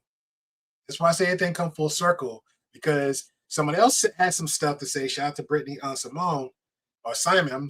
I'm sorry, I'll mess people's names up. But she actually brings some stuff too to add more context to all this too. Because it's like, hey, and that's why I said before was it Ill Logics? Because he was in my I posted something in my community post about this, the time it happened, and he had so much to say, and I'm like, but Abba had to know this. If everybody keep preaching about Abba got it's the king of receipts, and Abba always keeps saying, hey, I predict these things, I know these things, and then preach me backing them up like, hey, you always write about this, that, third. So if he is so aware and so know to be in king of receipts, he knew. Even if you go far back, just on Destiny's side, and I called this out from the beginning, and I'm like, okay. And I was like, you know what? I got a life. When I come back, I'm gonna come back. But I'm just because I know this same thing happened with the Pearl situation. Everybody in the match for Pearl was just all over the place, doing her thing.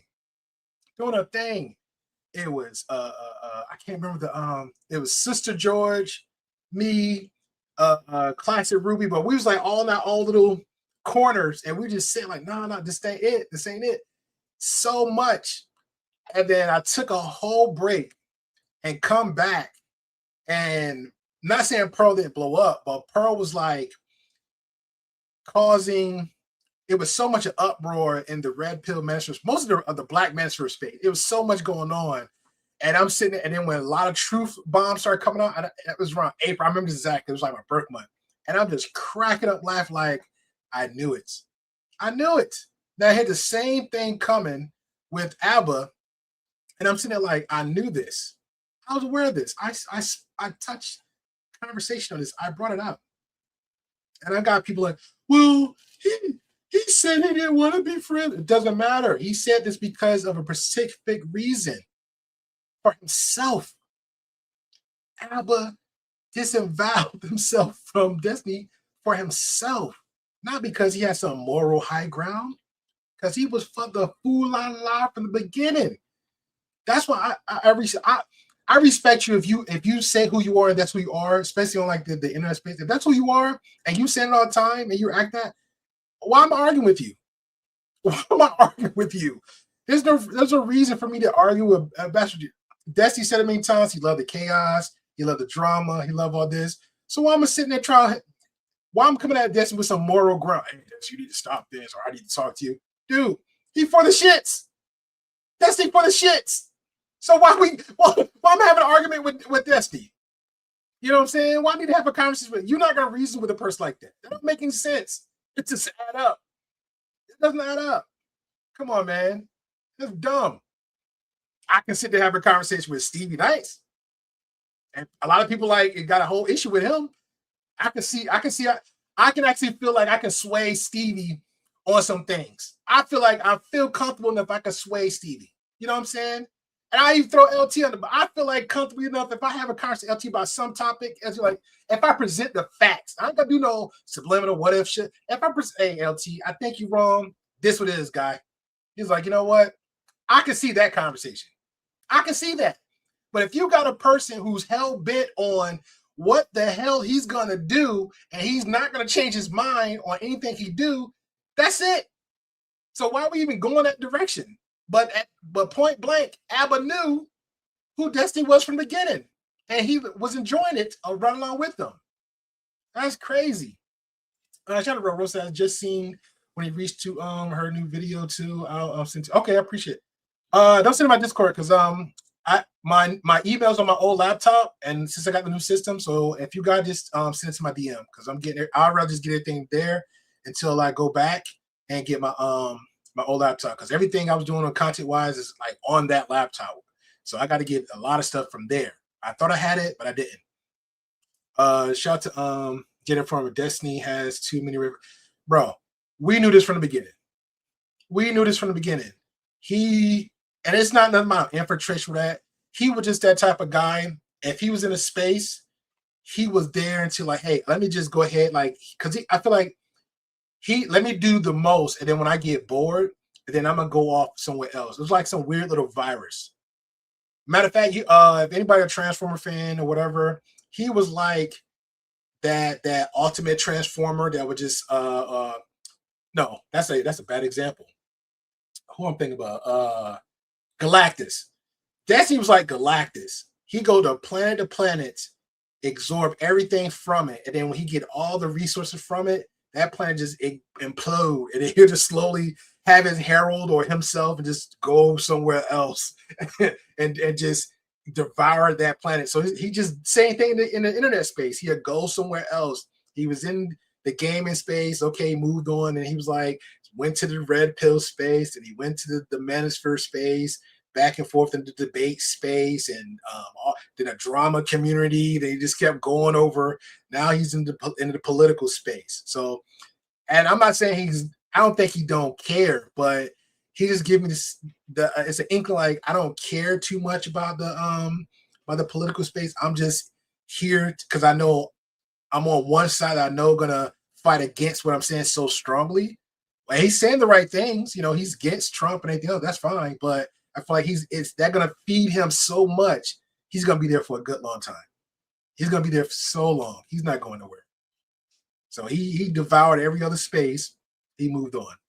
Even when he did that with Candace on, I think gonna bounce back in those because they got they're in the political realm and she never left it. So he's gonna bounce back and forth with Candace. So he's gonna eat good off that. But yeah, that's my theory of Destiny in his little spaces. But yeah, I've been new. Abba been new.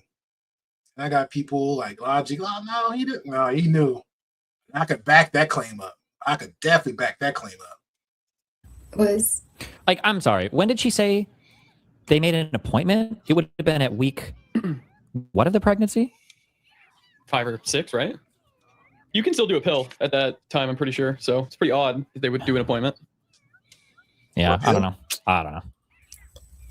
Yeah, I was feeling very lost and truly some of my darkest days. And I think Abba will never get a hold of me again. And he really doesn't care to reach out, but he does. So a week after the abortion, I hear from him on Instagram. And this is what he says. He says, for me to plan things, I need clarity on a few things, whether you intend to continue the pregnancy and what level of involvement you foresee for me. I should be clear that I still have no plans to co-parent. I'm not messaging to discuss the relationship or here to argue, just the above. And he is messaging me, we're here to argue, just the above. And he is tried calling a few times. I want a resolution where we fully part ways as soon as possible. What if you're intent on not giving this and continue to contact people around me? Why are you messaging people saying you're my partner? Hi, Preach. I'm Abba's girlfriend. I'm sorry to introduce you into the circumstance. I'm seeking help. I know you'll have to let Abba know I reached out to you eventually. If you do, would you please do it after I show you a few things first? Ooh. A lot. And I have no idea how to put an end to this. I don't understand why you're going to such great lengths to undermine me and tell folks bad things and then want to co-parent. I wish I was capable of the same blackmail tactics, contacting your job, hitting up the people close to you, and other nonsense. I'm not. I can't get even, and I don't even want to do so. I don't even want to. So do you want money? Do you need an apology? What do you want to get your win? Oof, feels bad to be in a position where you're a public figure and you have absolutely no leverage because the other side can just be an unhinged, crazy fucking loser with nothing in their life to lose. Must be a horrible experience. And he is messaging me a lot. Days after your behavior hasn't ceased, so what do you want from me? And it's because I'm not responding to him. And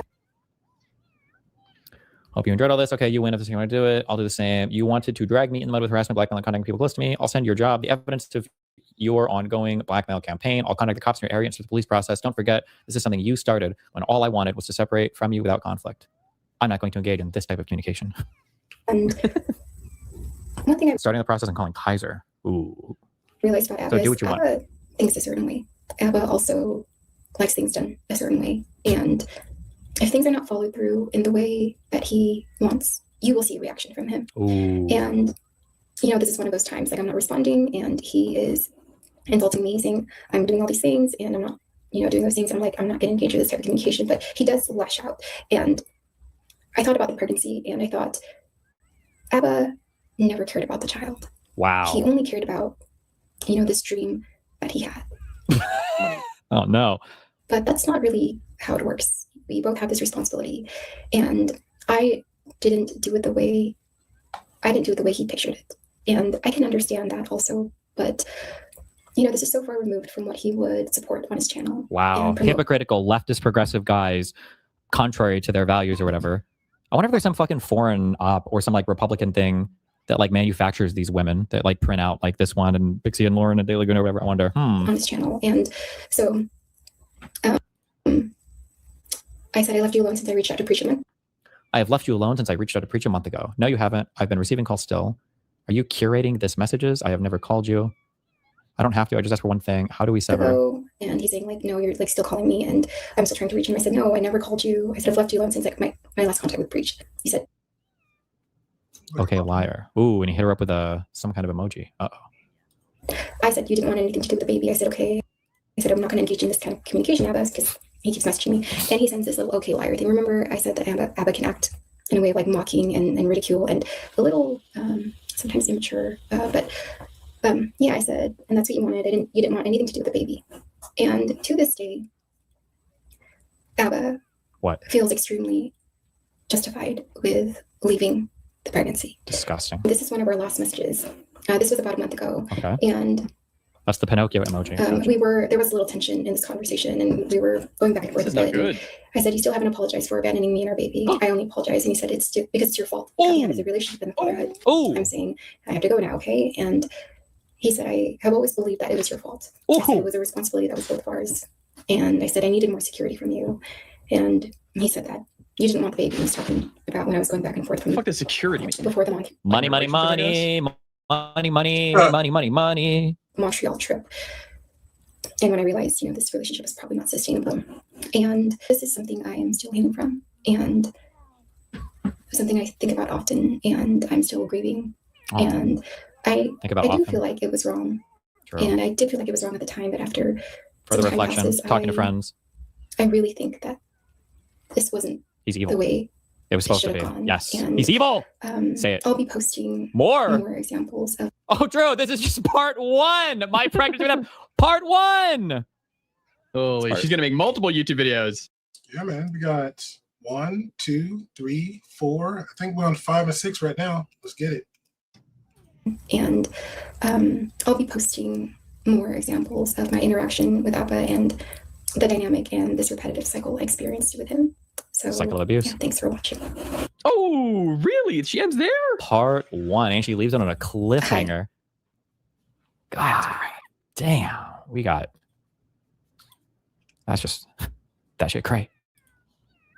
What's going on? Nothing to say. We'll have to wait for part two, I guess, right? What do you think happens in part two? Baby? No, the baby. No, she already boarded it. I bet part two is Abby gets back with her. Part two, this lady is a deep Myron psyop. That'd be pretty funny. Operation. Now, some of you who've been following us all year know that around the end of the last year, I was pretty stressed out. I was dealing with a lot. Shit, your boy was showing up with some soju. Not because I wanted to be an alcoholic. I was just drinking one, but it was still a pretty stressful period. And the reason why it was stressful.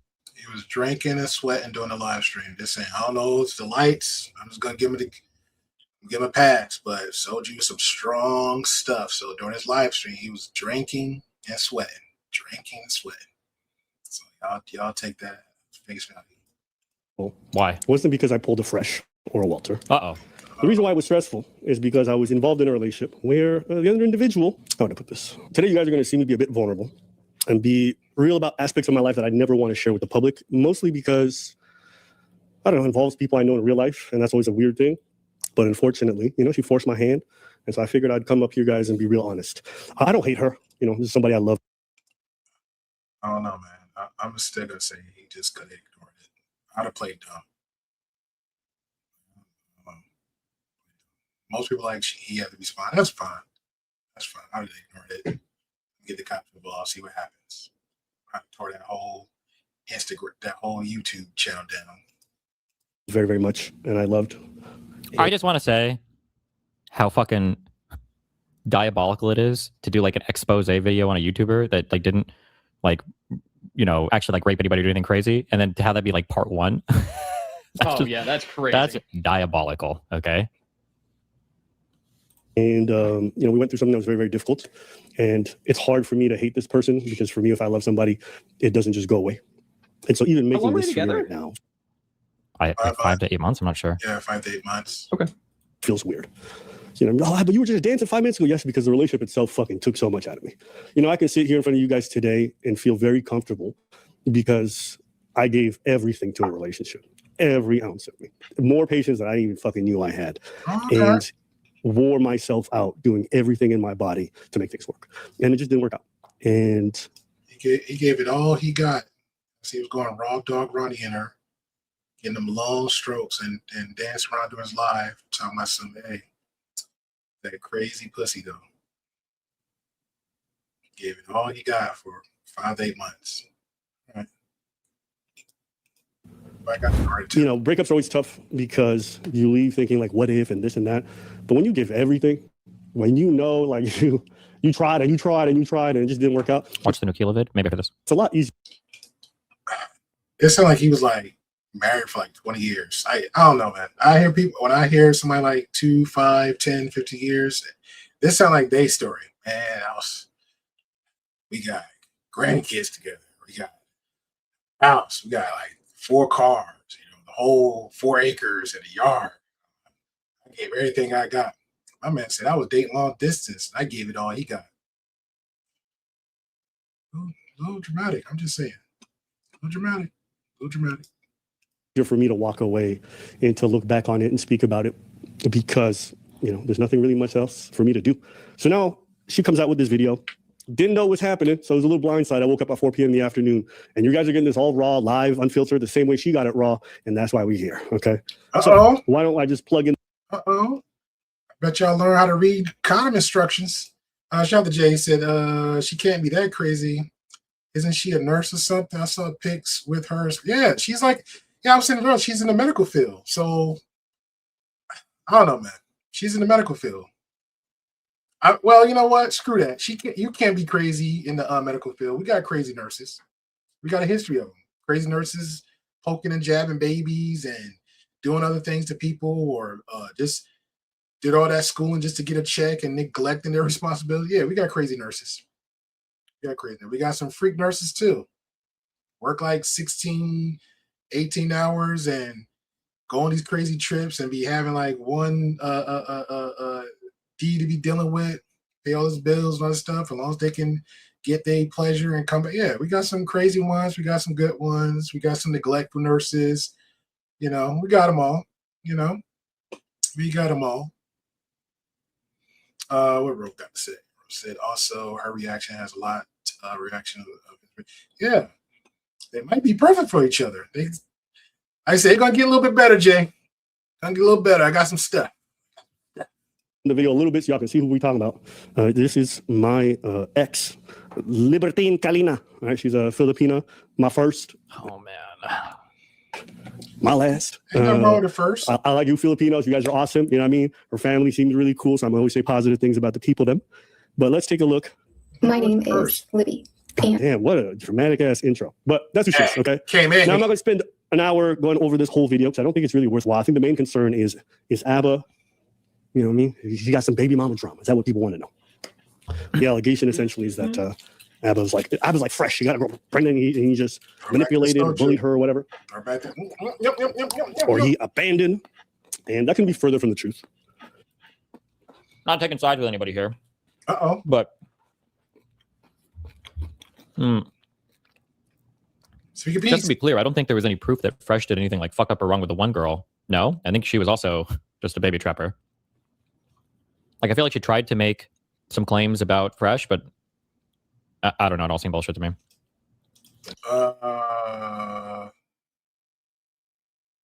No. Oh, no. No, technically, Fresh didn't do anything wrong.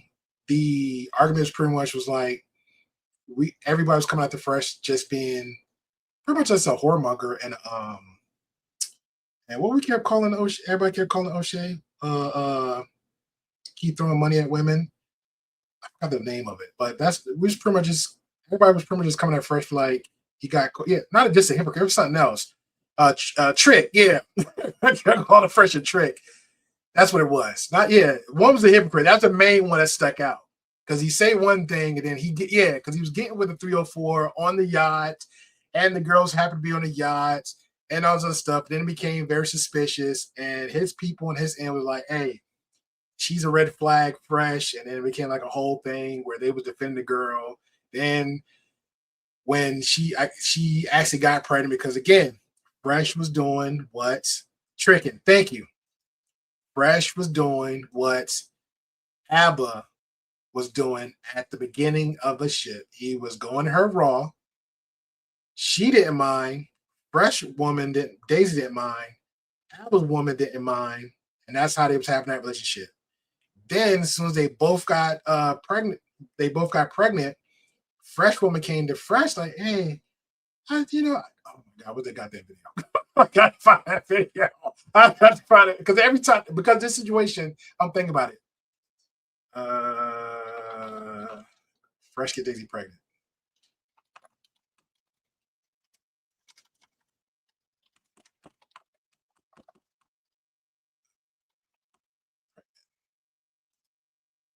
On hers, because it was like a whole thing. Fresh confronts Daisy. I don't know who did that, but this shit's funny. Hold on. God.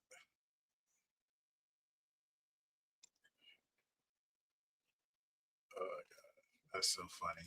Somebody actually made like a cool little short of this. It just popped up out of nowhere.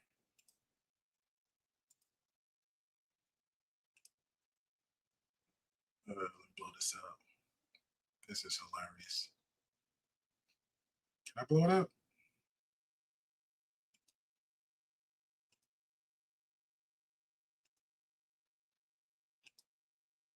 Okay, really like that. I don't want to kill the baby. I don't want to. You're not. They just give you a pill and it's over. No, I'm pregnant. No, but that's what I'm saying. The pill, they just give it to you from a doctor and then you're good.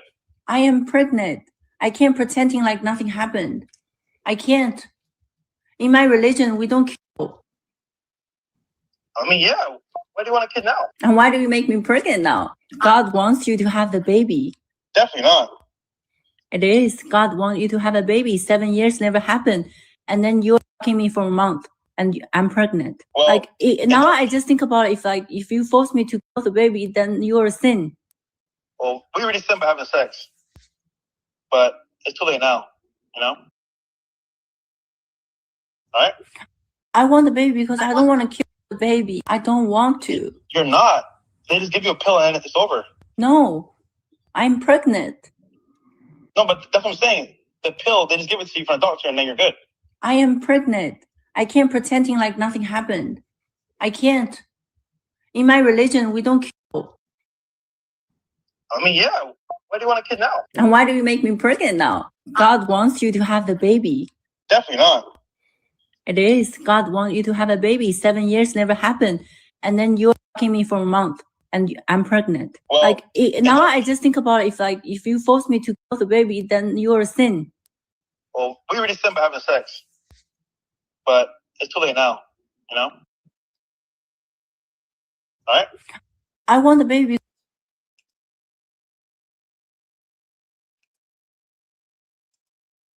Tell me that ain't the same situation. Tell me that's not the same situation. Oh my God. Oh my God. Tell me that's not the same situation.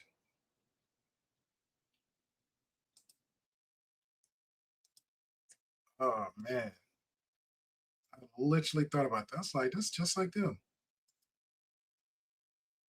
Couldn't be further from the truth. So We'll get into all of those details, okay? Someone said, "Oh, Abba, you're sweating right now." To be honest with you, I really don't. I don't live my private life in a way that I would be afraid if it came to light. I know someone might think that, but I'm not looking back on all my decisions in this dynamic and going, "Oh my God, if I don't give a fuck," you know. I ain't gonna lie. I kind of respectfully disagree because, again, just my opinion. I feel like when she was trying to do like a filler and put the video out to certain content creators like Watts and a few others in January, I think she didn't get like the response that she wanted. And then from January up to now, she just said, like, I guess something else probably came up between them two. And it's just me, I'm thinking out loud. Something probably came up between them two, between January up to now. And she just said, yo, fuck it. And she just like put the video out there, just like, hey, let's just put it out there. At least somebody have something and they'll know, just in case. Because that's usually how some videos go. Documentaries, whatever. Then somebody saw it. It's like, yo, let me start shooting this bad boy out. Then earliest for my end was House of Hypocrites, then Stevie Knight. And since Stevie Knight is more bigger of a platform, it just went everywhere. And here we go. I was like, yo, got it. They're gonna spin a narrative for me, blah, blah, blah. They're gonna lie, this, that, third. So let me go talk about it. So here's the thing. When you say you don't care, and you showing that you care, I think you care. I think you care. Maybe a little bit. I think you care. I don't care what nobody think about me, but I'm gonna react to the people talking about me. I don't care about people pointing at me, but I'm address them pointing at me. So see how that don't make no sense? I don't give a F about you, but I'm gonna talk about you talking about me. But I don't care though. So I don't know. But take it how you will. But you care.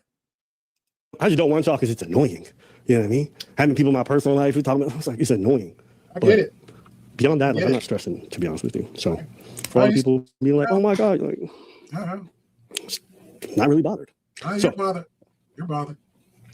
Me and her dated for some time, and we talked at length about what we would do if she got pregnant. And both of us landed on we would keep the child. And the reason why we would want to keep a child is because for her, she presented herself as a Christian, someone of faith.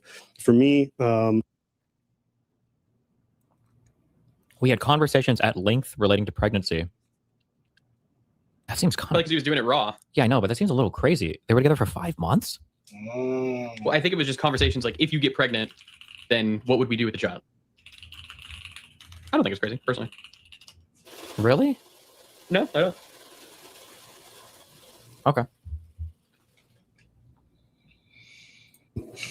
I'm pro-choice. You guys know that. But at the same time, I told myself, like, if it's my child and it feels right and we're in a union, then I'm more than willing, even if it's unexpected, to assume my responsibilities and do what I got to do. The 3 things that she presented to me that surprised me in all this was that, one, she said she would never quit. She's not a quitter. You know what I mean? So that to me was reassuring because I want to work through problems, want to work through issues, fights, everything. And, I value that in a partner. Second thing she told me was that, she wouldn't get an abortion. For her, keeping children really important. So I'm like, cool, it's not my faith or anything like that, but I get that and I respect that.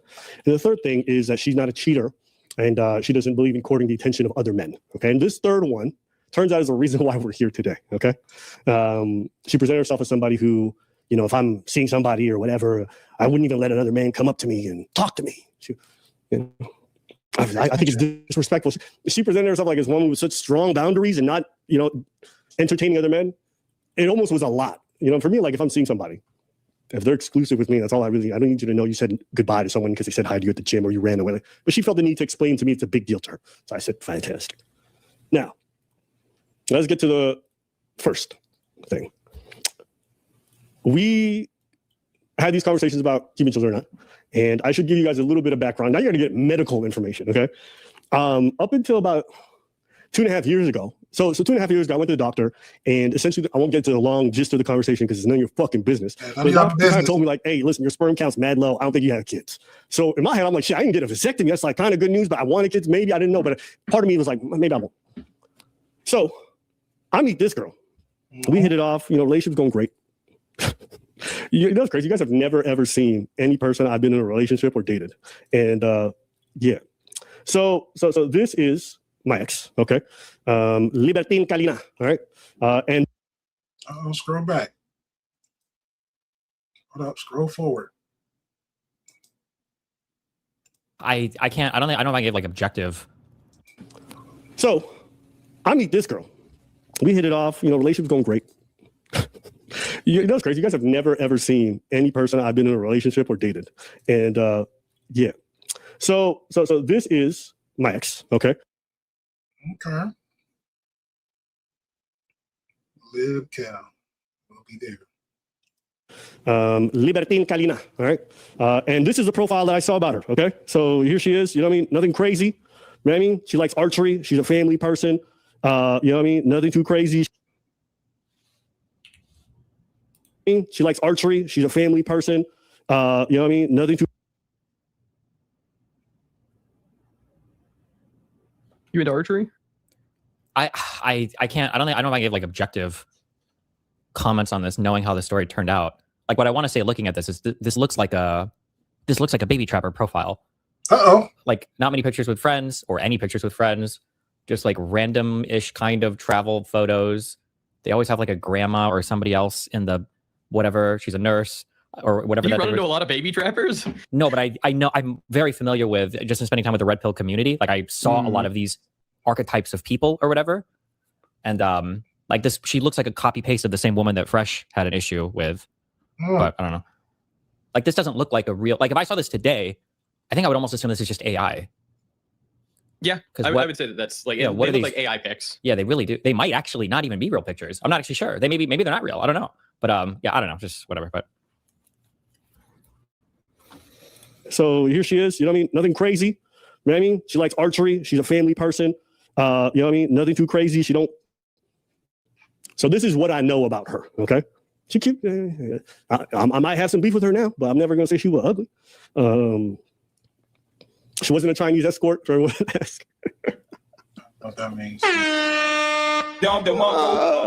So anyways, I thought I was shooting blanks, and we was getting it on, and it turned. No, he wasn't shooting blanks. He just said your sperm count was low, so that means that you still have a chance of getting somebody pregnant. So now you got me thinking,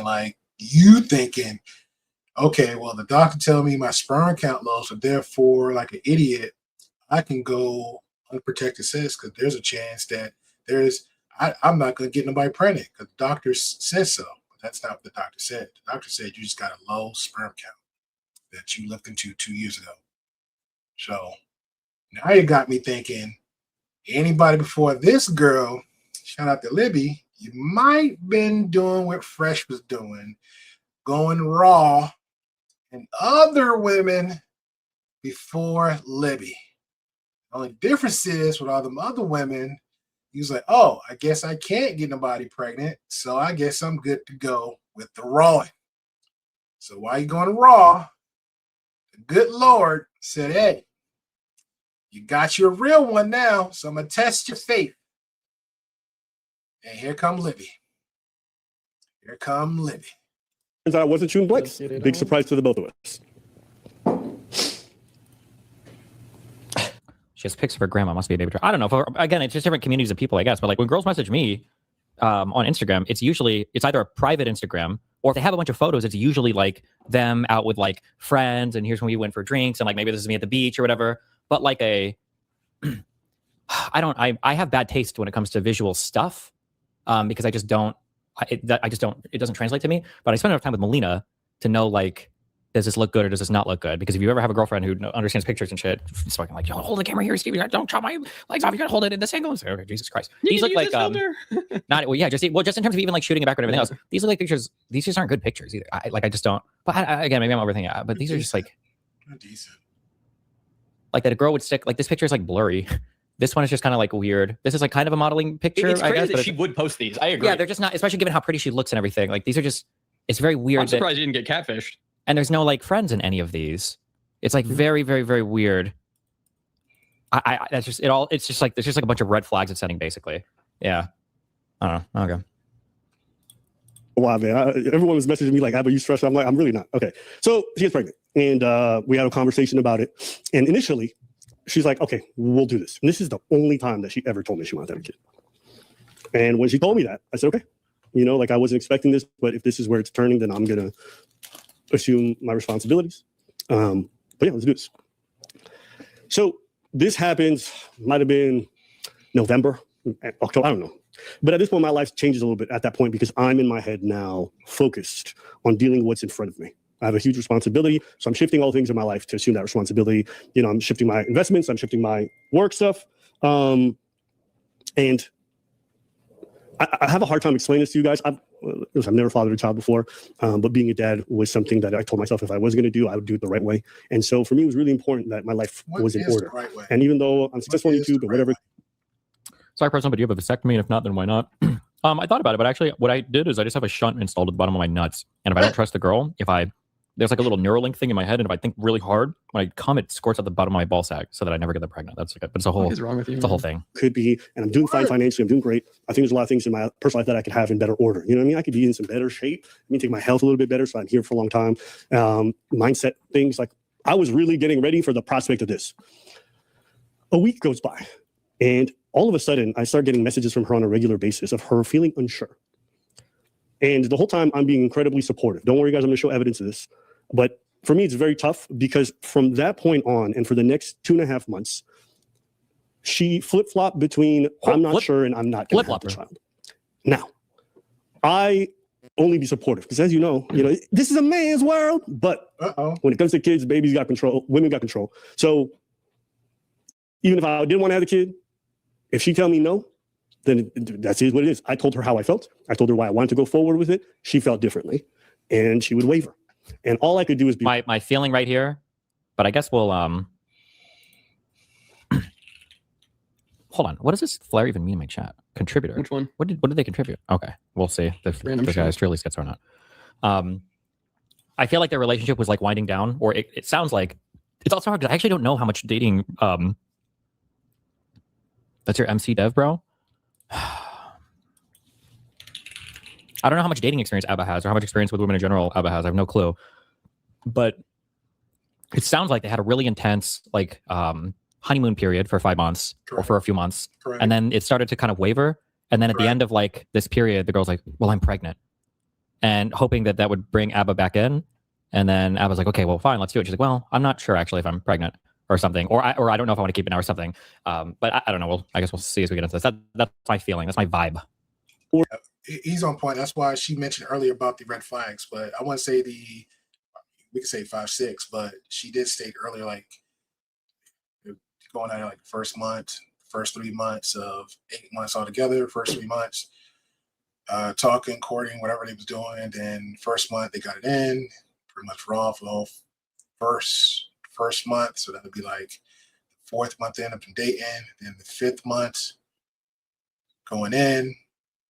That's when like everything just went more left because she was getting to know him because he was more present versus just talking long distance. So fair enough. Fair enough. With it, she felt differently, and she would waver. And all I could do is be respectful and be supportive because at the end of the day, like think about my options from my perspective. She's carrying my kid. If I stress her out, it may result in a miscarriage. If I make her feel alienated, it might push her toward abortion. All I can do right now for the health of the child and for her health as well is to be supportive. That's all I can really do. So that's what I did. And I tried. You know what I mean? I tried. And one time she said dead set on having an abortion, even though I was against it. And I flew down to be with her, not to convince her not to have the abortion, but to be there for her. Let's do it. Because it doesn't make sense to me to have a partner. Well, Lucky, thank you. Yeah, but how was you there for her, though? That's funny though. How was you there for her? If my chick tells me, hey, good news, bad news, surprise news, whatever, I'm pregnant. I'm just letting you know because you need to know. What are we gonna do about it? I'm just gonna be there. If I can't physically be there, what can I do in between time? Like, that's pretty much it. Hey, what's going on, Mandra? Appreciate you. So yeah, I don't know, man. Like I keep hearing, like I said, I heard her story like what 4 times already, or 4 times before I even did this stream. So I'm like 8 altogether. But even when listening to his live, and I literally fell asleep on it because I'm like, yo, like I get it. You content creator, you trying to get your content. Why are you supposed to be telling? Like, I ain't gonna lie, you should just been telling like the real story. Your boy preached was been on. Y'all did your thing. Go straight into it. Matter of fact, you ain't getting no real PowerPoints. Same thing like her. So y'all seem like y'all good for each other. Y'all acting the same. But I didn't hear no real context of a conversation between the two of how we did this. Like, how did you do this? How did she do that? It just went from nitpicking to pointing fingers at this point. That's what I'm hearing from both of them. Just everybody pointing fingers at, oh, Abba didn't do this. Oh, this is who. Like, he even just started the video like just off the cuff, throwing jabs at her like, oh, this is how she sounded. Like, dude, you still in your feelings. That's understandable. He's still in feelings. Like, oh, she popping up again. Okay, like that. We're going to go through something as traumatic as an abortion, and I'm not there. Okay, we were committed. So I flew down. Okay. And let me see if I can find this in the notes here. You flew down. Don't be Pearl now. You flew down. Let's get it.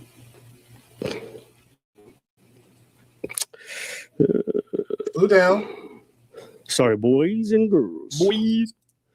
Just like Pearl debate. All right, so some of you be like, why do you have this, Abba? I'll tell you guys why I have this later, okay? But you guys are going to hear it. I know how you feel about it, and I understand. So right now, what you guys are going to hear, this is a conversation that me and her had. Oh, they were both recording each other. Oh, shit. Gang. Months later, after most of this happened, okay?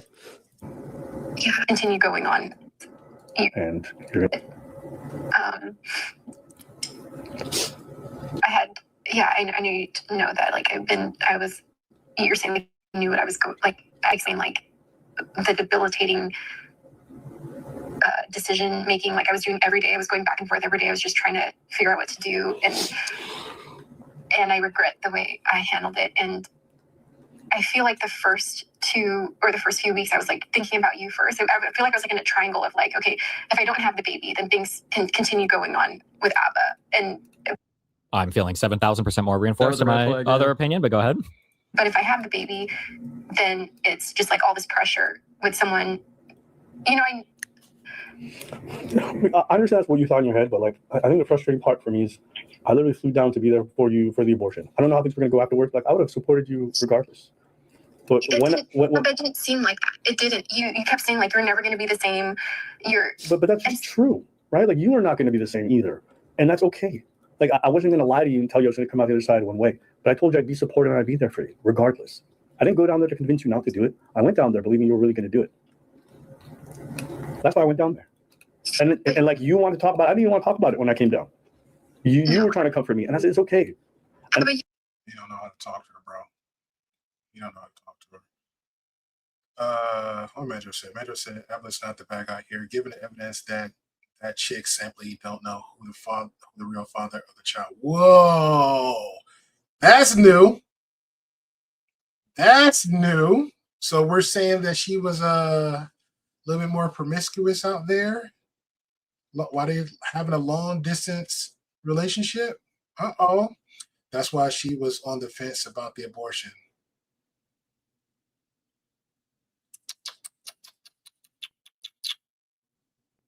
Okay, so if she would have kept it, then blood tests and all that stuff, and then it'd have been like, oh, that's someone else's baby, then I would have been pissed. Okay, so I don't know how much you saw this. What about, because she was saying she had red flags in both the videos. There's another video coming out, but according to the original first video, the timeline, they were together 8 months, Mandrell, and up to the 5, it was 8 months, 3 months. Correct me if I'm wrong, Rogue. The first 3 months, they was long distance, calling, texting, whatever. I don't know how they met. They probably met on Hinge, Bumble, whatever the hell. 3 months they was talking. And ended a 3 month period. Then they decided to meet up. Then when they decided to meet up, that's when he went raw on her. So if we're saying when the 3 months period they didn't see each other and she was doing something else, and then when the time that he came, they slept with her. So she probably was a kind of around a sort of time sleeping with him. That could be an option. And then she found out she was pregnant. She hit him up because maybe on the back burner you saying that she was doing all the calculations. Like, hey, here's my period. This one the ovulating time. This when Abba got here. This one now might be maybe his baby. Maybe I'm off a week. Maybe off 2 weeks. Maybe it could be Joe Slow-Mo baby. So that's what we're saying. That's another theory. Put that in the box. We gotta put that in the box. That's a question box. Was you sleeping around? We're gonna call it Dylan. Was you diddling around with somebody else before Abba met you? Was you talking to somebody else before Abba met you? Was you seeing somebody else when Abba was talking to you that the month span before he actually first physically came to you? That's a good one. That's a good one. I don't know. Rose said, I don't see evidence of that. I don't think that's how evidence works. Yeah, I don't think how evidence works either. I think he's hypothesizing. He's hypothesizing. Appreciate you, Hustler and Musler. He's hypothesizing. You were having a hard time, and I'm not going to argue with you. You don't think that I look at you and I don't care about how you feel. Like, you don't think at the time I'm like seeing you and I do love you and I'm like looking at you and I'm like, this guy's devastated. And then a part of me is like, I also don't want to, but I'm like, again, I was like in this triangle where like, okay, if I don't have the baby, things can still move forward because it's like we can still figure out if we're compatible. We can still figure all that out. And yeah, if I don't think if the pregnancy happened, I don't think any of this would have happened. But sorry, go ahead. Go ahead. I don't know. I think I always told you the outcome I would have preferred. But I told you I would support you regardless, and I'd be there for you. And I think I try to show up both emotionally and physically by being there in person. I think I went out of my way to try to make that clear to you. And I also didn't lie to you. I didn't tell you I'm going to be fine, everything's going to be great. I told you, like, it's going to be tough on us. It's going to be tough on you, it's going to be tough on me. I don't know how I'm going to change afterwards. I can only tell you that I'm dreading it. And I think that's a reasonable and like mature response to the whole situation. And I don't need anyone to coddle me or anything like that. Like, I know these things are going to be difficult, and who knows, maybe it does break us. Who knows? But I would never force you into parenthood before you're ready. And I always told you that. Does he say how old the girl is? Do we ever hear that? So what I'm saying there is because she didn't want to have the kid, and I was saying I did, right? I told her, though, like, I'm not going to sit here and convince you to be a parent. I think that's weird. Like, I can't force someone to be a parent. So if I'm having a kid with somebody and I'm the one who wants it and they don't want it, I'm not going to force them into parenthood. So I told her what I felt, and then I stopped. I stopped trying to convince her to keep the kid. She didn't want to keep it. So, I just accepted it and tried to be supportive, but I was in this really weird position. So I'll keep going. Always. And I understand you may have not felt that way, but I think you don't know from my perspective, like, I really tried to convey to you what I wanted while letting you know that I would have your back to the back. Yeah, but hold on, Madro. But how do we get there though? Like, doesn't change anything. She clearly didn't know who the real father was. Like, how did she or Alba hint to like a father's, or we're just like, because that's just off left. That's the only thing that explains her behavior. All right, because it was two I was watching earlier. They were sitting there saying that her hormones because she's pregnant, so that could be the reason why she's speculating. I don't know. That's an option. I'm not knocking it. That's another option, but I can see if she hinted to it, but that could be a good guess. You throw it in the hat though. That's my abilities, whatever you choose. I understand you might have felt differently. I'm just saying what I said and what I tried to do in terms of actions. Okay, right? Because you didn't want me there for the abortion. Remember? Oh, I had to convince you because she wasn't pregnant. Yeah. So I wanted to be there for it. And I told you she was pregnant. She wasn't pregnant. Moot, you're a sucker. Sorry, she was never pregnant. Ability. It was not to convince you. When I got there at the hotel, I was not trying to talk to you about it. And I know you were trying to say sweet things to me to tell me like we'll have more kids in the future. I was like, you don't have to say this stuff. It doesn't make me feel good, and it's okay. Like, I'm gonna be there. We've got a big day tomorrow. Let's just get through it. And like, that's me telling you I don't like what's happening, but I'm here because I care about you. You understand? So I think what's tough for me is like,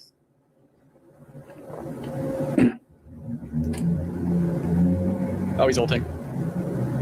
What? I don't. So she didn't want me there for the abortion. I flew down anyways. And the night before the abortion, she was talking to me. She's like, we can have more kids in the future. And I'm like, right before you're going to go end this, that's what you want to come for me with? I'm like, do you know his views on abortion?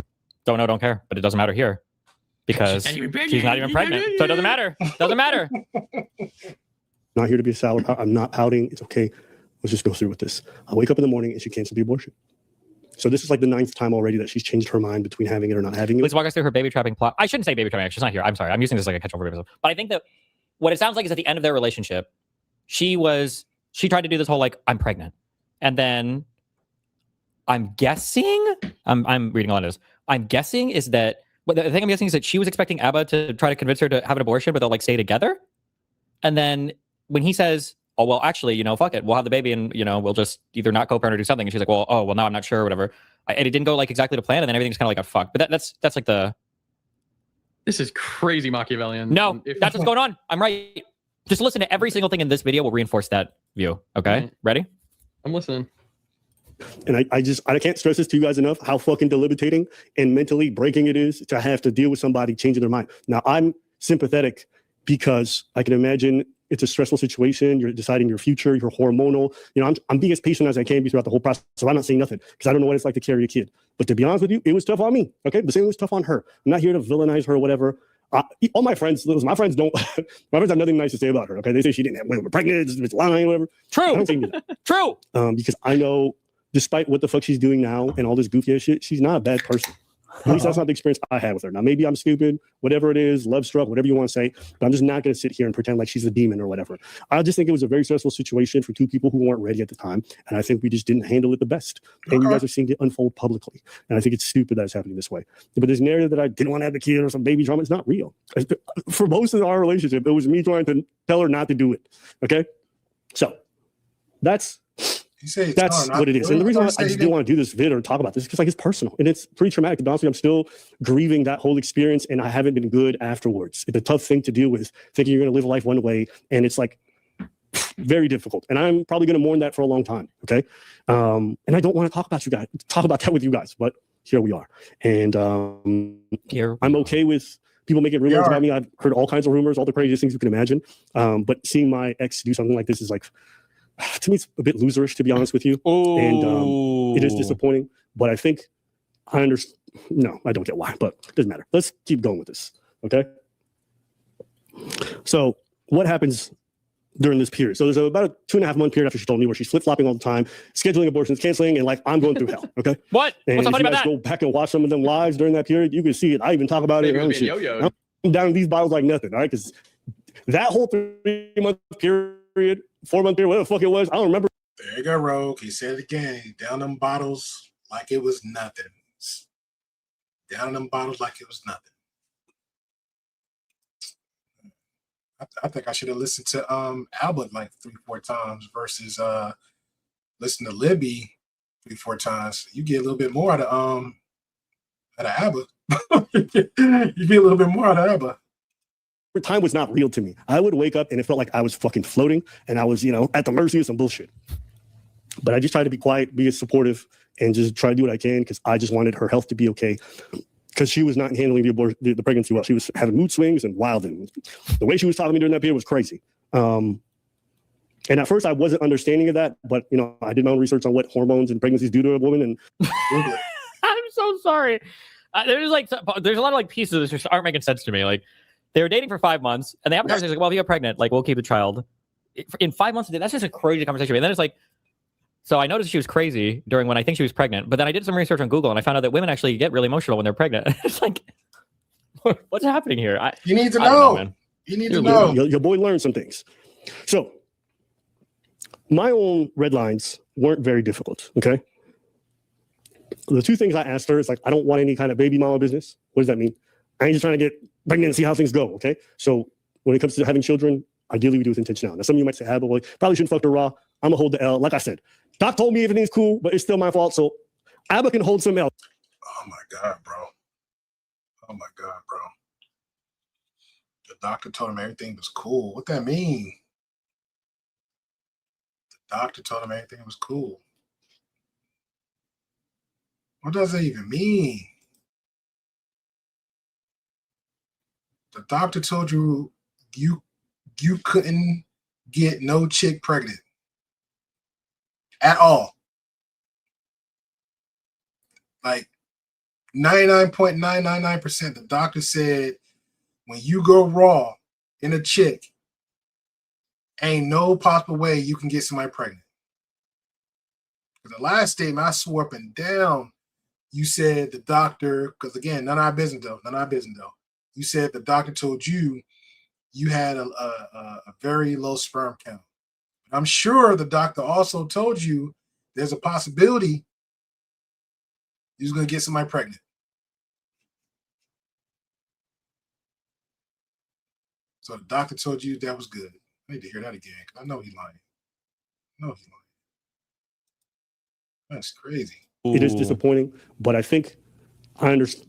No, I don't get why, but it doesn't matter. Let's keep going with this, okay? So what happens during this period? So there's about a 2.5 month period after she told me where she's flip-flopping all the time, scheduling abortions, canceling, and like I'm going through hell, okay? What? And What's so if funny you about guys that? go back and watch some of them lives during that period, you can see it. I even talk about it. I'm down these bottles like nothing, all right? Because that whole 3-month period, 4-month period, whatever the fuck it was, I don't remember. Time was not real to me. I would wake up and it felt like I was fucking floating and I was, at the mercy of some bullshit. But I just tried to be quiet, be supportive, and just try to do what I can because I just wanted her health to be okay. Because she was not handling the pregnancy well. She was having mood swings and wild. And the way she was talking to me during that period was crazy. And at first I wasn't understanding of that, but I did my own research on what hormones and pregnancies do to a woman. And I'm so sorry. There's a lot of pieces of this which aren't making sense to me. Like they were dating for 5 months and they have a conversation like, well, if you get pregnant, like we'll keep the child. In 5 months, that's just a crazy conversation. And then it's like, so I noticed she was crazy during when I think she was pregnant, but then I did some research on Google and I found out that women actually get really emotional when they're pregnant. It's like, what's happening here? I don't know, man. You're talking to a dumb audience. Your boy learned some things. Talking to a dumb audience. My own red lines weren't very difficult, okay? The 2 things I asked her is like, I don't want any kind of baby mama business. What does that mean? I ain't just trying to get pregnant and see how things go, okay? So when it comes to having children, ideally we do with intentionality. Now, some of you might say, well, probably shouldn't fuck her raw. I'm going to hold the L. Like I said, Doc told me everything's cool, but it's still my fault. So Abba can hold some L's. You know what? Let me go through all the L's that I wrote down because I did write these down before I even knew any of this happened, okay? Abba's many L's. Shit. Okay, here we go. I wrote a bunch of down because I take some L's and, your boy's not against admitting to his faults. Abba chose her. That's a big time L. All right, that's on me. Whatever she's doing right now, at the end of the day, I chose her, so that's on me. Abba ignored some red flags. That's a big time L, okay? And I will tell you guys why. Before she got pregnant, I think. I tried to break up with her once. Being friends with Dan and being friends with you. Fine. And she roped me back in, but at the end of the day, I allowed myself to get roped back in. So before any of this crazy shit happened, Abba's going to hold the L because he ignored some big ass red flags that he saw, but he decided to ignore because he said, we're going to work through it. And I think this is one of those times where I'm like, working through it is not bad. Just don't do it for the wrong person. And Abba needs to.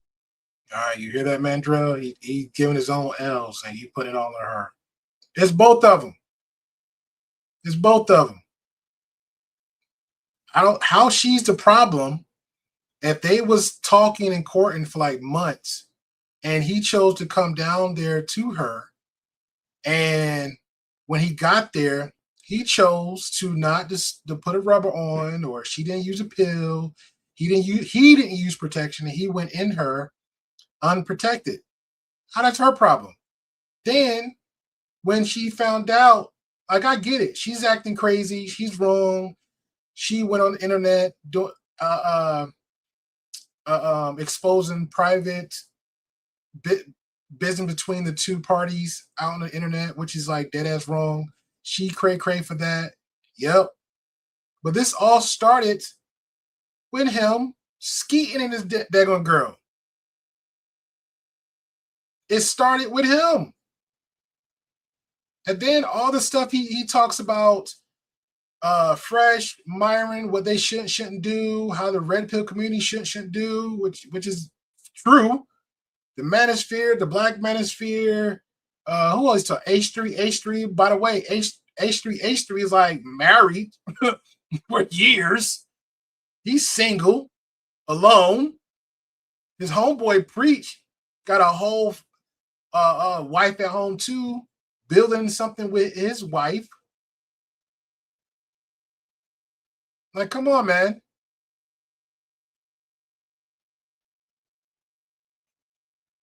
he messed up, which he taking the L, but like just leave it like that. Hey, you messed up. This the outcome. Now I'm getting punished for it. Not saying he getting punished. Okay, it's here. Let me address it. But while I'm dressing it, all this song dancing and let me drink some sojo. I'm throwing up bottles full. I'm listening to him. And I'm hearing comments. Oh man, you know, he was sounding more honest to her. Yeah, he could be sounding more honest to her, but guess what? He's still saying he making these mistakes. The first one was, again, this is not even a regular person. This is not even a regular person. Like we hang out with the streets or we go to work.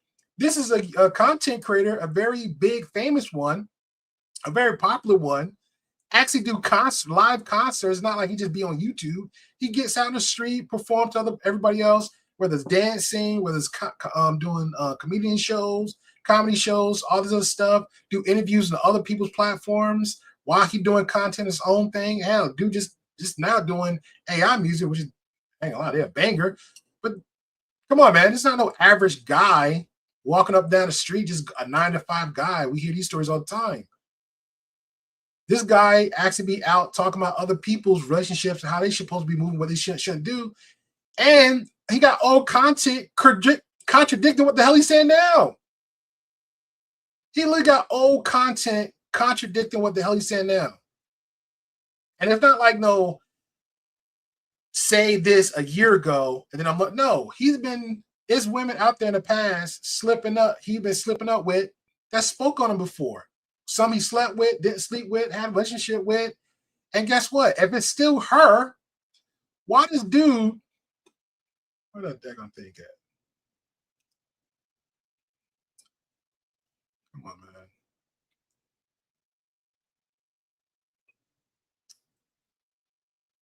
Planning your face, great deal. Planning your face. Where is it? I just saw it.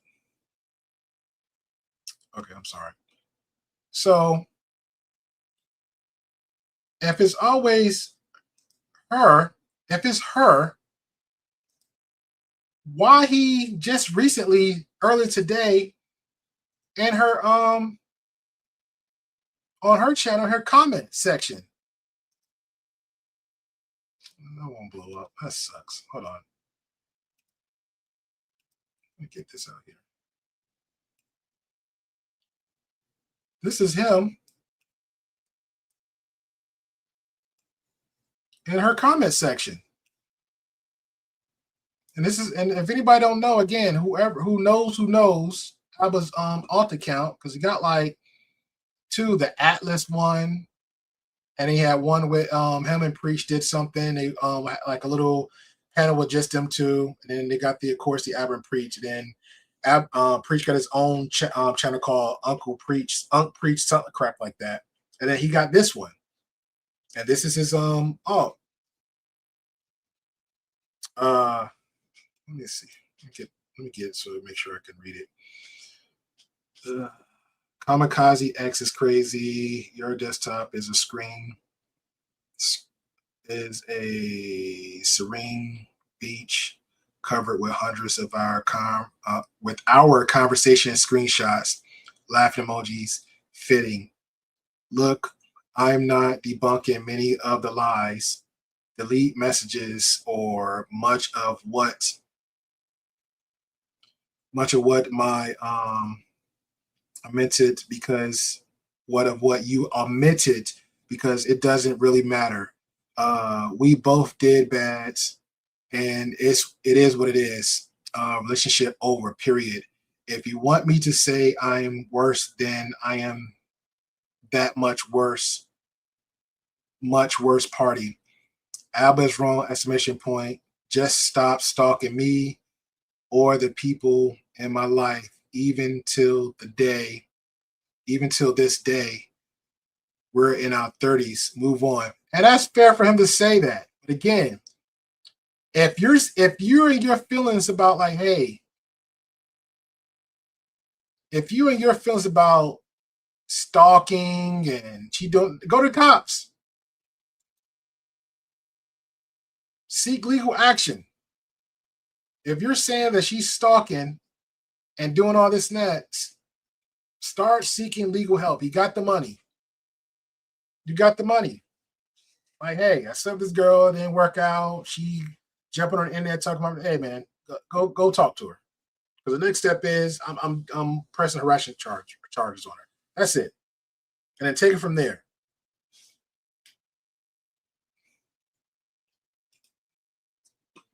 You can't be putting it all on her, man. It's both of them. It's both of them. Like, somebody got to be the better person. Like, I get it. I just, you know what? I'll lean on all the other fellas. She's a bitch. She's the worstest person ever. She's a piece of shit. She's all that. She's a whole demon. She's a whole, yeah, you 100%. She's a whole demon. But at the same time, why he's still engaging with her? Why he's still engaging with her? The man is on stream sitting there saying he don't care. He don't care, but he's still commentating with her. Blocking, unblocking, blocking, unblocking, blocking, unblocking. This is his words admitting it.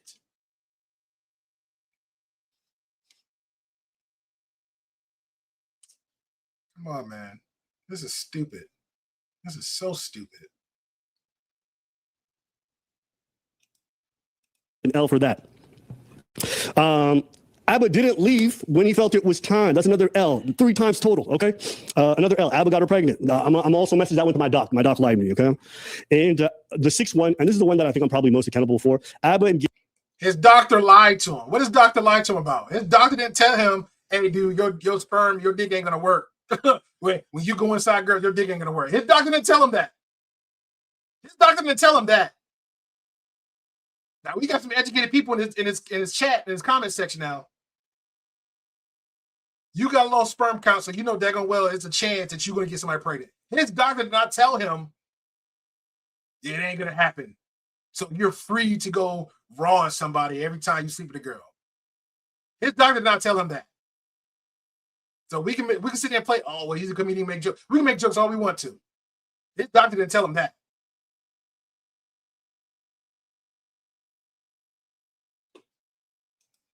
engaged in fights that she started when he should have walked away. Now I'm talking in third person because I wrote that in my notes, but that's what I did. Okay. There were some arguments that we had that she would, I'm honest with y'all, look through the thread. I could post these if she fucking want to go there, but she would initiate these things and she'd have a I'll post him if she want to go there, but he just in her comment saying, I don't want to be bothered. He was just moments ago saying, I don't care. If she want to go there, if she want to go there. Dude just said in live stream he got a whole therapist. What kind of therapist is working with him? Somebody let me know. Last time I checked, when you got a therapist, especially I hope a good one, you're supposed to try to work through your crap, learn avenues to move forward. habit of like pushing this button. And I was like, yo, you tripping. And then she would push it. And then I would retaliate. And then she would go, I would never. How could you say that? I can't tell y'all how much that shit is triggering. How was she pushing your buttons and how was you retaliating? That's a question. How was she pushing your buttons? Did she put her hands on you? Did she do the typical crazy girl stuff? Did she scratch up your car? Did she put sugar in your tank? Did she do all the stuff that the turtle scammer Aaron the plumber was doing to all the other women that was victims? Was she doing that? According to her, you was, I don't know, man. I don't know. Everybody keeps saying these people doing it. Both of them are saying it. This person did this, that person did that. And we're like, what exactly did they with each other do? Because it sounds like they're just saying words to each other. And words they both could walk away from. And it's the videotape that we're going to go through a little bit later, but it's a perfect example of that. All they did was just bicker like little girls. One is a girl, back and forth the whole time. But to be involved with somebody you can't walk away from and they push your fucking buttons and then you say something and they act like they never did nothing. I remember I even sent her a message one time. And I started like cataloging at some point what the tactics felt like every time we would have a disagreement. And I'm gonna show it to you guys because this is like from our own. So every time you got pissed, you grabbed your pen and paper. Monday, 12:01, catalog. She upset me. So instead of me talking to her, let me go ahead and see. I got you. That's what you did. Day 1, Monday, day 2, Tuesday, day 3. This is what you did. So let me start cataloging all the stuff you did to me. Right. I actually sent it to her to be like, I know this is going to happen. And you know what's crazy? After I would send it to her, I'm like, all right, here's a fight's about to start. I would send her this message being like, this is what I think is going to happen. One of these 4. Let's see which one happened. I swear she would start hitting 1, 2, 3 like it was bingo. Okay, so this is what it was. So here it was. It would go, complain about how you feel without understanding how the other feels. Okay. Downplay your part in all of it. Number 3, frame yourself as the wrong party in every discussion. Number 4, pretend to be accountable, but end everything with, yeah, I was wrong, but you were more wrong. Now, I'm not going to sit here and say she was more wrong or I was less wrong. Okay. That is always going to be subjective or whatever. But at the end of the day, 2 people have an argument and both do something wrong. Saying you were more wrong for this and you were more, it seems pointless. Like trying to tally up these things. It just feels like everything you say afterwards is bullshit because you're always positioning yourself as the person who's aggrieved and the other one's the aggressor and they need to like really be. My guy, but you're doing it now. I don't want to tell you who's more, but you're doing it now. You did a 2-hour live stream, and part of that 2-hour live stream, Preach was saying or hinting to, but he said on his own channel, he didn't want you talking about it. And what you're doing, talking about it. But I don't want to tell you nothing. I want to tell you nothing. You know, apologizing.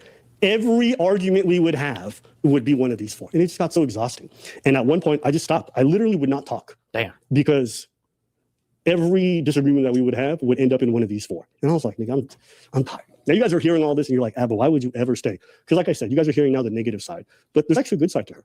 She can be very kind. She can be very caring. She can be very thoughtful. In fact, this backpack is a gift she got me, which I'm a big fan of. She got me the AirPods I'm using right now. She would be very, listen. Tell me they don't sound like Fresh. Tell me they don't sound like Fresh. When Fresh was with Daisy, he was sitting there flexing that little female bracelet, just flexing it. Yeah, this is what she got me. This is what she got me. This is what she got me. And why he was flexing that, she was going through his drawers and taking pictures. Yeah, here's what she got me. I'm not gonna get to all things, but I'm not here to position her. I'm sorry. Is my brain just fried right now? I can't tell. I got sugar, bro. I'm done. She got me some incredibly thoughtful gifts. She got me AirPods and a backpack. I mean, I guess. Okay. I don't know what's I don't know, man. Just ignore it. Well, what gifts have you got him? That's what I thought. I don't know, man. I was like some gold digging. Like she never asked me for money, even though I spent way more in terms of traveling and stuff like that. But yeah, there was a lot of good times. I honestly think that if there was no pregnancy, I don't know how things would have gone. Okay. But unfortunately, it did happen. And like a pregnancy just accelerates everything. It changes the whole dynamic. It just does. So, you know, to me, more than anything, all this is just sad. It's unnecessary to me. But let's keep going.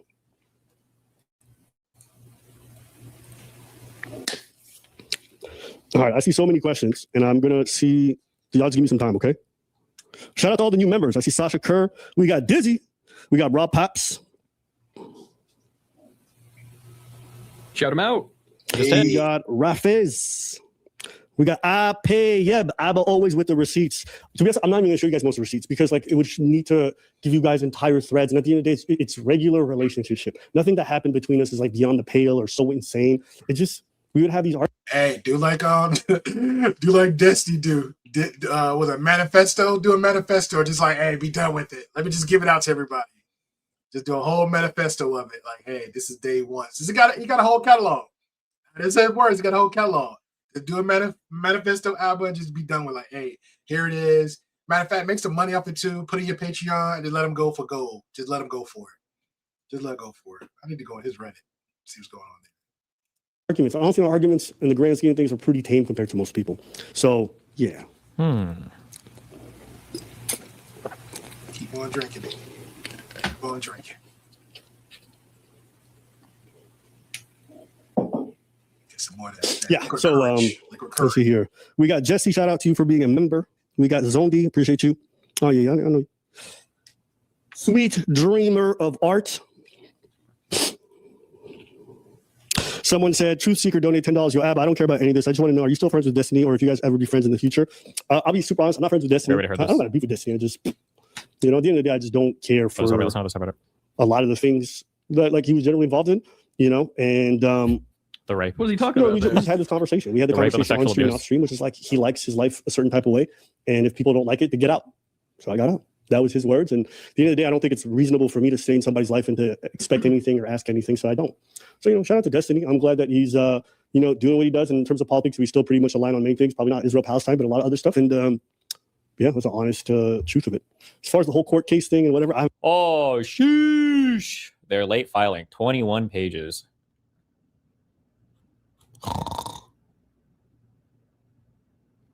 Alrighty then. Sucks to be you. I don't know. Don't follow any of it. Don't really give a shit. Don't care about Pixie. Don't care about any of the people involved that he introduced me to. Is it? No. God. Okay, answer that question. What the fuck is that? People involved that he introduced me to. Is it? Okay, answer that question. That was Moon in the background. Fuck. Nikisha says she wasn't ready. That's okay. You also had the right to mourn the baby and what could have been. That stuff is going to get more complicated. So I'll get to that more after. Okay. But like I said, this is all like normal breakup stuff. This whole idea of painting one person one way and the other way. Like, I'm not, bitch, you better get an abortion. It's not what happened. Okay. But let's keep going with the story. Let's go. Because I'm going to do my best to also try and advocate for her position because she viewed some situations differently than me. That's normal in any relationship. But yeah. All right, let's go on. So fast forward. We are trying to work things out. She's canceled abortion. She's changing her mind every night. And I'm trying to smooth things out, make things comfortable. During this time, it's difficult. But all I asked her is like, I will work through anything with you. You can get mad. You can be upset. We will figure it out. The only thing I ask, and this is the one thing I asked her, don't cut me out. Don't say I'm your partner and then decide I'm not involved at all. That's the only thing I ask.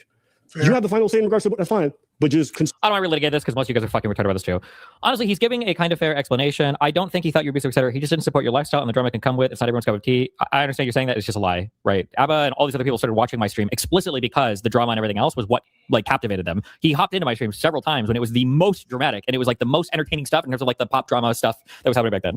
I understand he made the video just because he wanted a distance because it looked like I was a fucking convicted rapist. So him and every other person on the internet were like, oh, well, Dusty, I don't know if I support that, and then backs away. But they loved it. All of them loved it. Okay, so stop. Talk with me. Just ask me. That's it. I don't need you to. Mic drop. Mic drop. Mic drop. And this is why a lot of people saying hypocrite. This is why a lot of people saying hypocrite. All the words for they, but not for me. Do as I say. Convince me or whatever, but you can't cut me out. You can't arbitrarily. And that's what she did. She did that repeatedly. And she didn't just do like normal forms. Like one time, so right after we went down for the abortion thing, and she changed her mind, obviously this was a seismic shock to me. I'm not expecting her to cancel the abortion appointment. So for the next 3 days, I'm processing because I'm like, I don't know where this is going. I'm not human anymore because I'm just flipping back and forth. And our communication dies down a little bit. And from her perspective, what she felt was I was done with her because I wasn't messaging her as often. And from my perspective, what I was experiencing was like, I don't know where the fuck this is going. And I'm floating, okay? That's the best way I can describe it because life is not real. Now, her being upset because communication's a bit down, perfectly valid. She texts me, she says, shit, I think I might have these messages. Let me see if I got this. And if I don't, I'm going to screenshot the fuck out of them. Well, he don't care, though. Because she said this should be a text. I'm like, this is not real life. He don't care. You know what? It'll take me too long to find them. But if she says it's not true, I'll go find the text message. She texts me and she goes, you're out of the pregnancy. I'm going to handle this by yourself since you haven't messaged me back. You're out. So first off, I'm like, when do you want to keep this thing? 1, 2. Says, what do you mean you cutting me out? Like, so I text her very calmly. I'm like, yo, call me. She don't do that. She starts going off, and then I calm her down. We get on a call. We start smoothing things over. But now my anxiety is a bit up because I'm like, this woman is going willy-nilly say I'm not in it anymore, which is a crazy thing to experience. fast forward some time, and for me, this is like a point where I'm starting to think like maybe I don't want to be involved with her in any shape, way, or form. Because not only can she constantly change her mind on me, but she can tell me I'm not part of things whenever she wants it. She thinks that's acceptable. She didn't just also tell me that; she also canceled all of her plans. Canceled her Christmas plans, her New Year's plans. And so I was like, "Yo, your boy can." From there, she gets very upset with me considering ending things between the two of us. The only one allowed to say they didn't like the drama And is this me. is Shut the fuck up. something that she would do throughout when I would think about ending things, okay? And I don't like showing this because to me, this is something that should stay private. She had told me that she was thinking of harming herself, okay? Now, this is not the first time. This is now the second or third time she's done this. God damn. All right. Still with me. Love you, Libby. Okay. So, you guys can see these messages. Uh-oh. Read them, somebody. Getting hydrated. You got them water.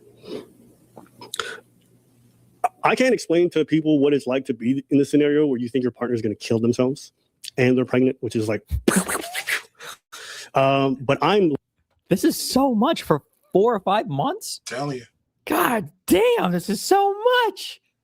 Literally frantically texting her, triple texting, quadruple texting, but I mean, at the end of the day, I'm trying to stop someone from killing themselves. So I'm not going to apologize. Okay. You can read the thread. Before he goes into it, I know nobody gonna care, but I know universally is, it's frowned upon. It's a big no that you start doxing people. But he doxed her multiple times. Just saying. He doxed her multiple times. But I don't know. I take it like I don't know. What y'all think about it? You see me saying you cut me out of the pregnancy, you're cutting me out of the abortion, you cut me out of the relationship. Like I'm explaining to my frustration, be like, and she says, I'm going to kill the baby. Okay.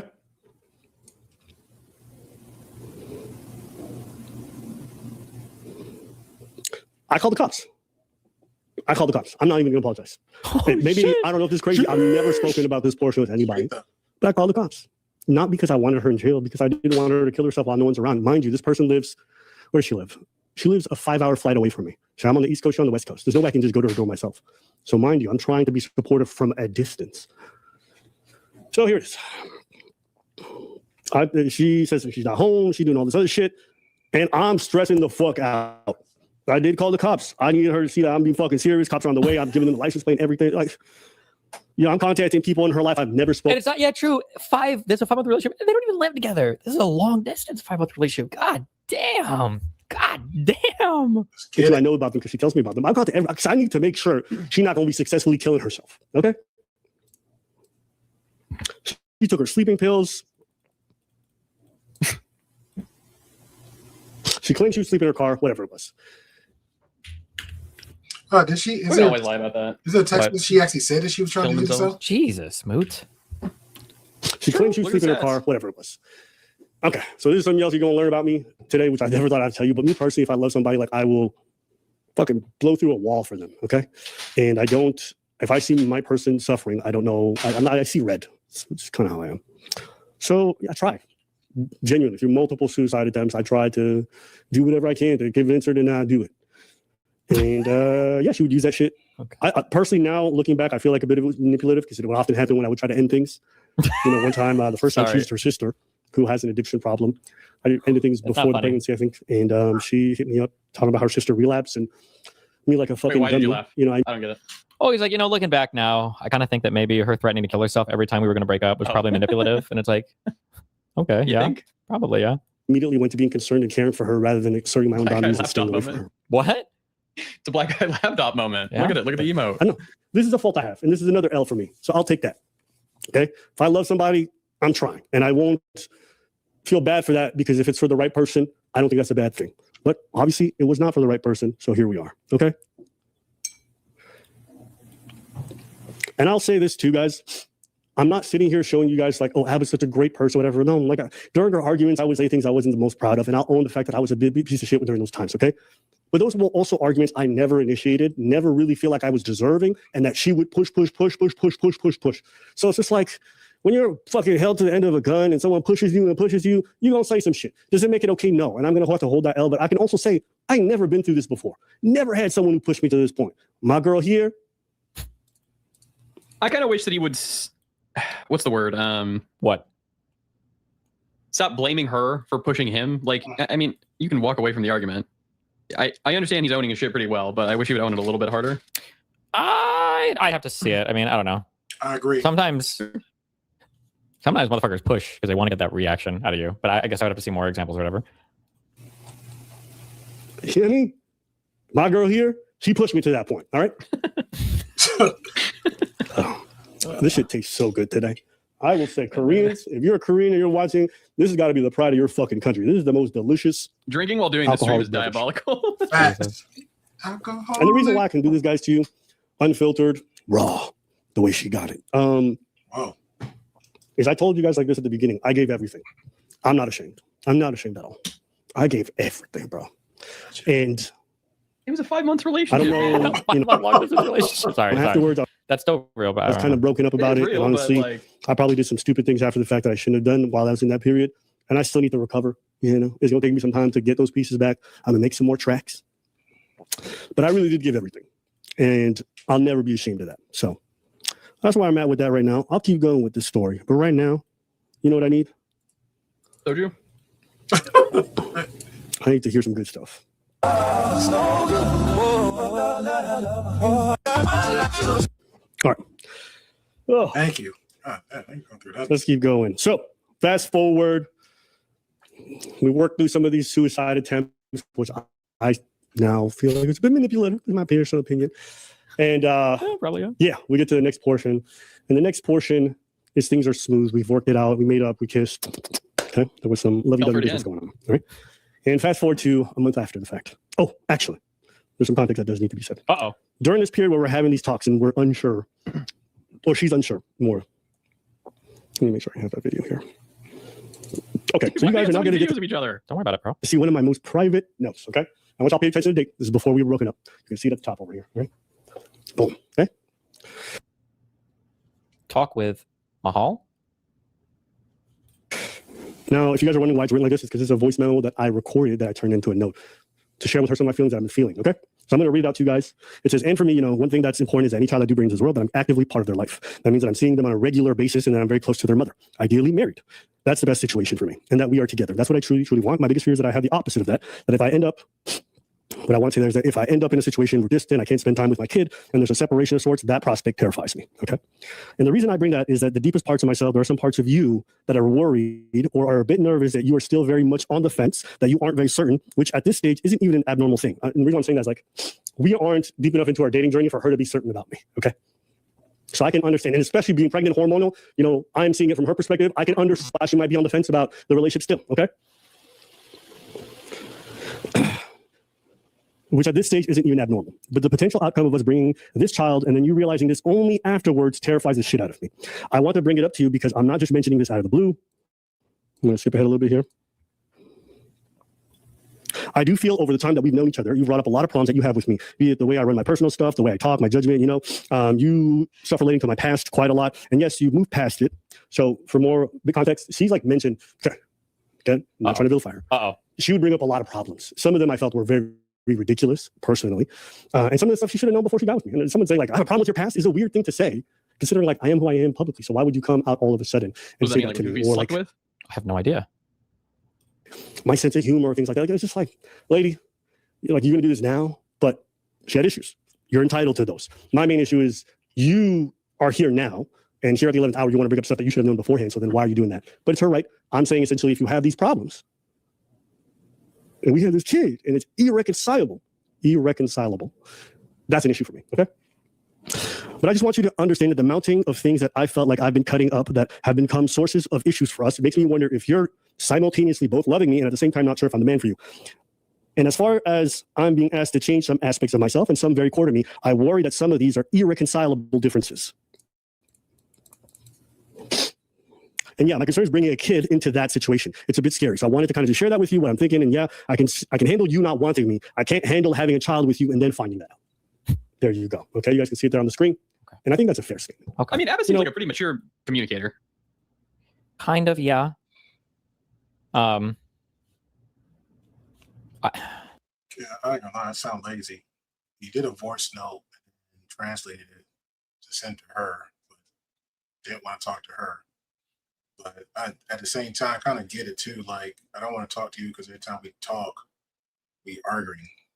Or I don't feel like you're listening. So how do we handle that? Because that's a lot of disconnect. It sounds like something we'd be doing in high school. Like, let me go pass Mandrell the love note so I can go give to somebody because she mad at me.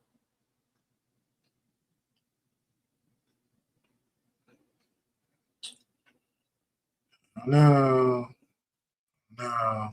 There's just some things.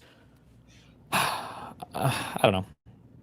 Go ahead. If somebody were to bring to me like, okay, here's an issue that me and my significant other have. She seems to be really unhappy with how much time I spend playing video games. We've had a few big fights about this, but we've come to kind of an agreement. Like, we had a friend drop in on the convo. This is kind of the agreement that worked out or whatever. Do you think this is like we've made like a good compromise or whatever? If somebody were to show me something like that, like, I could look at it in a vacuum and be like, okay, yeah, I guess it's okay. But then if somebody say like, yeah, so we've been dating for 2 months, they're like, get out, you're gone. This is over. Yeah, it's like, well, shit's already pretty fucked. Already. Yeah, so it's only gonna get harder. Is so much in a 5-month long distance relationship. Yeah, like, none of his communication is like bad. I don't think I've seen Abba say anything here where like, oh god, he's fucked up, or this is so horrible or terrible or whatever. It just seems kind of like I'm not trying to be weird or little brony, but it just seems like I would say like a lack of dating experience. It was what it kind of feels like, but I don't know. But it might be that maybe Abba's dated completely different types of people growing up, or maybe he hasn't dated because he's focused on YouTube or dancing or something. I don't know. But like, because this like sounds like like if both of these people were 26 instead of 36, then I'd be like, okay, yeah, I think I get this. It's silly, but I get it. Damn. Yeah. It wasn't the fear of being co-parents. Guys, relationships get together, they break up sometimes. That's okay. I can't even imagine having this conversation about co-parenting for a 5-month long distance relationship. Like, assuming neither of you have like a moral objection to abortion. That's just the easiest abortion ever. Agreed. That's like why are you calling me and talking to me this? I thought you were gonna call me just tell me you already had the abortion. I don't know. That's crazy. That happens. The only thing I told her, the one thing that I didn't want when we would have conversations is I don't want to go into a baby mama situation. I don't want to have a kid with somebody they were already broken up. That's like, no, that's the one thing I don't want. Okay. I'm fine if we try and we go to therapy and we go to counseling and we do everything. We love each other. So let's try. And then if we break up afterwards, I can live with that. We did what we could. My issue with her is that I started to feel like she didn't want to try. Okay. So she knows this. That's the only thing I asked this entire time. She's never told me that she wanted a kid. All she's told me is that she's unsure or she doesn't want it. She's scheduling an abortion. So this whole time, I've been fine for the relationship, fine to keep the kid. Okay. And you guys, I have much more examples of this, but I'm not trying to go through everything because you're both trying to go dancing tonight. Okay. Fast forward, things are going better. Oh, she's probably jealous of his salsa dancing stuff. What? He was saying that you're trying to change like core parts of me. I think probably one of the core parts is he really, it sounds like, likes to go fucking dancing and shit. She probably was getting jealous of him like going salsa dancing, and she was trying to keep him like inside, etc. That's what I got. Okay. I think that I'm enjoying a good relationship that we've figured things out, we've worked through it. And when you work through things, you feel close to the person. Like, damn, me and this motherfucker been fighting through shit. You know what I mean? I'm out dancing on Thursday, the same way I'm gonna be dancing tonight. I get that feeling of like we've been through shit. You gotta be real careful about that, because that can like this can just be part of the yo-yoing back and forth that you do get that like good endorphin feeling of like you have a fight, you figure it out, you think everything's good, but like again, so early into the relationship, and if you're repeating this pattern really often, it's kind of spooky. A call from her. Can we talk? Immediately at the middle of the dance, I'm like, She's like, you can get home and we'll talk then. But whatever inside of me felt off, okay? I said, no, I'm gonna leave, which I never do. But this the future mother of my children, the person I'm supposed to maybe marry. I don't know. So I go home, I get on the call. I want to say that I maybe said 5 words and she did most of the talking. And you know what I'm gonna say, guys? There's nothing worse than when someone breaks up with you, okay? And they want to say a bunch of compliments. It's just the most fucking exhausting thing. It's like, just get this shit over with. I said it in the voice message, right? The voice note that you guys saw before. I can handle you not wanting me. I can't handle you not wanting me after the child is here. Yeah. So I said, I can handle you not wanting me. I can't handle having a child with you and then finding that out. Cool. Up until now, she never wanted a kid. She tried to have multiple abortions, okay? Tell me how this lady gets on a call with me. It says, I'm ending the relationship and I'm keeping the baby. Oh, shit.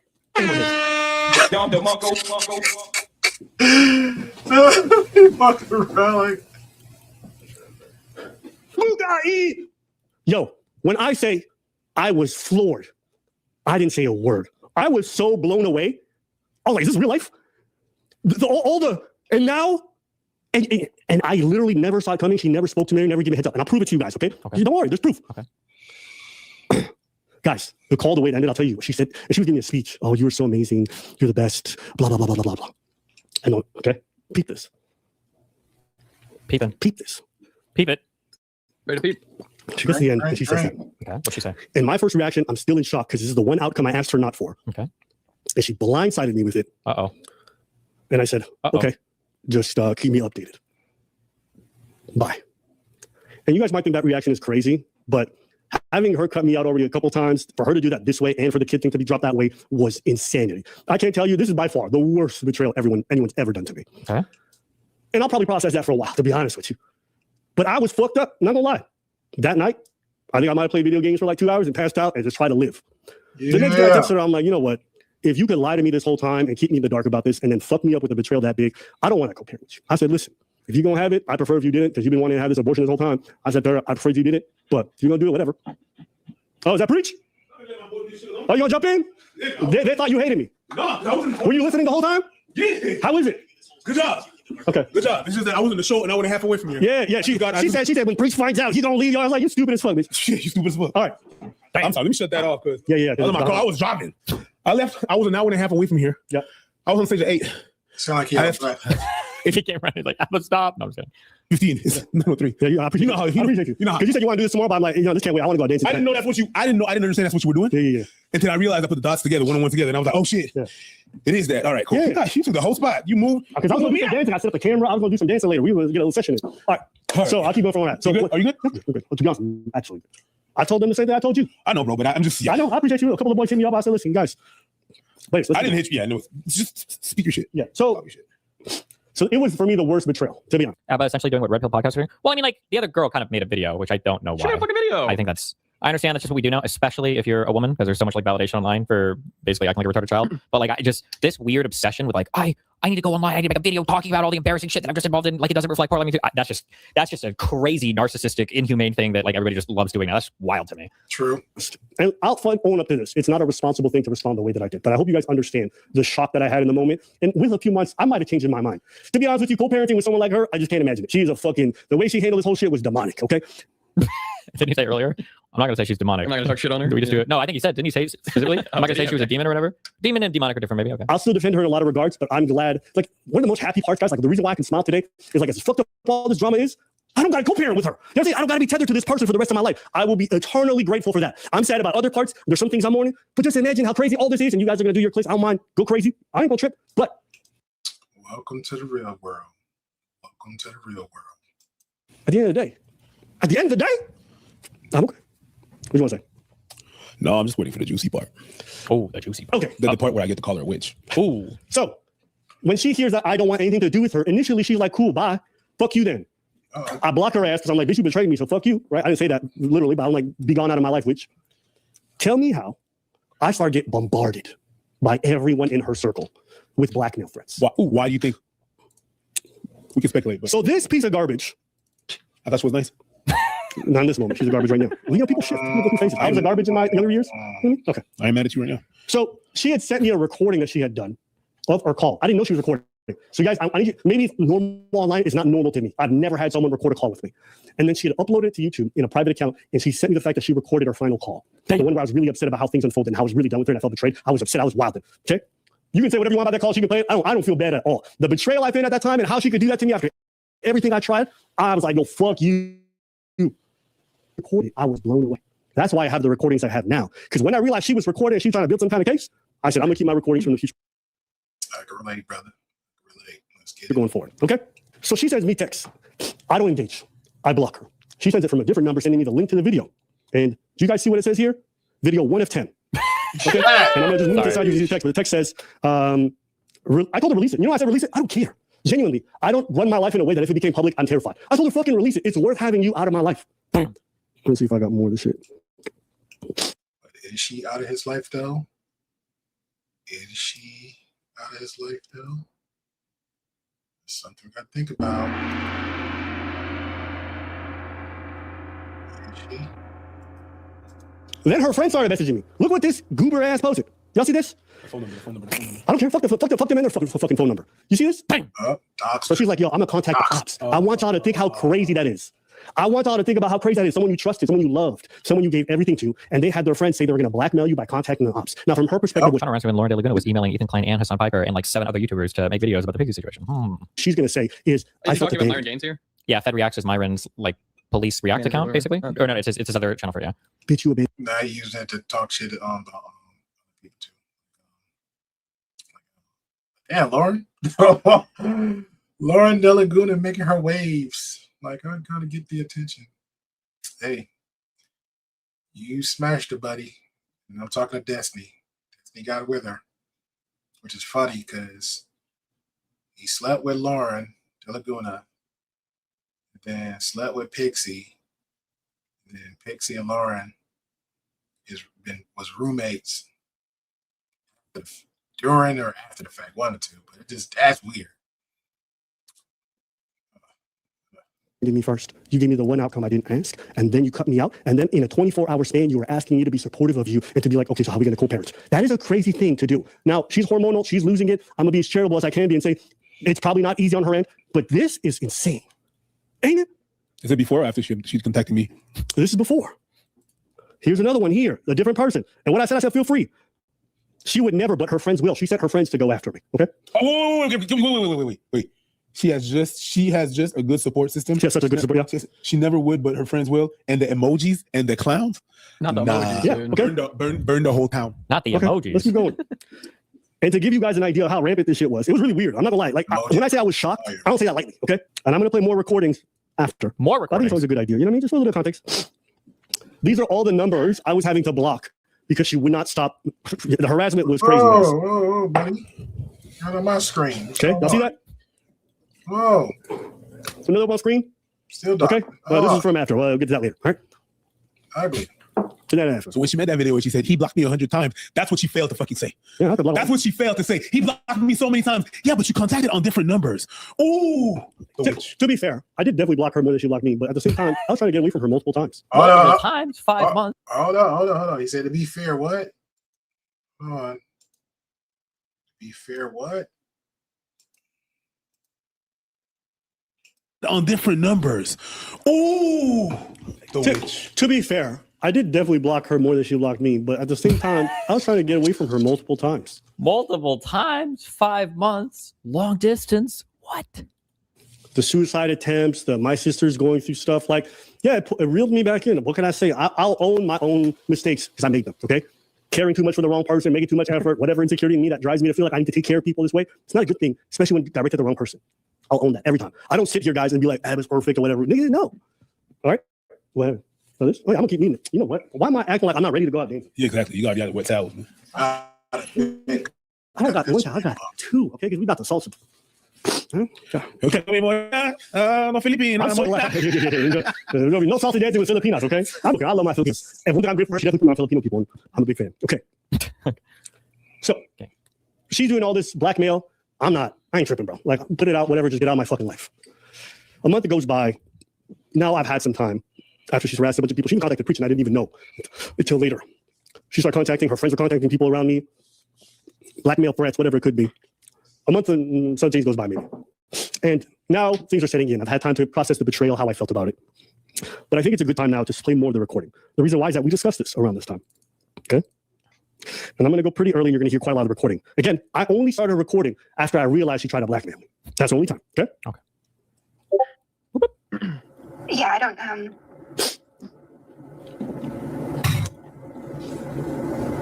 yeah, you're nuts. And that's okay. Thank you for letting me say all that. But yeah. So the context right now, the reason why she's like this is that she called me eventually and she apologized. She apologized because she knew she was tripping. And she admitted that she was mostly at fault, okay? During this apology call that she does, okay? A lot else gets said. But this is her after I'd responded to her apology call, okay? I don't know if it was like through text. I don't remember because a lot of this is hazy. I just remember she had a lengthy apology for everything that she did that was wrong. I think just to debrief or to recap, I couldn't have you. I don't want you to for us to separate and you not think that this was really hard on me, and that I didn't love you. Again, I don't think the amount of grief I had gone through this last month would have existed and still carry that today. I feel like the pregnancy kind of made me not think correctly and do things the right way, and it kind of messed things up weirdly, and between us, I didn't move properly And the only thing I can say to that is, like, I didn't know what I was doing, and I was honestly trying my best. And sorry, you guys can hear me clicking in the background. I'm doing the same pose I did when she broke up with me.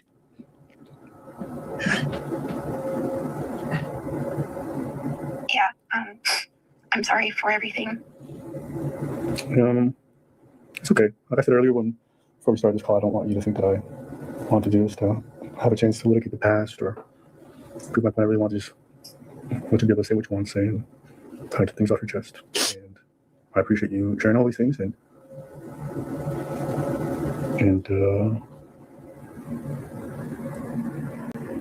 yeah, What would you say? Any questions you want to ask me? No, but I think Is there some way we can still be together? really the only honest thing that I'm feeling right now is like you're not saying much, and that's just making me feel dumb for like saying everything that I said. Why? My boy. I'm her apology, she's mad because I didn't reply in the way she needed to. So now she regrets her apology. My boy. My boy. Just as a quick thing, none of this matters. Nobody else's doesn't matter. A true apology. Okay, so I'm infamous even for my I don't like apologies take, because 99% of apologies are dog shit. Most of the time when somebody's apologizing, they're looking for some kind of absolution. They're doing it for themselves. They want it to be done for themselves. So when they're giving an apology, it's because they're either trying to further a relationship, they have some kind of absolution so they feel less guilty about a thing they've done. Like 99% of the time that's how it's going. So for her here to do this whole apology, right? Very, very, very, very, very rarely is an apology sincere. And it's like, that's what I have to say, and that's it. Especially when you drop that whole, well, I said all that, what are you going to say, right? This is like a transactional, like, I apologize, so that means you should apologize, and then we can keep loving each other, and it should be great, right? Like, it's, I'm going to tell you something right now, okay? And it might be controversial, but I don't think so.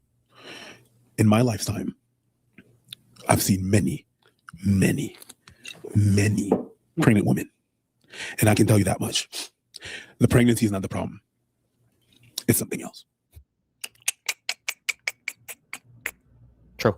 1, 2. So her body changed while you saw her being pregnant, right?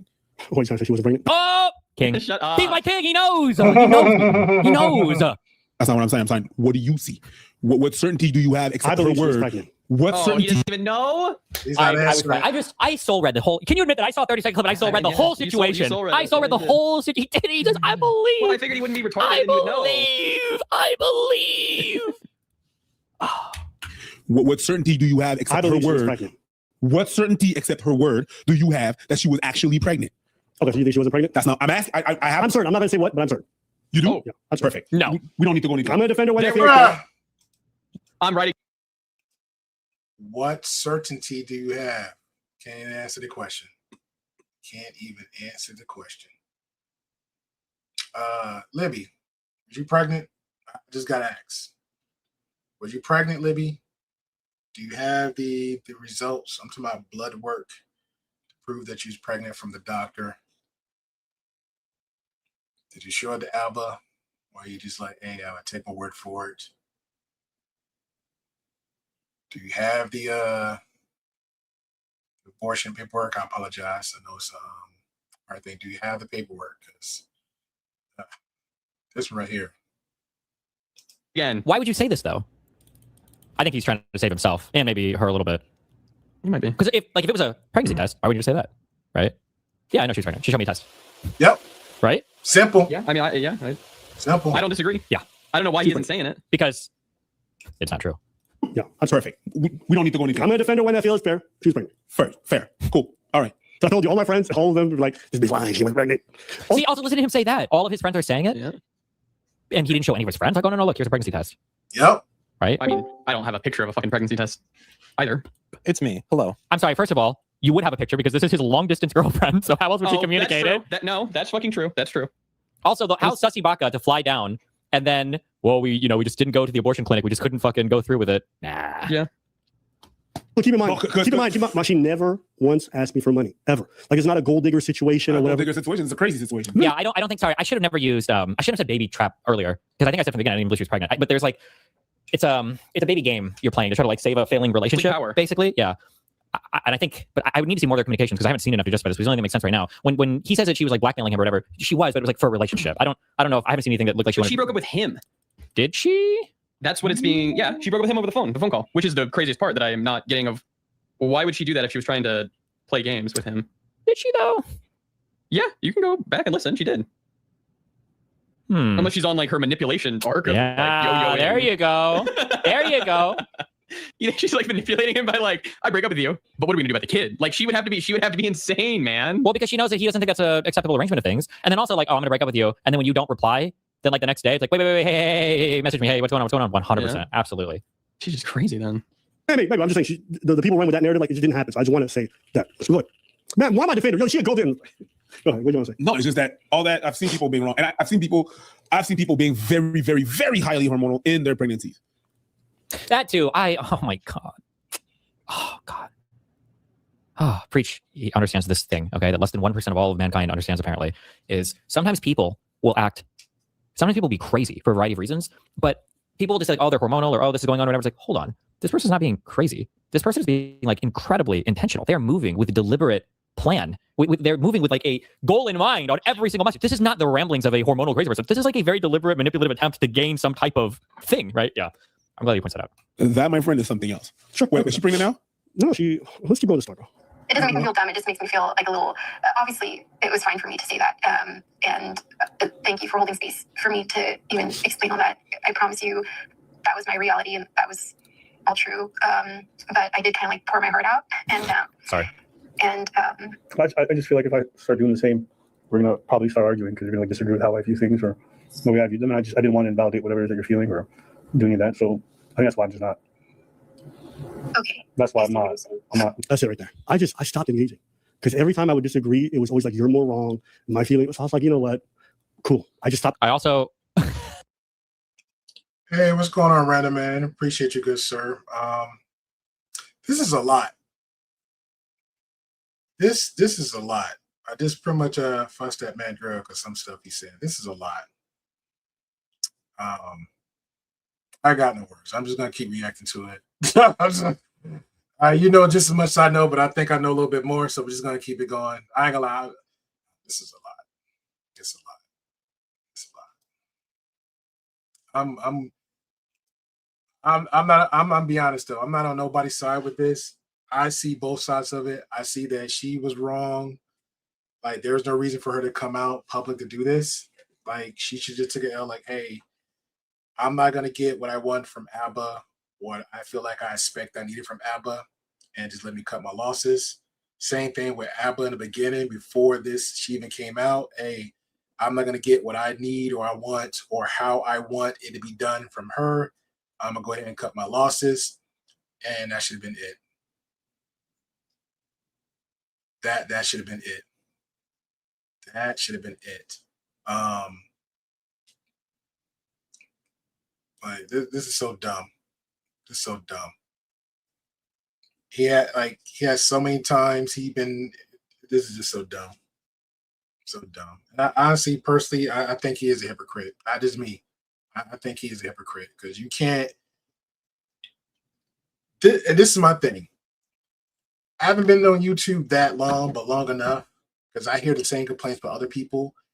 I'm fine with if you give content or you give your opinion on something and I say, oh, I see Random Universe's content. It look an interesting conversation. Let me react to it.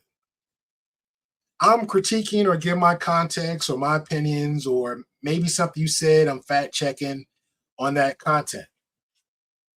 That's fine. But the issue is when people take a little bit further and like, oh, just saying hypothetically, oh, Random might get in his feelings because Grey Pill critiqued him or something. Now he want to like do this clap back and oh, F him. He's this, he's that. He raised the bar a little bit, but I'm fine with that because now we're just doing words, bantering back and forth. Then you got the next level of goofies to be like, hey, let me go search the history and Instagram and TikTok. Let me just find something, find some dirt to try to clap back this person just because I don't like of their opinion what they said for me. That's a whole different ballgame. Those people I don't even like to deal with.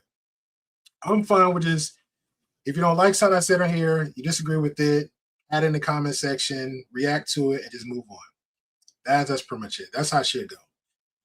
I think the problem with ABBA is, which he's done this too many times, because I've been watching him ever since he's been sitting on the couch before he even stood up on his feet.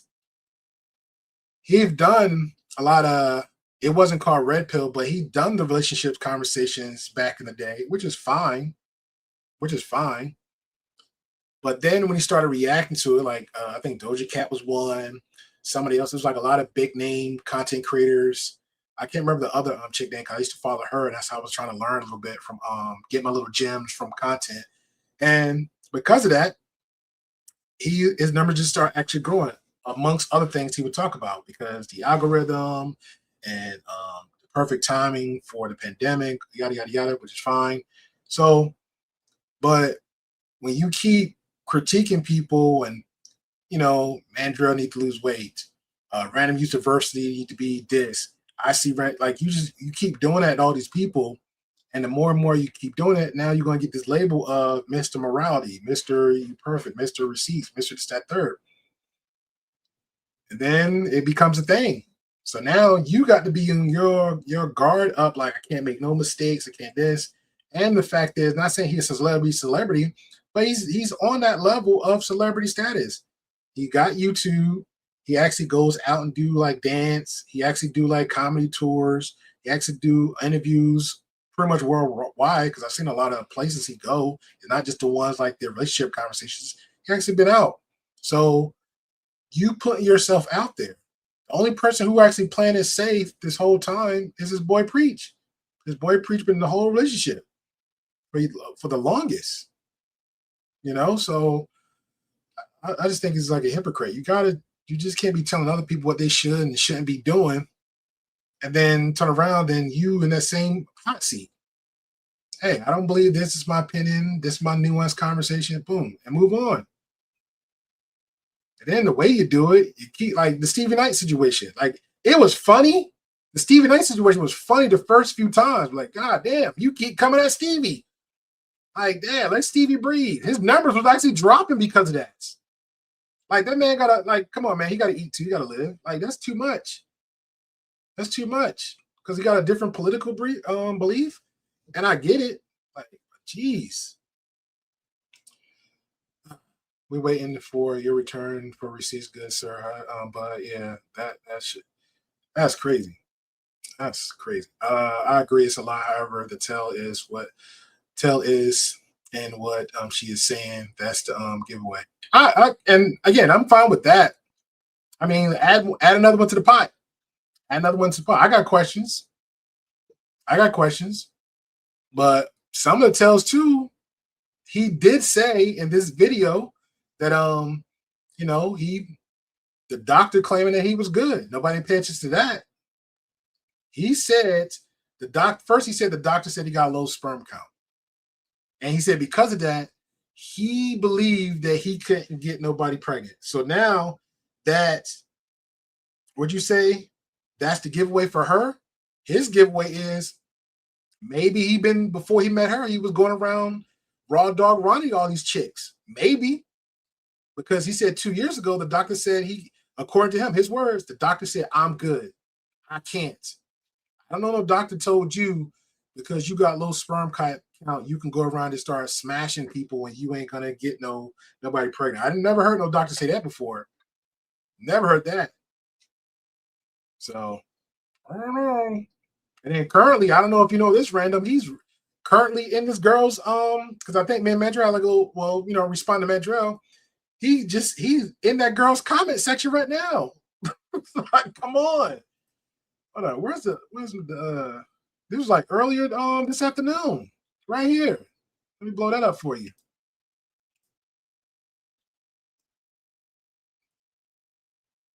I think it's supposed to be her part. Yeah, her part 2. He's all up in that girl's, and this is her alt. Like, I don't know if you know, he got more than one account, but this is his alt. Then obviously he probably has like some grammar error, you know, not trying to throw shit on that, but he edited it, so he took time out to edit it and do all that. So he's like, hey, I'll be the worst person, blah, blah. Pretty much a little bit just of the stuff he was saying on his live stream. But according to him, he don't care. He don't care, but I'm talking about it. I don't care, but I'm going to talk about it. I don't care, but I'm still bringing it up. I don't care. I don't care. Make that make sense, man.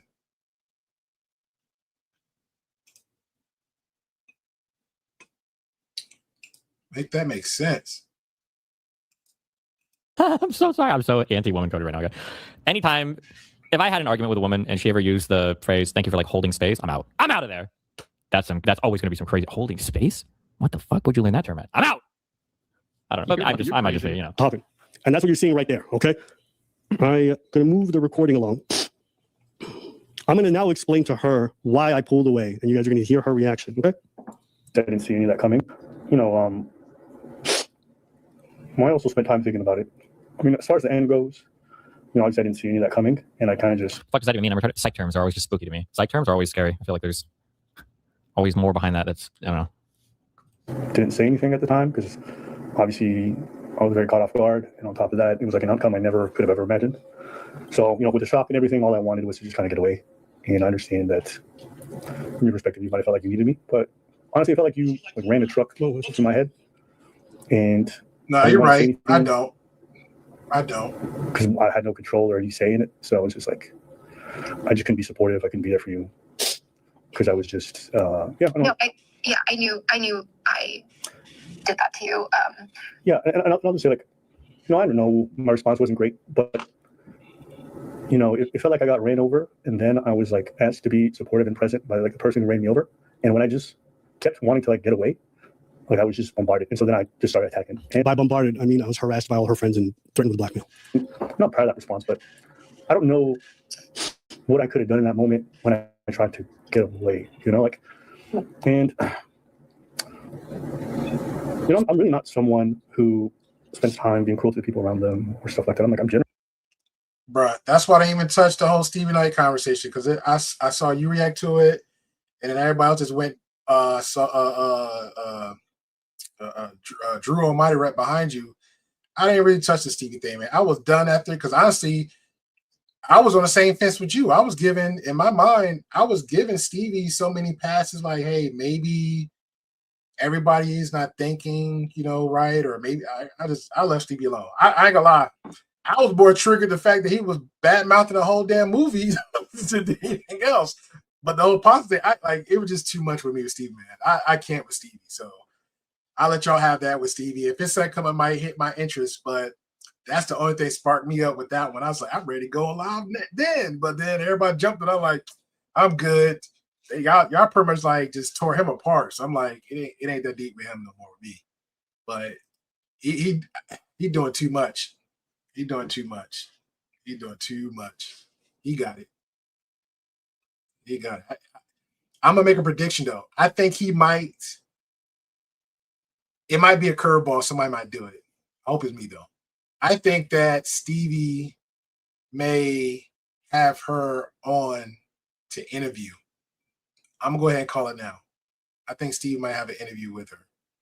I can't think of nobody else. If Myron does it, he's gonna want to have a person, or he's gonna try to reach out to her again.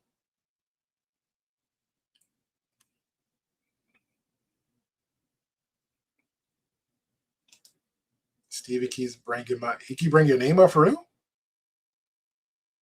I clip that. I got one of I can't. He had. This is Andrew Wilson. This was a while ago, I think a year or two ago. Andrew Wilson had called me out because I was in the chat because I was calling out his guest because it was a female red pill, and that was a whole thing where these female red pills were just doing too much, like Pearl. And it was I was livid. I'm like, no. And I was just going in the chat, just like, no, that's not true. And I was just critiquing everything. And I think he privated or got rid of the whole stream. And somebody's like, you're going to bring it back and put it up. I'm like, no, he ain't. But he actually called me out, and I was trying to clip it so bad. I was like, oh my God. Oh, man. And it does such a stupid. That's funny. Really very, very, very calm. But I definitely felt like, I don't know. I think I felt like there was not much space for me throughout quite a lot of it. And all right, you'll hear me a little bit emotional. You know what I mean? Members only access. Turn this portion off. You want to see them tears? We didn't know it was that until you said it, to be honest. Maybe you had the sniffles. I think you're going to hear it. It's going to be pretty clear. Oh. Yeah. I don't know. I think the relationship as a whole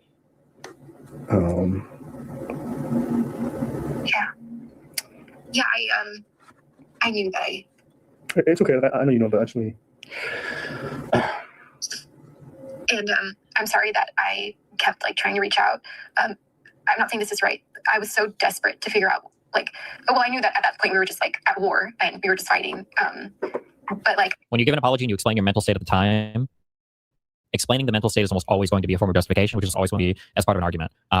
A good apology would be something like, hey, we had this conflict here and I understand the things I did made you feel horrible and that, I was over the line to attack you on ABCD. That's it. But when you start doing like, hey, I want to apologize for my actions here. I did this because I felt like we were here and I felt like this was going on, blah, blah, blah. That's an argument. Always. I just was so desperate to figure out what to do with the pregnancy and me wanting to keep it. And then I had broken up with you because I wanted to keep it. But then that was like a dumb thing that I did. Again, I froze and that ended up the way that ended up. I'm not saying it's right. I'm just telling you, like, it was like, I don't know what the heck. My like cognitive ability was just like so impaired by all this pressure. And what? Oh, I thought you were gonna say the pregnancy. Yeah, and then again, that's why I reached out to Preach, and I was just so desperate to figure it out and do the right thing. And it was like soul crushing. Like this whole thing didn't like just hit like my heart, like it crushed my spirit. I will say also though, you could do like a meta analysis of this conversation because is this the conversation that she showed that she'd recorded? Because if so, it's kind of funny that she didn't show a recorded conversation. She did because she could sue him. I thought. Yeah, she showed it. That's what I mean. She showed that she had recorded one on her phone, but she didn't play it. So it is kind of funny that like Abba is knowing that he's performing because he's recording his side of the combo, and then she's also performing because she's recording her side of the conversation. It's like, oh man. At Destiny, shouldn't you try to explain intentions of the bad thing you did? There will be some circumstances where maybe that is important, but especially like as an apology at the end of things or whatever. No, because the reason why you try to justify things is to make it so that your position is understandable because you want to improve yourself in the you want to improve your standing in the eyes of the other person. Like that's it. Otherwise there's no reason. It doesn't matter what your intention was generally, or I mean you can briefly mention it, but like when you start giving a whole bunch of reasons why you did a thing, nobody views themselves as being crazy or unreasonable in their eyes. So of course the justification is always gonna make sense, and then it's like, well, why are you even that mad at me? Like it's not gonna happen again, you know. Like everything did, like from the moment, you know, even like me having that phone call with you, and me like not realize, like, and everything happened so quick, and even like a few weeks after, I knew it was my fault, but like I was like, I knew you were going through like like all of the excuses that she's given here, all of these are supposed to be temporary. Like all of it sounds like, you know, this was happening, I know you were going through this, with the reason why you would apologize like this is I see, so it won't happen again. Like you should know that like it was because you were going through this and I had this thing going on, but these things aren't factors anymore, so it shouldn't matter. Like that's the reason. Process of like shock in the beginning, but like it was the week I had the abortion, and Kimberly had came back to help me. I think this was 2 weeks after talking to you, after our last talk. And yeah, it was actually. It was 2 weeks after. I was still trying to figure out if I wanted the baby. So I'll let you have it. I ain't gonna lie, Andrew Wilson is fun. Like, as long as you don't make you like, because he got this weird, like, he I don't know, he got this weird switch, because they actually used to debate him back in the day before he actually blew up. And he will perform on camera, but behind the scenes, he has like this whole different personality. Like, if that makes sense. But as long as you do like this, like really trying to come after him, like if you just do like, hey, like I'm having a real like a good faith conversation with you, he'll have one, but at the same time, he kind of low key won't have like a good faith conversation with you. And then he'll like it's kind of weird how you do it, but he's actually fun to have a conversation with. But at the same time, as far as real, when it comes to politics, he's on that train. And I know that's an influence that he's fighting to stand on all the time. He says it all the time, like, hey, he doesn't care what he has to do, whatever. He will literally try to get as much, like the whole Charlie Kirk thing. He's literally trying to indoctrinate people on his side, just to prove something, and got this weird little gung ho, I got a point off you type thing. It's like, it's crazy. Like the only two big ones that actually threw him up in his face is where with Triology just whole deep dive on him with her and Brittany Venti. That was like crazy. And it didn't go nowhere until like the one girl on the whatever podcast, she pretty much quoted the research that them two did, and that just blew up and went like crazy viral. Then somebody else did the same thing to him. I forgot the other girl. She's a debater with the caramel complexion girl with the dreads or whatever, and he couldn't open a pickle jar. And that was like a whole thing. So now it's like you just stuck with the stigma of that we already knew of from back in the day. Coming bad face, you're a hypocrite, and nothing you say makes any sense. But I don't know, man. When you get that Same thing I was saying earlier with the Fresh and Fit and the ABBA situation. When you already get to that, your platforms are a good foundation. You're already big and blew up. I mean, at that point, it's like, hey, what's the 50,000 people going to unsubscribe when you're like already at what 200K, 500K, 2 million subscribers? It's nothing. It's nothing. So, not saying not to say anything, not to speak up against them, but that's pretty much how it goes. I know a lot of people want them to just be taken down and just move out the way, but that type of platform, that type of foundation, it's not gonna happen. It's not gonna happen. So the best you could do, like how Drew doing, I think he made a comment earlier about, the news media and everything is not like it is. Pretty much people like him and other people that actually talk about the news and the politics and what's going on in the real world. Shout out to Rubia that's dealing with stuff in New Orleans. Jesus Christ, a lot going on there. But you're just gonna have to have people fighting a good fight. So that's it. I had gone through like a weird shock. She was so shocked. Her first reaction was to run to Fresh and Fit. Anyone else, like, to be honest with you guys, that's like to me so insane. I've never had a problem with someone so severe that I'm like, I'm going to blackmail you, or I'm going to contact your biggest enemy and tell them a secret I think is going to destroy you. Like, that's so goddamn corny. And to someone you love, these guys, yeah, they hate each other. Well, I don't know any of this fucking drama, man. Loser. Like, you guys hear me here. I don't talk about her like she's the devil. She definitely did some fucked up shit, but I still very much there's some love in me for this. We went through something difficult. Genuine. I'm still mourning the abortion, everything that happened with it. It's a tough thing for me. To be honest with you, I'm going to have to figure that out, and that's my own experience. But there's just certain things that she did, and she just doesn't recognize the gravity of it or what kind of betrayal it is. Go ahead. Just in the way that you contacted me. Uh-oh. You were off. Off. Why contact me? I felt like okay, I'm dipping into misogynistic take number 2. I don't know if it's because men are more likely to be violent with each other. That's like a Jordan Peterson take. Or if men are more likely to get in trouble for things. I don't know why, but I feel like in general, like a guy knows that if he does some shit, then it's going to be like some shit. It's going to be like, all right, like we're in it.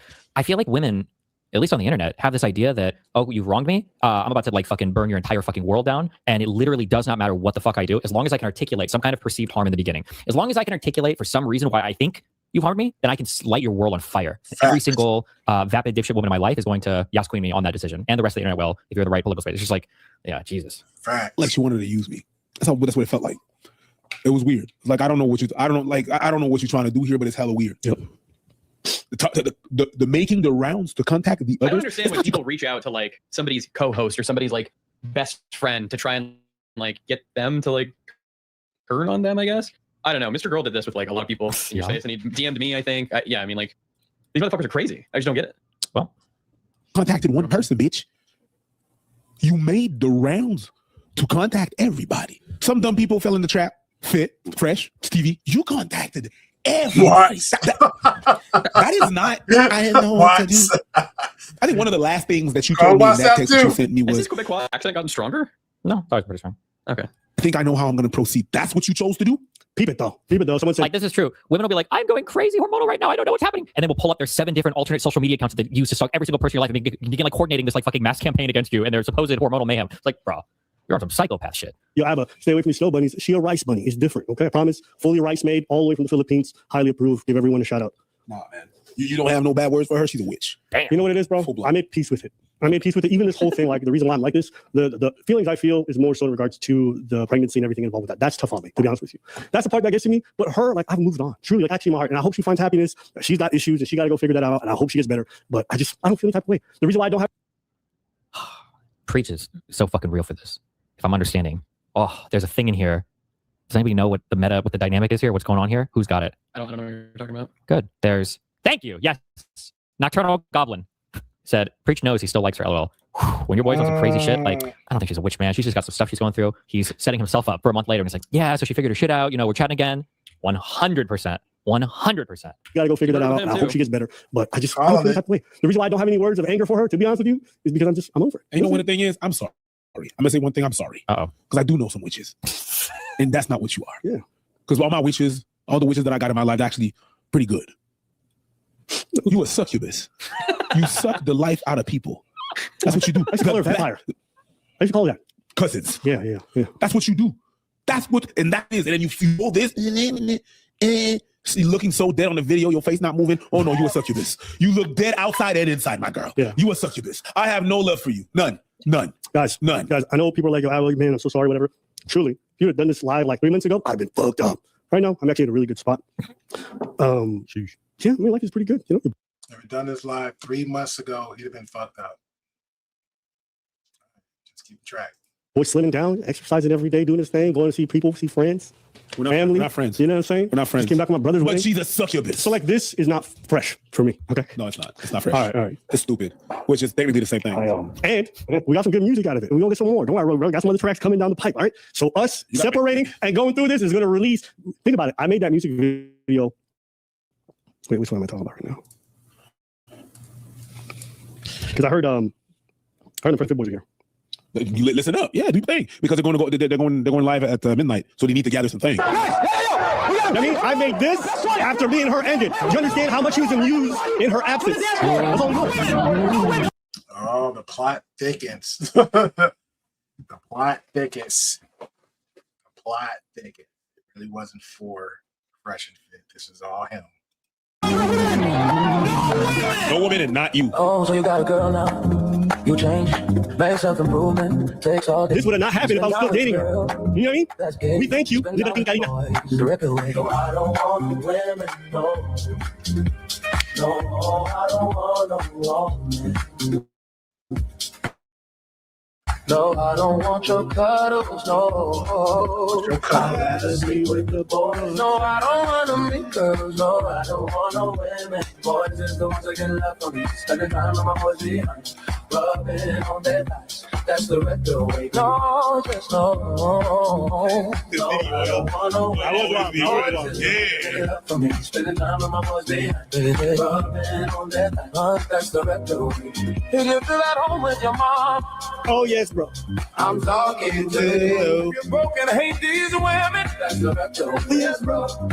She 100% made it up to save the relationship. Bruh. I ain't gonna lie. I don't think Destiny got no rhythm or no soul or something. Like, it be some good songs or something. I just don't never see him like jerk his head or shoulders or nothing. Jeez. That's on Destiny. /clout/sympathy, what have you, throwing out suicide dough and all this bullshit is a masterclass in psychotic manipulation, and I'm a woman. Woman approved. I don't think it was a clout thing though, because I don't think this woman had ever been on her stream. She probably is just like a really unhealthy, I wouldn't say like necessarily BPD or whatever, but just like a really obsessive, unhealthy type of person, yeah. Talking to you, baby. If you're ready to find your virgin, talking to one of my cats with no expertise, no women. I don't want no women, no wife, no pussy, no wife. That's the way. No, I don't want no women, no wife. All right. And that's all this to say, guys. Let's get right back to it because we're not done, right? And again, I never wanted this to be public. I think it's all very, unnecessary, but she want to go there. We have thoughts on the song. What is the song? Is it like, are they just like mixing other tracks, or are they like singing on this, or what is the? It's AI. I'm not sure what the. Go there just to clear some of the air. And again, there's more, but I hopefully don't have to go. It's AI. Okay. Go through it. Someone said Preach looks miniature. I am. I'm 5'2". I'm not entirely sure what it is that I was feeling, but it's not AI. No. Okay. The vocals are AI, but I think ABBA mixed it himself. Okay. Angry enough to say anything. I just.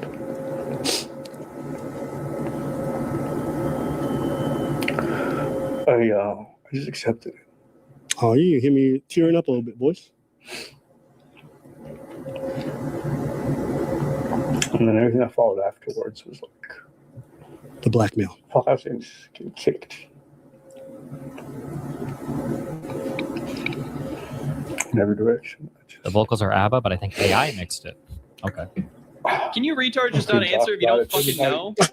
I am the AI and I mixed Not it. because I was afraid or reputation. All right, so you guys can kind of hear it. I mean, spend the whole time there. I'd rather hear you cry for this than losing the monetization of us trying to.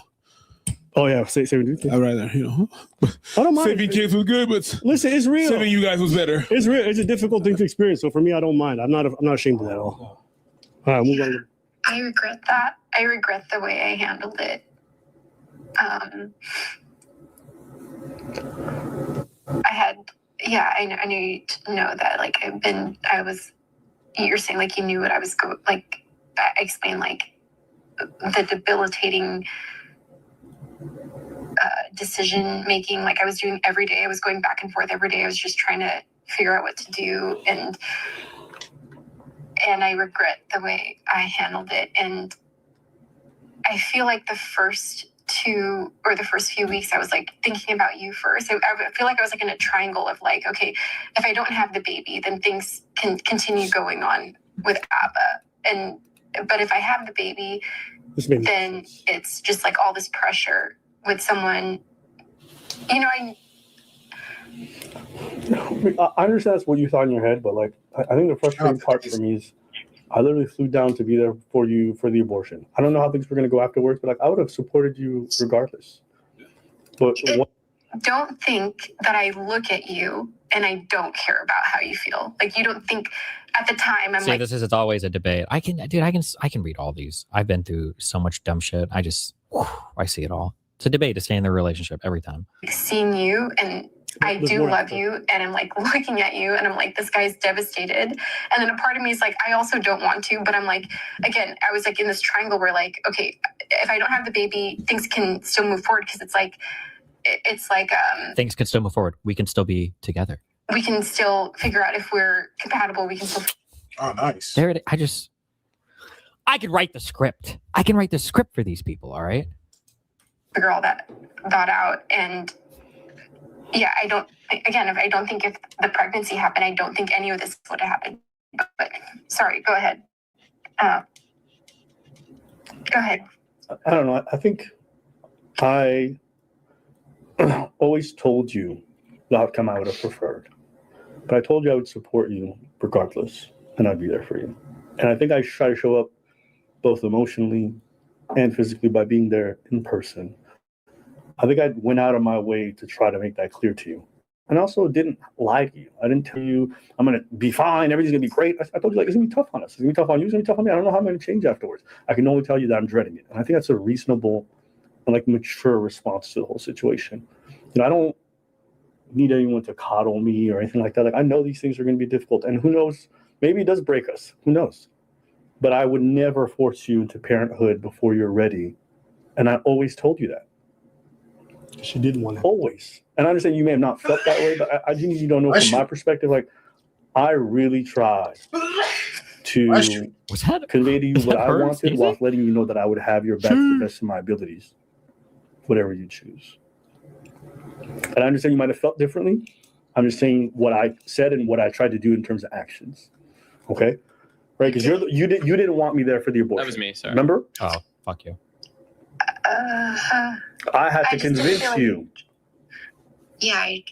Yeah. So I wanted to be there for it. And I told you it's my responsibility.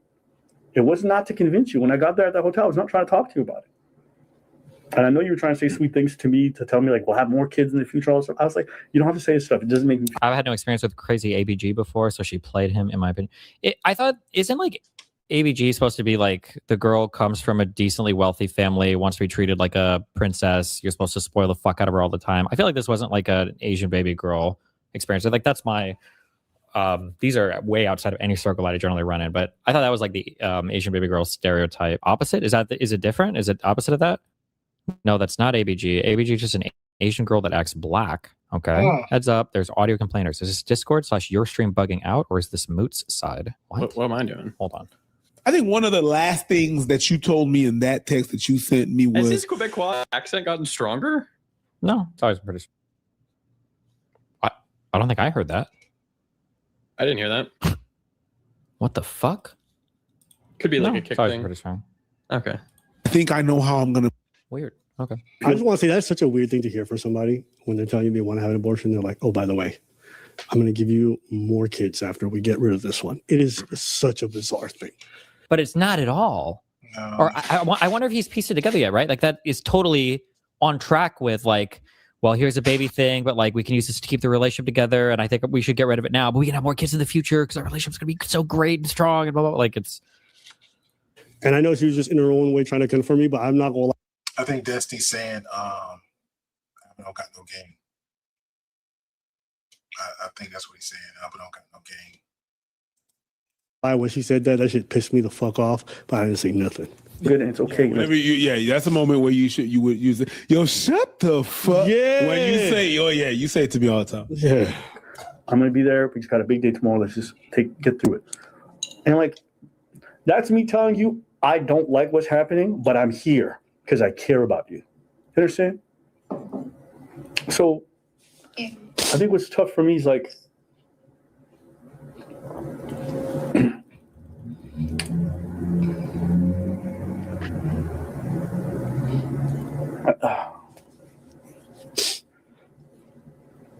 I think throughout this whole process, I know, like you were, and I think I was learning over time. You know, I didn't know at the beginning, but like, you know, after our first large issue post-pregnancy. Like, how many times do you think they saw each other in real life? I don't know if I had to guess, like 4 to 8 times at the most. Yeah.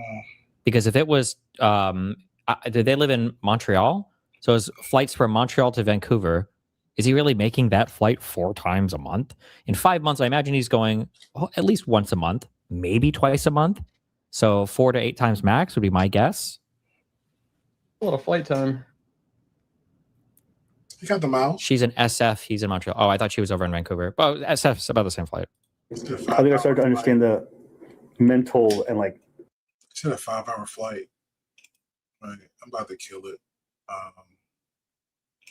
I'm tapping out. Apologies to LTTV because I know I tagged him and I wanted to react to it. And then Brittany, and Libby had 2 videos, and then Myron. So I was pretty much just gonna do like an all-nighter. I'm tapping out.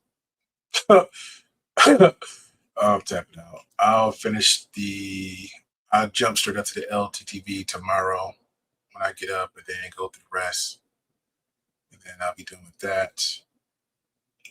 Yeah, it's been fun.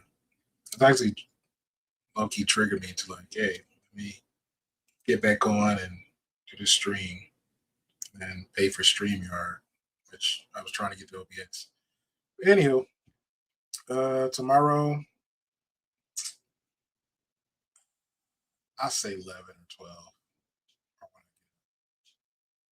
And then take it from there and do my good old editing. All right. Catch you guys later. Appreciate y'all for coming on through. If I take care of business, I'll do the whole week. But if not, then I'll hop back on Friday, Saturday, and Sunday for next week.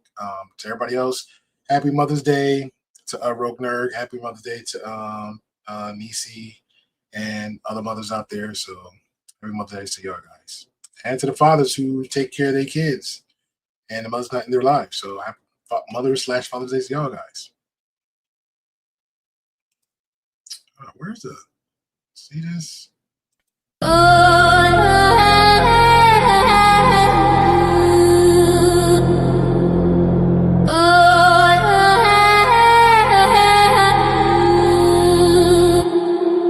Yeah, straight facts. We act mean, cold cash, stacking green. No breaks on the scene. Whole team living dream.